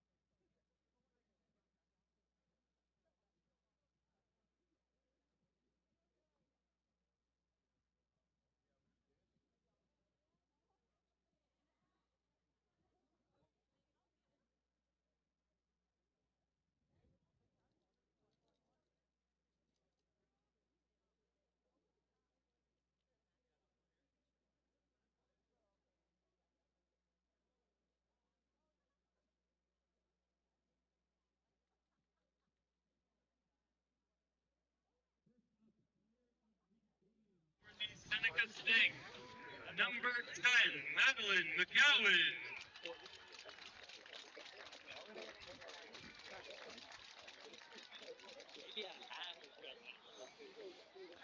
McCowan, the prop in her second year from Collingwood, being named player of the game for the Seneca Sting. We wait to see who it will be for the bronze medalist Condors. And player of the game from the Conestoga Condors, also number 10, Anita Benn. Anita Bang got the try just when it was needed to secure this win, adding that Everkey insurance marker. Terrific season again from the Watersford native. She's a Kitchener native. Anita Bang continues to produce at the collegiate level. And we would also like to present the OCAA champion.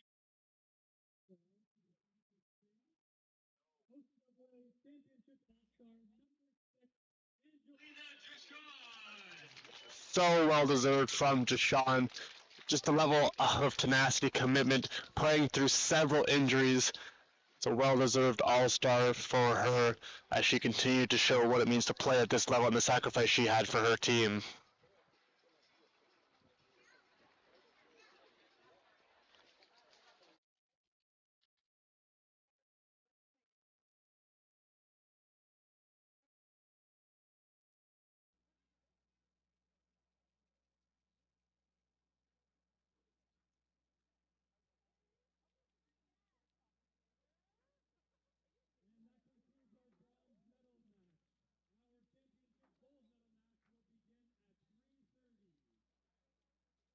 You heard right there from our PA announcer, the gold medal match set for 3:30.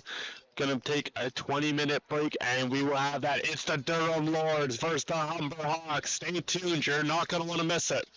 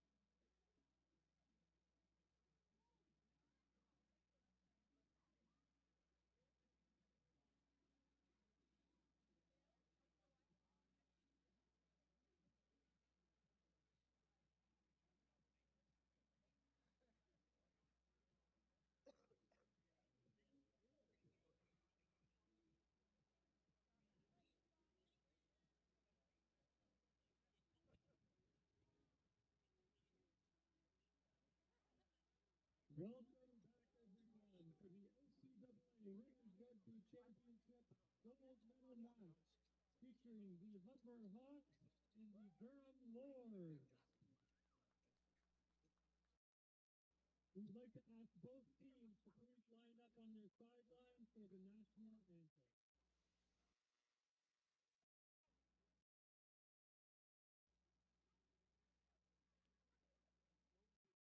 Everyone, please rise if you are able to play our national anthem.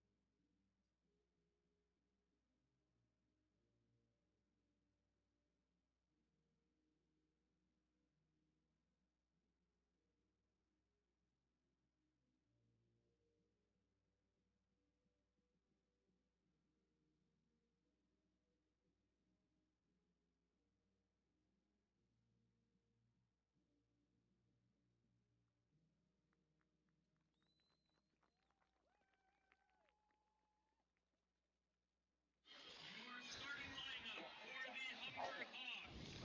Number 2, Allison Jordan Smiley. Number 7, Megan O'Coin. Number 8, Jody Theord. Number 9, Laura DeMello. Number 13, Isabella McPhee. And number 16, Ania Blackman Moncrief. And your starting lineup for the Durham Lords. Number 3, Hayden Benedict. Number 6, Seneca Johnston. Number 9, Sarah Clayton. Number 5, Cameron Wood. Number 12, Taylor Wood. Number 13, Amber Edgerton. And number 14, Daniela Knowski. The championship game. It's the Lords versus the Hawks for the title of best in the league in the OCAA and women's sevens rugby. We mentioned at the top of the podcast this morning, it felt like Christmas morning. Such excitement between these teams as they go for gold. We're not opening presents today. We're going to see who is crowned with that gold as we get ready for this matchup. The Lords coming in tops the league as they scored several points in this one, to say the least. 594 for them, 327 for the Humber Hawks. As these two get set for the clash. Durham, winners of the last 3 championships. Humber won it the year before that. They've won it 3 times prior as they look to regain the royalship as they try to dethrone the Lords. Hello everybody, Anderson Kusky, excited to bring you this action in the gold medal match here on OCAA Live. Part of the Women's Rugby Championship. Starting lineups have been announced. We are ready to get things going. Durham to receive first on the kick. 14 minutes separate these two teams from glory. And we are ready to go. And with that whistle, Megan O'Coin sends it away. The bouncing ball going to be gathered on the far sidelines. Starting off with a good run, as that is going to be Kamensky getting things going for the Lords. Quick handoff and a big stiff arm from Danica Johnson. Teams going to feel each other a little bit, and there's a big collision on the play. A Humber player down. Going forward is Wood. As behind the play, Reggs is hurt. To the outside, rolling forward, it's Sarah Clayton, and she's going to hand it off for Edgerton. And the first points have been scored for the Durham Lords.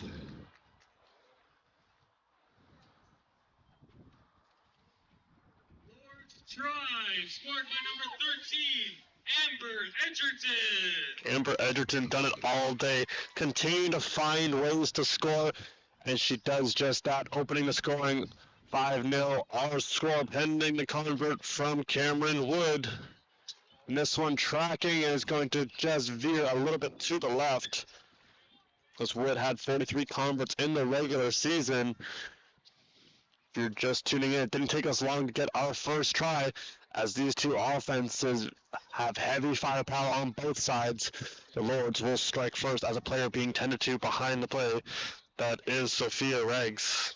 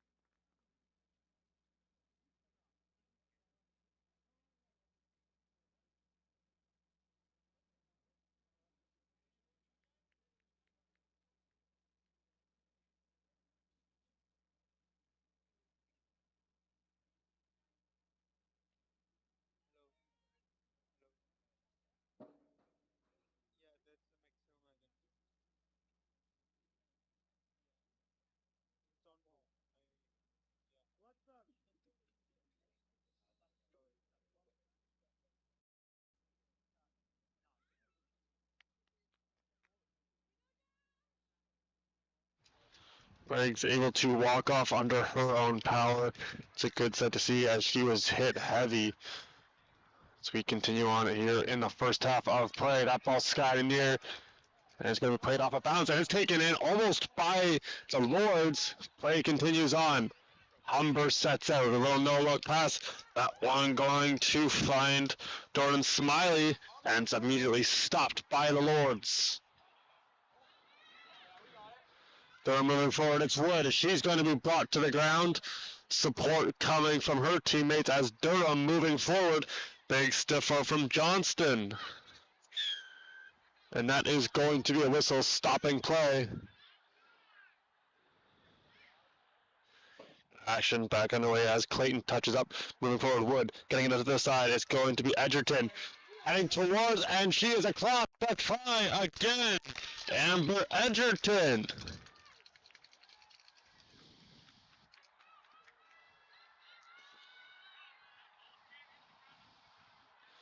As Durham out to an early 10-0 lead. Number 13, Amber Edgerton.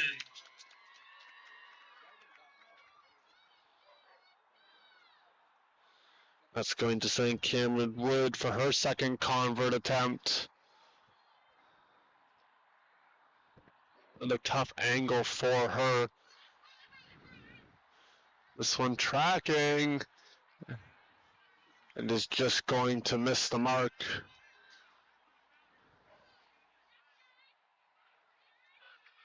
Nonetheless, Durham with a 10-point lead. These teams continue to battle away here in the gold medal match. Yeah, big chase, big chase. Last season, Durham had the gold as they completed the three-peat. Humber finished with the bronze. You saw earlier Conestoga coming away with that medal. As a big burst of speed here for a coin. And Humber just mentioned Conestoga, but that's Humber in business on the near far sideline.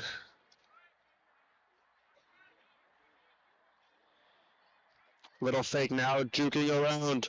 Good move from Blackman Moncrieff. That's a little bit of a high danger pass, immediately brought down by Clayton.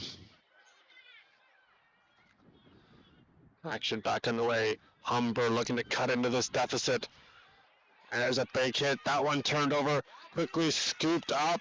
Nice play from Taylor Wood. As Humber hemmed in their own, and another big hit from Durham. As they are really laying some lumber early on in this match. Oh, come on,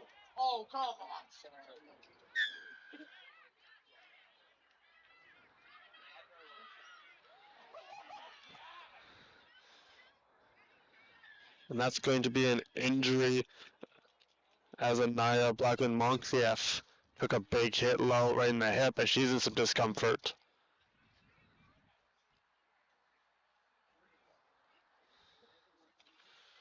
Good show of sportsmanship there from Sarah Clayton, making sure she's okay. You just love the respect you see in rugby. These players willing to sacrifice their bodies, but also just the level of respect you see in it.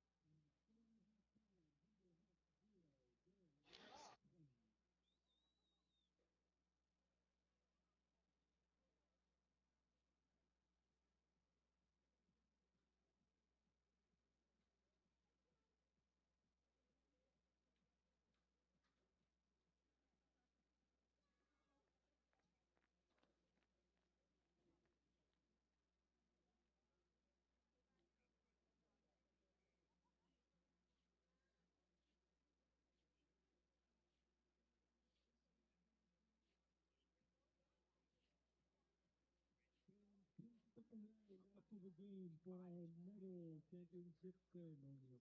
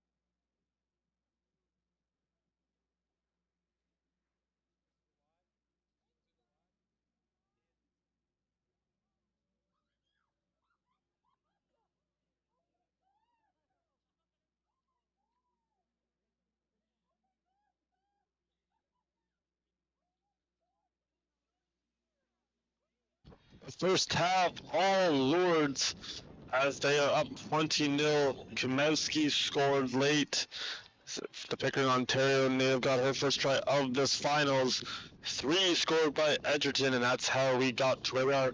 Coming out of the halftime, see what's in store. Durham in white, Humber in the yellow.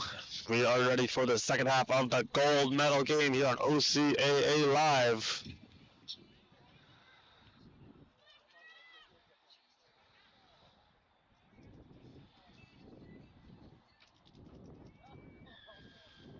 And with that whistle, here we go. Edgerton sends it away. This one not going to go the distance. That'll give better field positioning for the Hawks as they look to stage a comeback. There's a very dominant Loyalst team that's been like all season long. No different here today.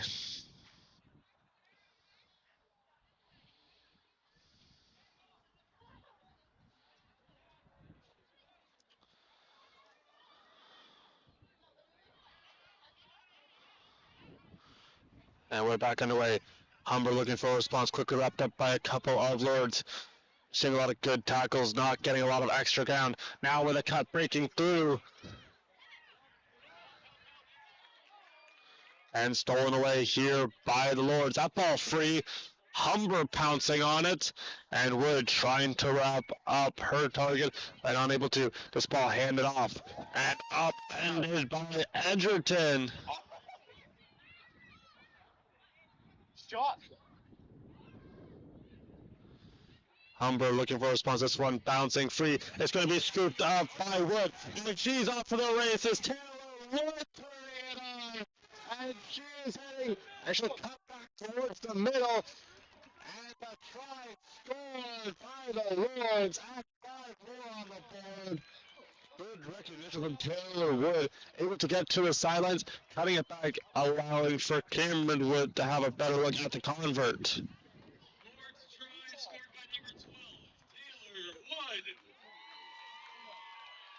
Come on, come on.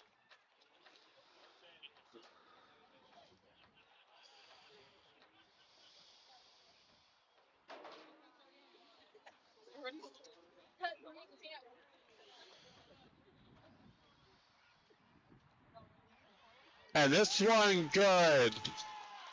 As that gets a big cheer from the Durham faithful, up 27-0.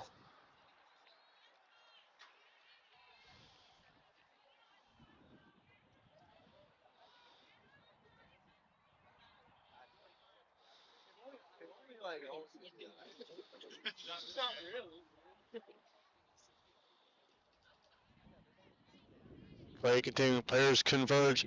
Coming away with that for Humber, that was Heeg. Oh no.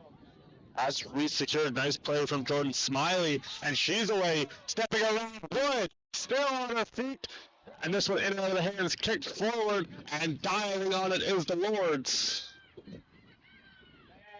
Yeah, send it. Looking to generate some more offense. Edgerton, out and out of the hands. Great catch made by Kavetsky, keeping the play alive for the Lords.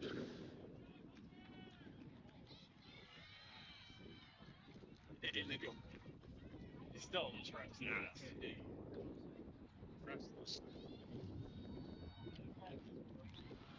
Going to set up for the scrum on the Humber side of midfield. Lords in control.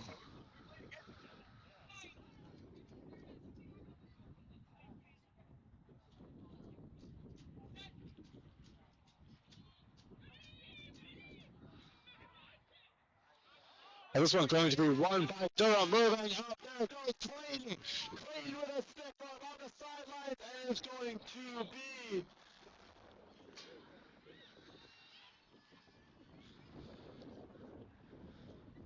going to set up another scrum as she was tackled on the near sidelines. Good run nonetheless from the rookie Clayton.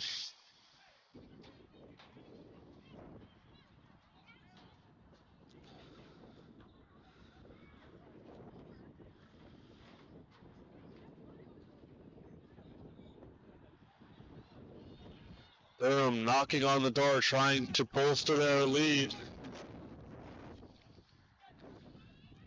As we continue on, Humber winning this scrum.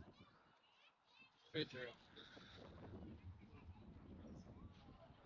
one going straight through, will reset, do it again.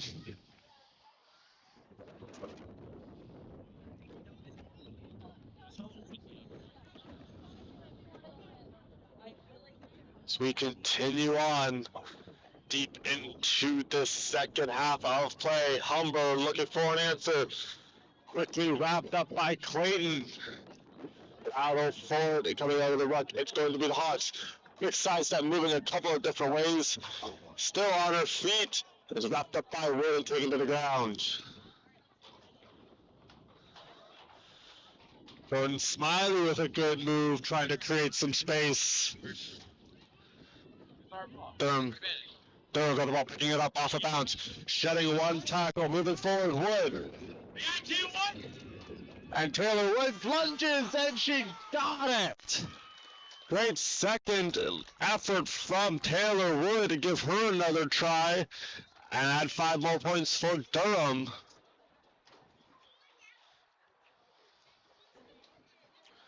(32-0) our score as we continue to play here in the gold medal match. Scored by number 12, Taylor Wood.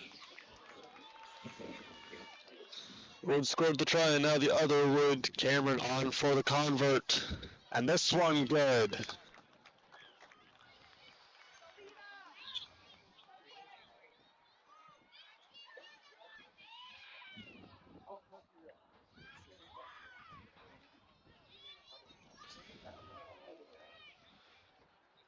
We continue on, about a minute left in the regulation period. We are ready to go. Edgerton to kick it away.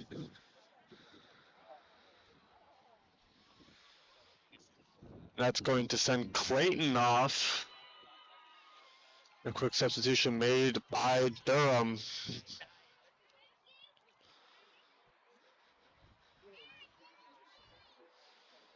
A couple other subs made as Megan Bent back into the game. Or into the game for the first time. She played in the opener. This one taken in by Humber. As we continue on, Humber looking for a score. They're going to head towards the near sidelines. Couple of quick offloads, and now taking in a bit of a high tackle made by Bent.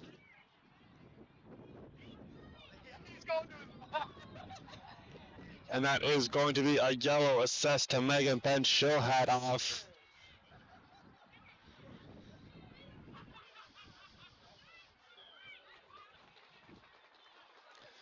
So we continue on. Durham playing shorthanded. See if Humber can capitalize off one tackle. Good step up to the near sideline. Still going, and it's going to be brought down by Edgerton.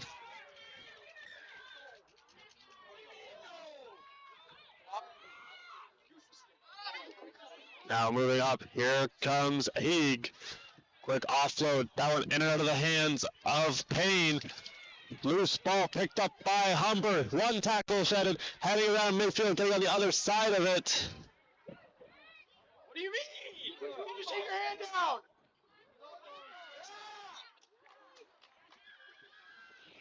And that is going to be it. Durham completes the four-peat. And they are champions once again, winning the gold by a score of 34-0.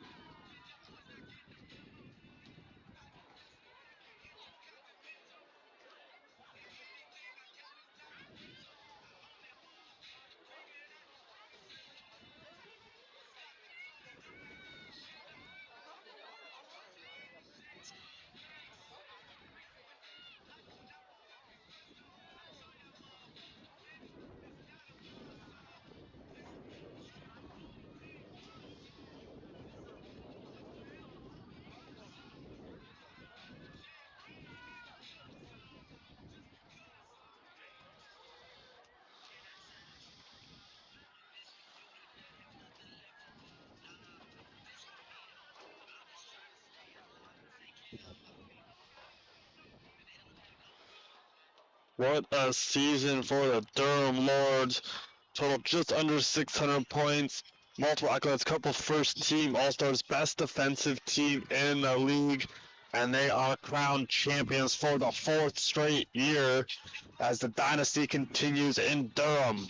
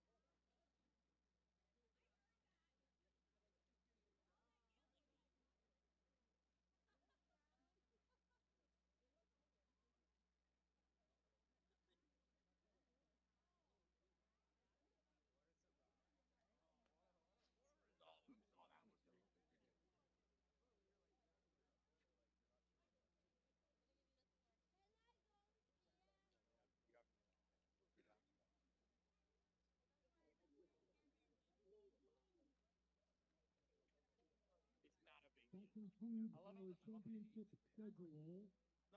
Classification for our medal for next year.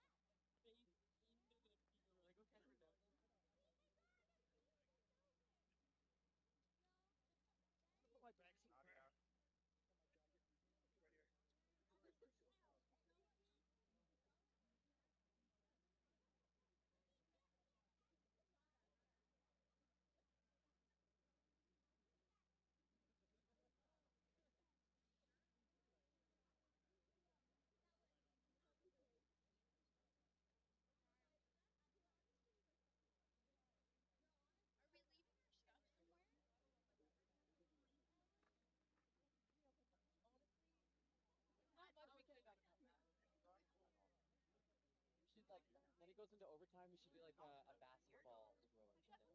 That's not true. Thank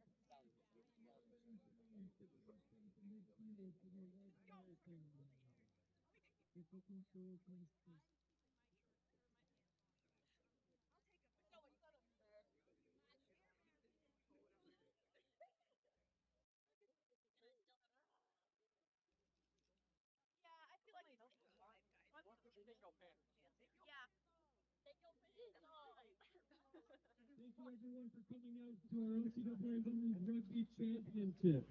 The grit, determination, and pride that was shown today makes you all champions. Let's hear it for 8 teams that were competing today.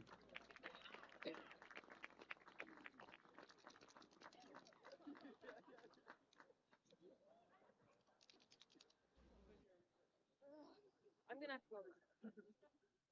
Just quickly to announce our players of the game from that gold medal match.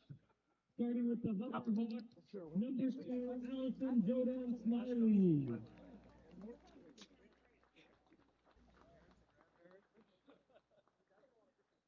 Our fault, right? So you might as well get an award.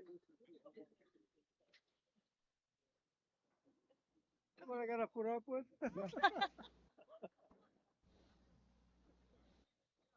Just stand on this side. And for the Durham Lords, number 12, Taylor Wood.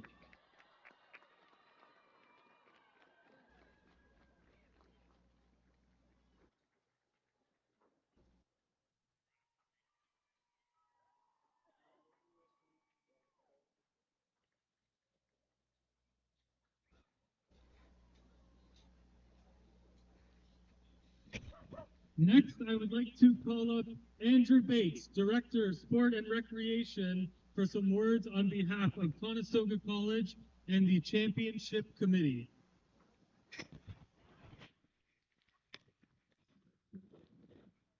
Hi, everybody.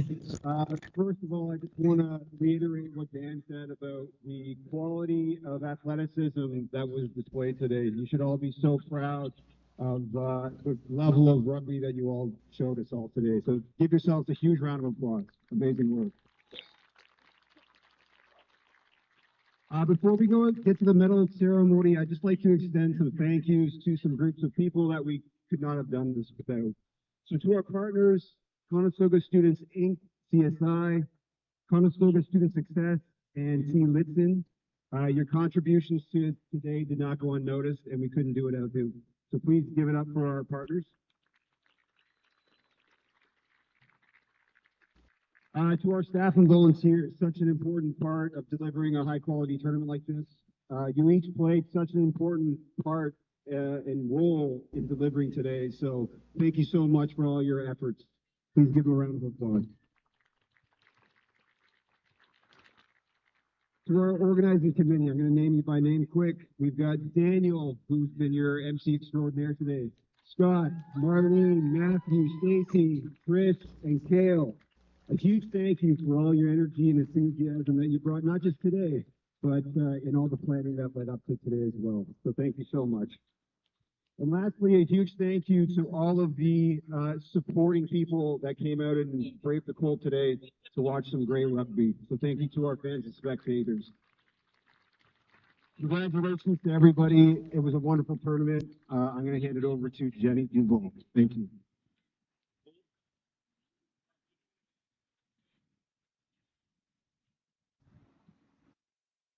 I'll echo what Andrew said. Thank you to everyone. Thank you to all the staff that put on a great day. So thank you, Conestoga, for hosting this championship. You put on a great show, great hospitality, and have a great venue. To all the staff, volunteers, athletic therapists, referees, fans, teams, and Conestoga Union, thank you for putting on a great championship. It's been great following all the teams this season and a great day of rugby. Lastly, congratulations to the 3 medalists, Conestoga, Humber, and champions Durham College.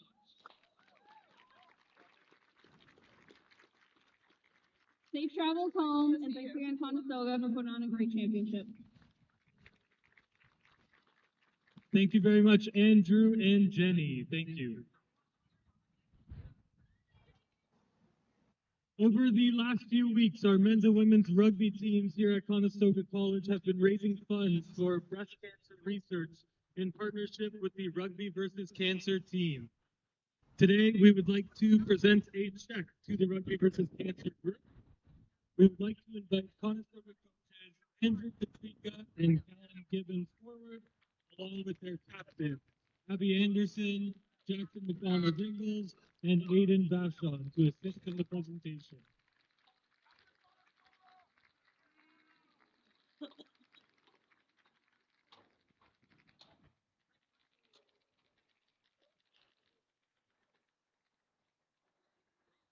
Conestoga College and the Condor family, alongside the championship, are happy to present a check of $2,500 for the Rugby versus Cancer cause.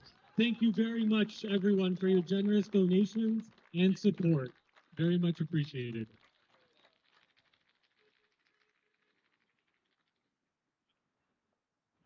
Okay, now it's time for some medals. Can I please have Jenny Duval, convener, as well as the Honorable Mrs. Connie Cody, the MP for Cambridge and North Dumfries, to please come forward and assist with the medal ceremony.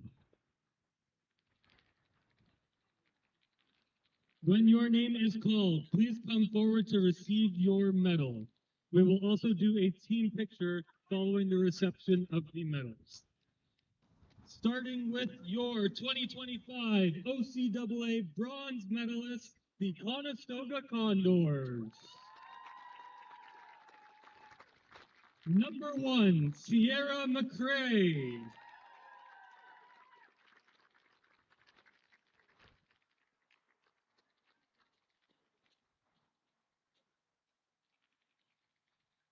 Number 2, Eva Mensa.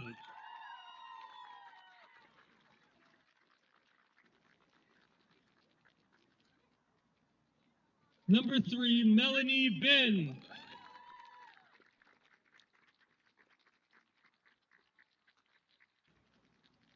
Number 4, Abby Anderson.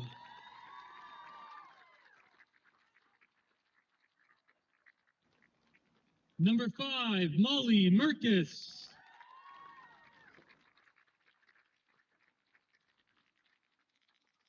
Number 6, Kaylee Turcott. Number 7, Emma Strauss. Number 9, Lauren Pigton.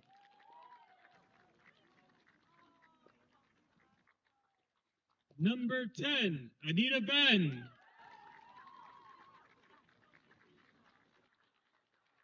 Number 11, Brooklyn Butchart.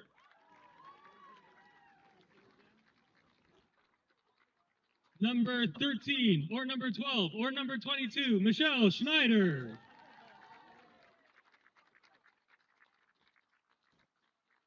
Number 14, Claire Darlow. Number 15, Ava Gooding.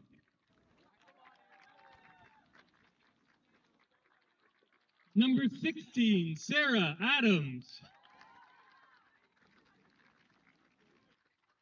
Number 17, Nina Watler. Number 18, Selena Gray. Number 19, Tina Thiessen.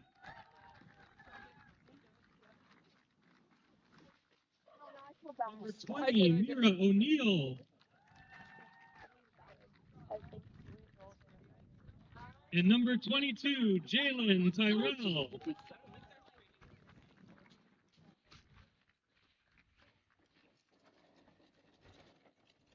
And the coaches, assistant coach, Madison Bratton.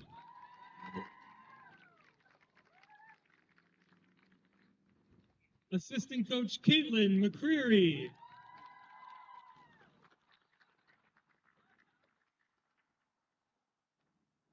And head coach, Andrew Patrica.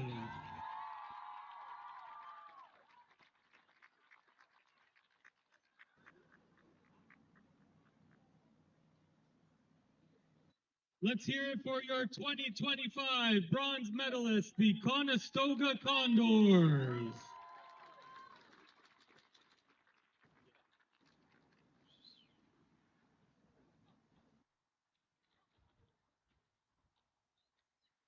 And now for your 2025 OCAA silver medalist, the Humber Hawks.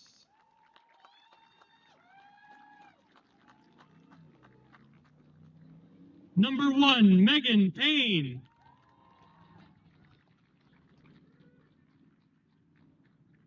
Number 2, Allison Jordan Smiley.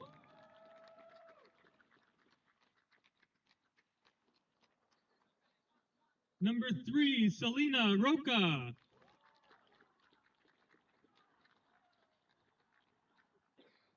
Number 4, Ariel McQuaig.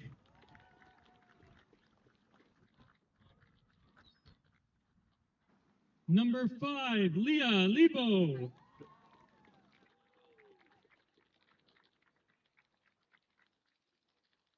Number 6, Alana Heath. Number 7, Megan O'Coin.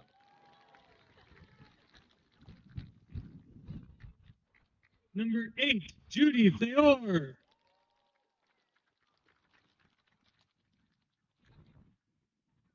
Number 9, Mara DeMello.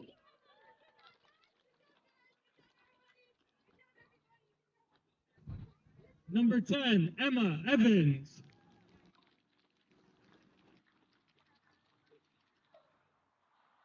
Number 11, Amy Johnson.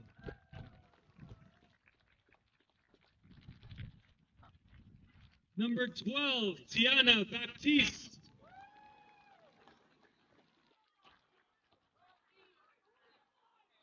Number 13, Isabella McPhee.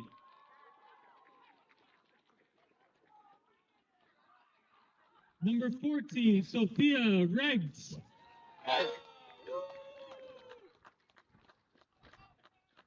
Number 15, Kyrie Jackson.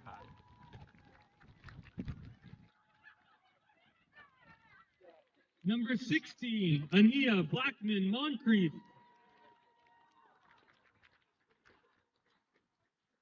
And number 17, Ava Buddha.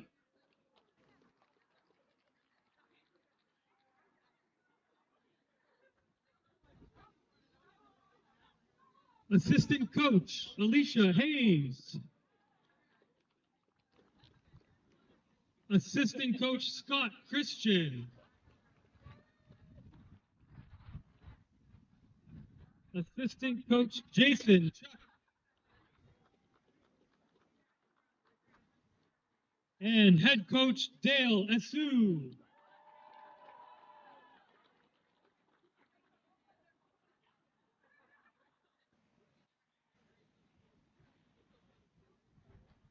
Let's hear it again for your 2025 silver medalist, the Humber Hawks.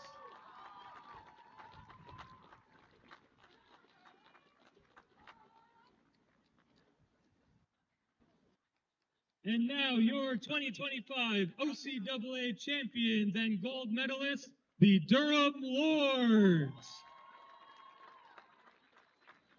Number 1, Megan Bent.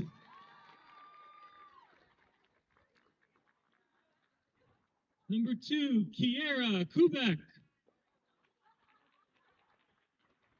Number 3, Hayden Benedam. Number 4, Rosie McLeod.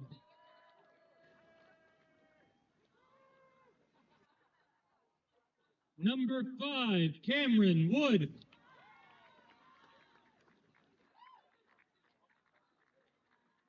Number 6, Danica Johnston.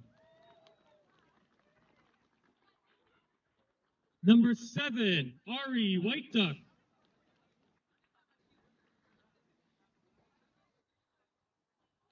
Number 8, Nicole Porter. Number 9, Sarah Clayton. Number 10, Lauren Sulev. Number 11, Chantel Ray.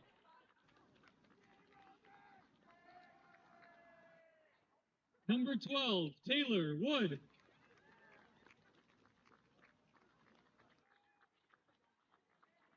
Number 13, Amber Edgerton.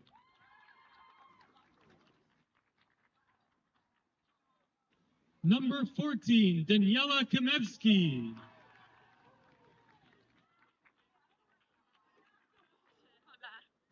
Number 15, Abby Granger. Number 16, Sierra London. Number 17, Emily Nicholson.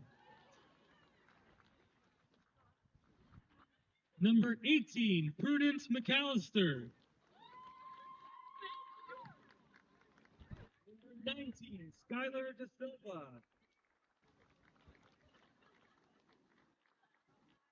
Number 20, Emma McDonald. And number 21, Kaori King.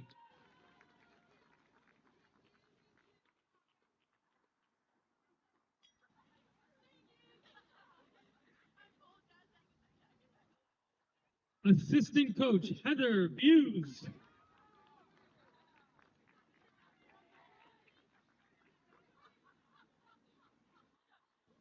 Assistant coach, Kennedy Feesby.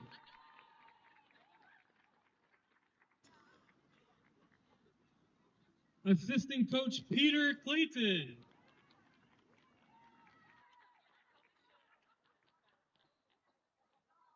And head coach, Chris McKee.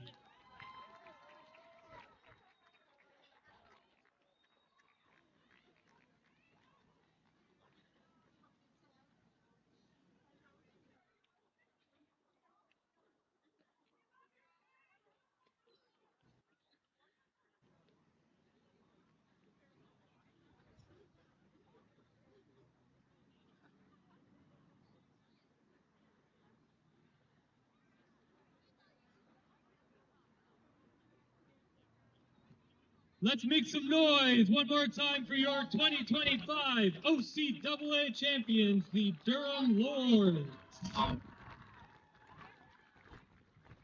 Next up, we will be announcing our 2025 OCAA Championship All-Star Team and Championship MVP. We would like to ask our VP of Students, Trish Weigel-Green, to assist Jenny with this presentation.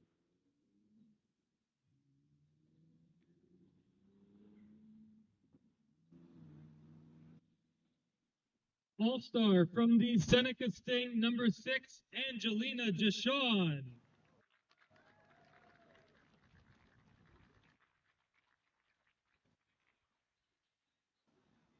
All-Star from the Conestoga Condors, number 4, Abby Anderson.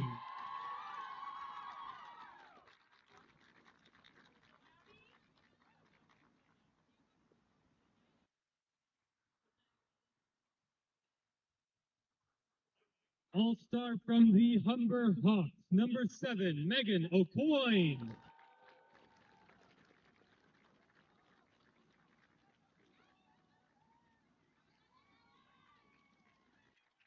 Championship All-Star from the Humber Hawks, number 13, Isabella McPhee.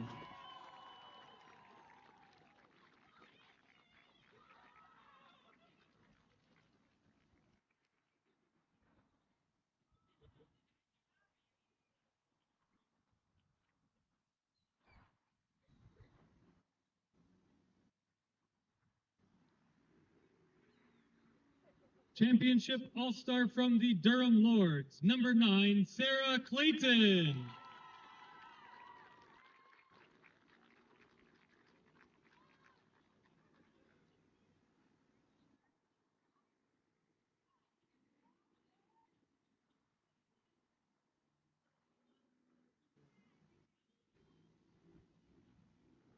Championship All-Star from the Durham Lords, number 14, Daniela Kamevsky.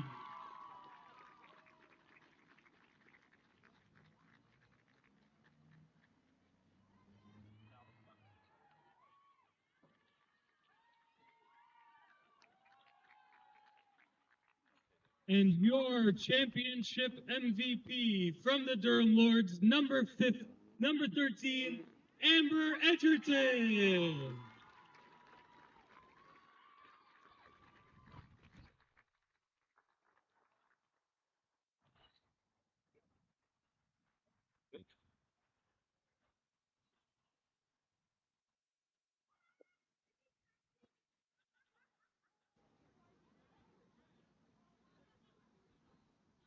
Our last order of business, the OCAA Championship banner and plaque and hats and t-shirts. Can we please have the captains from the Durham Lords forward to accept the awards?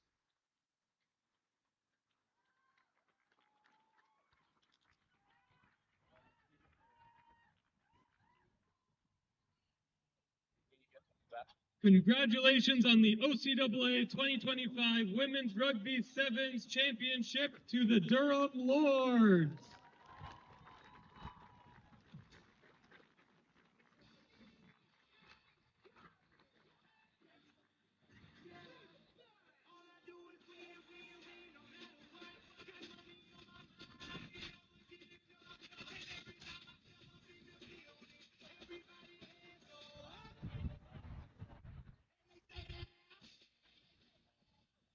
The whole team in there for a photo. Going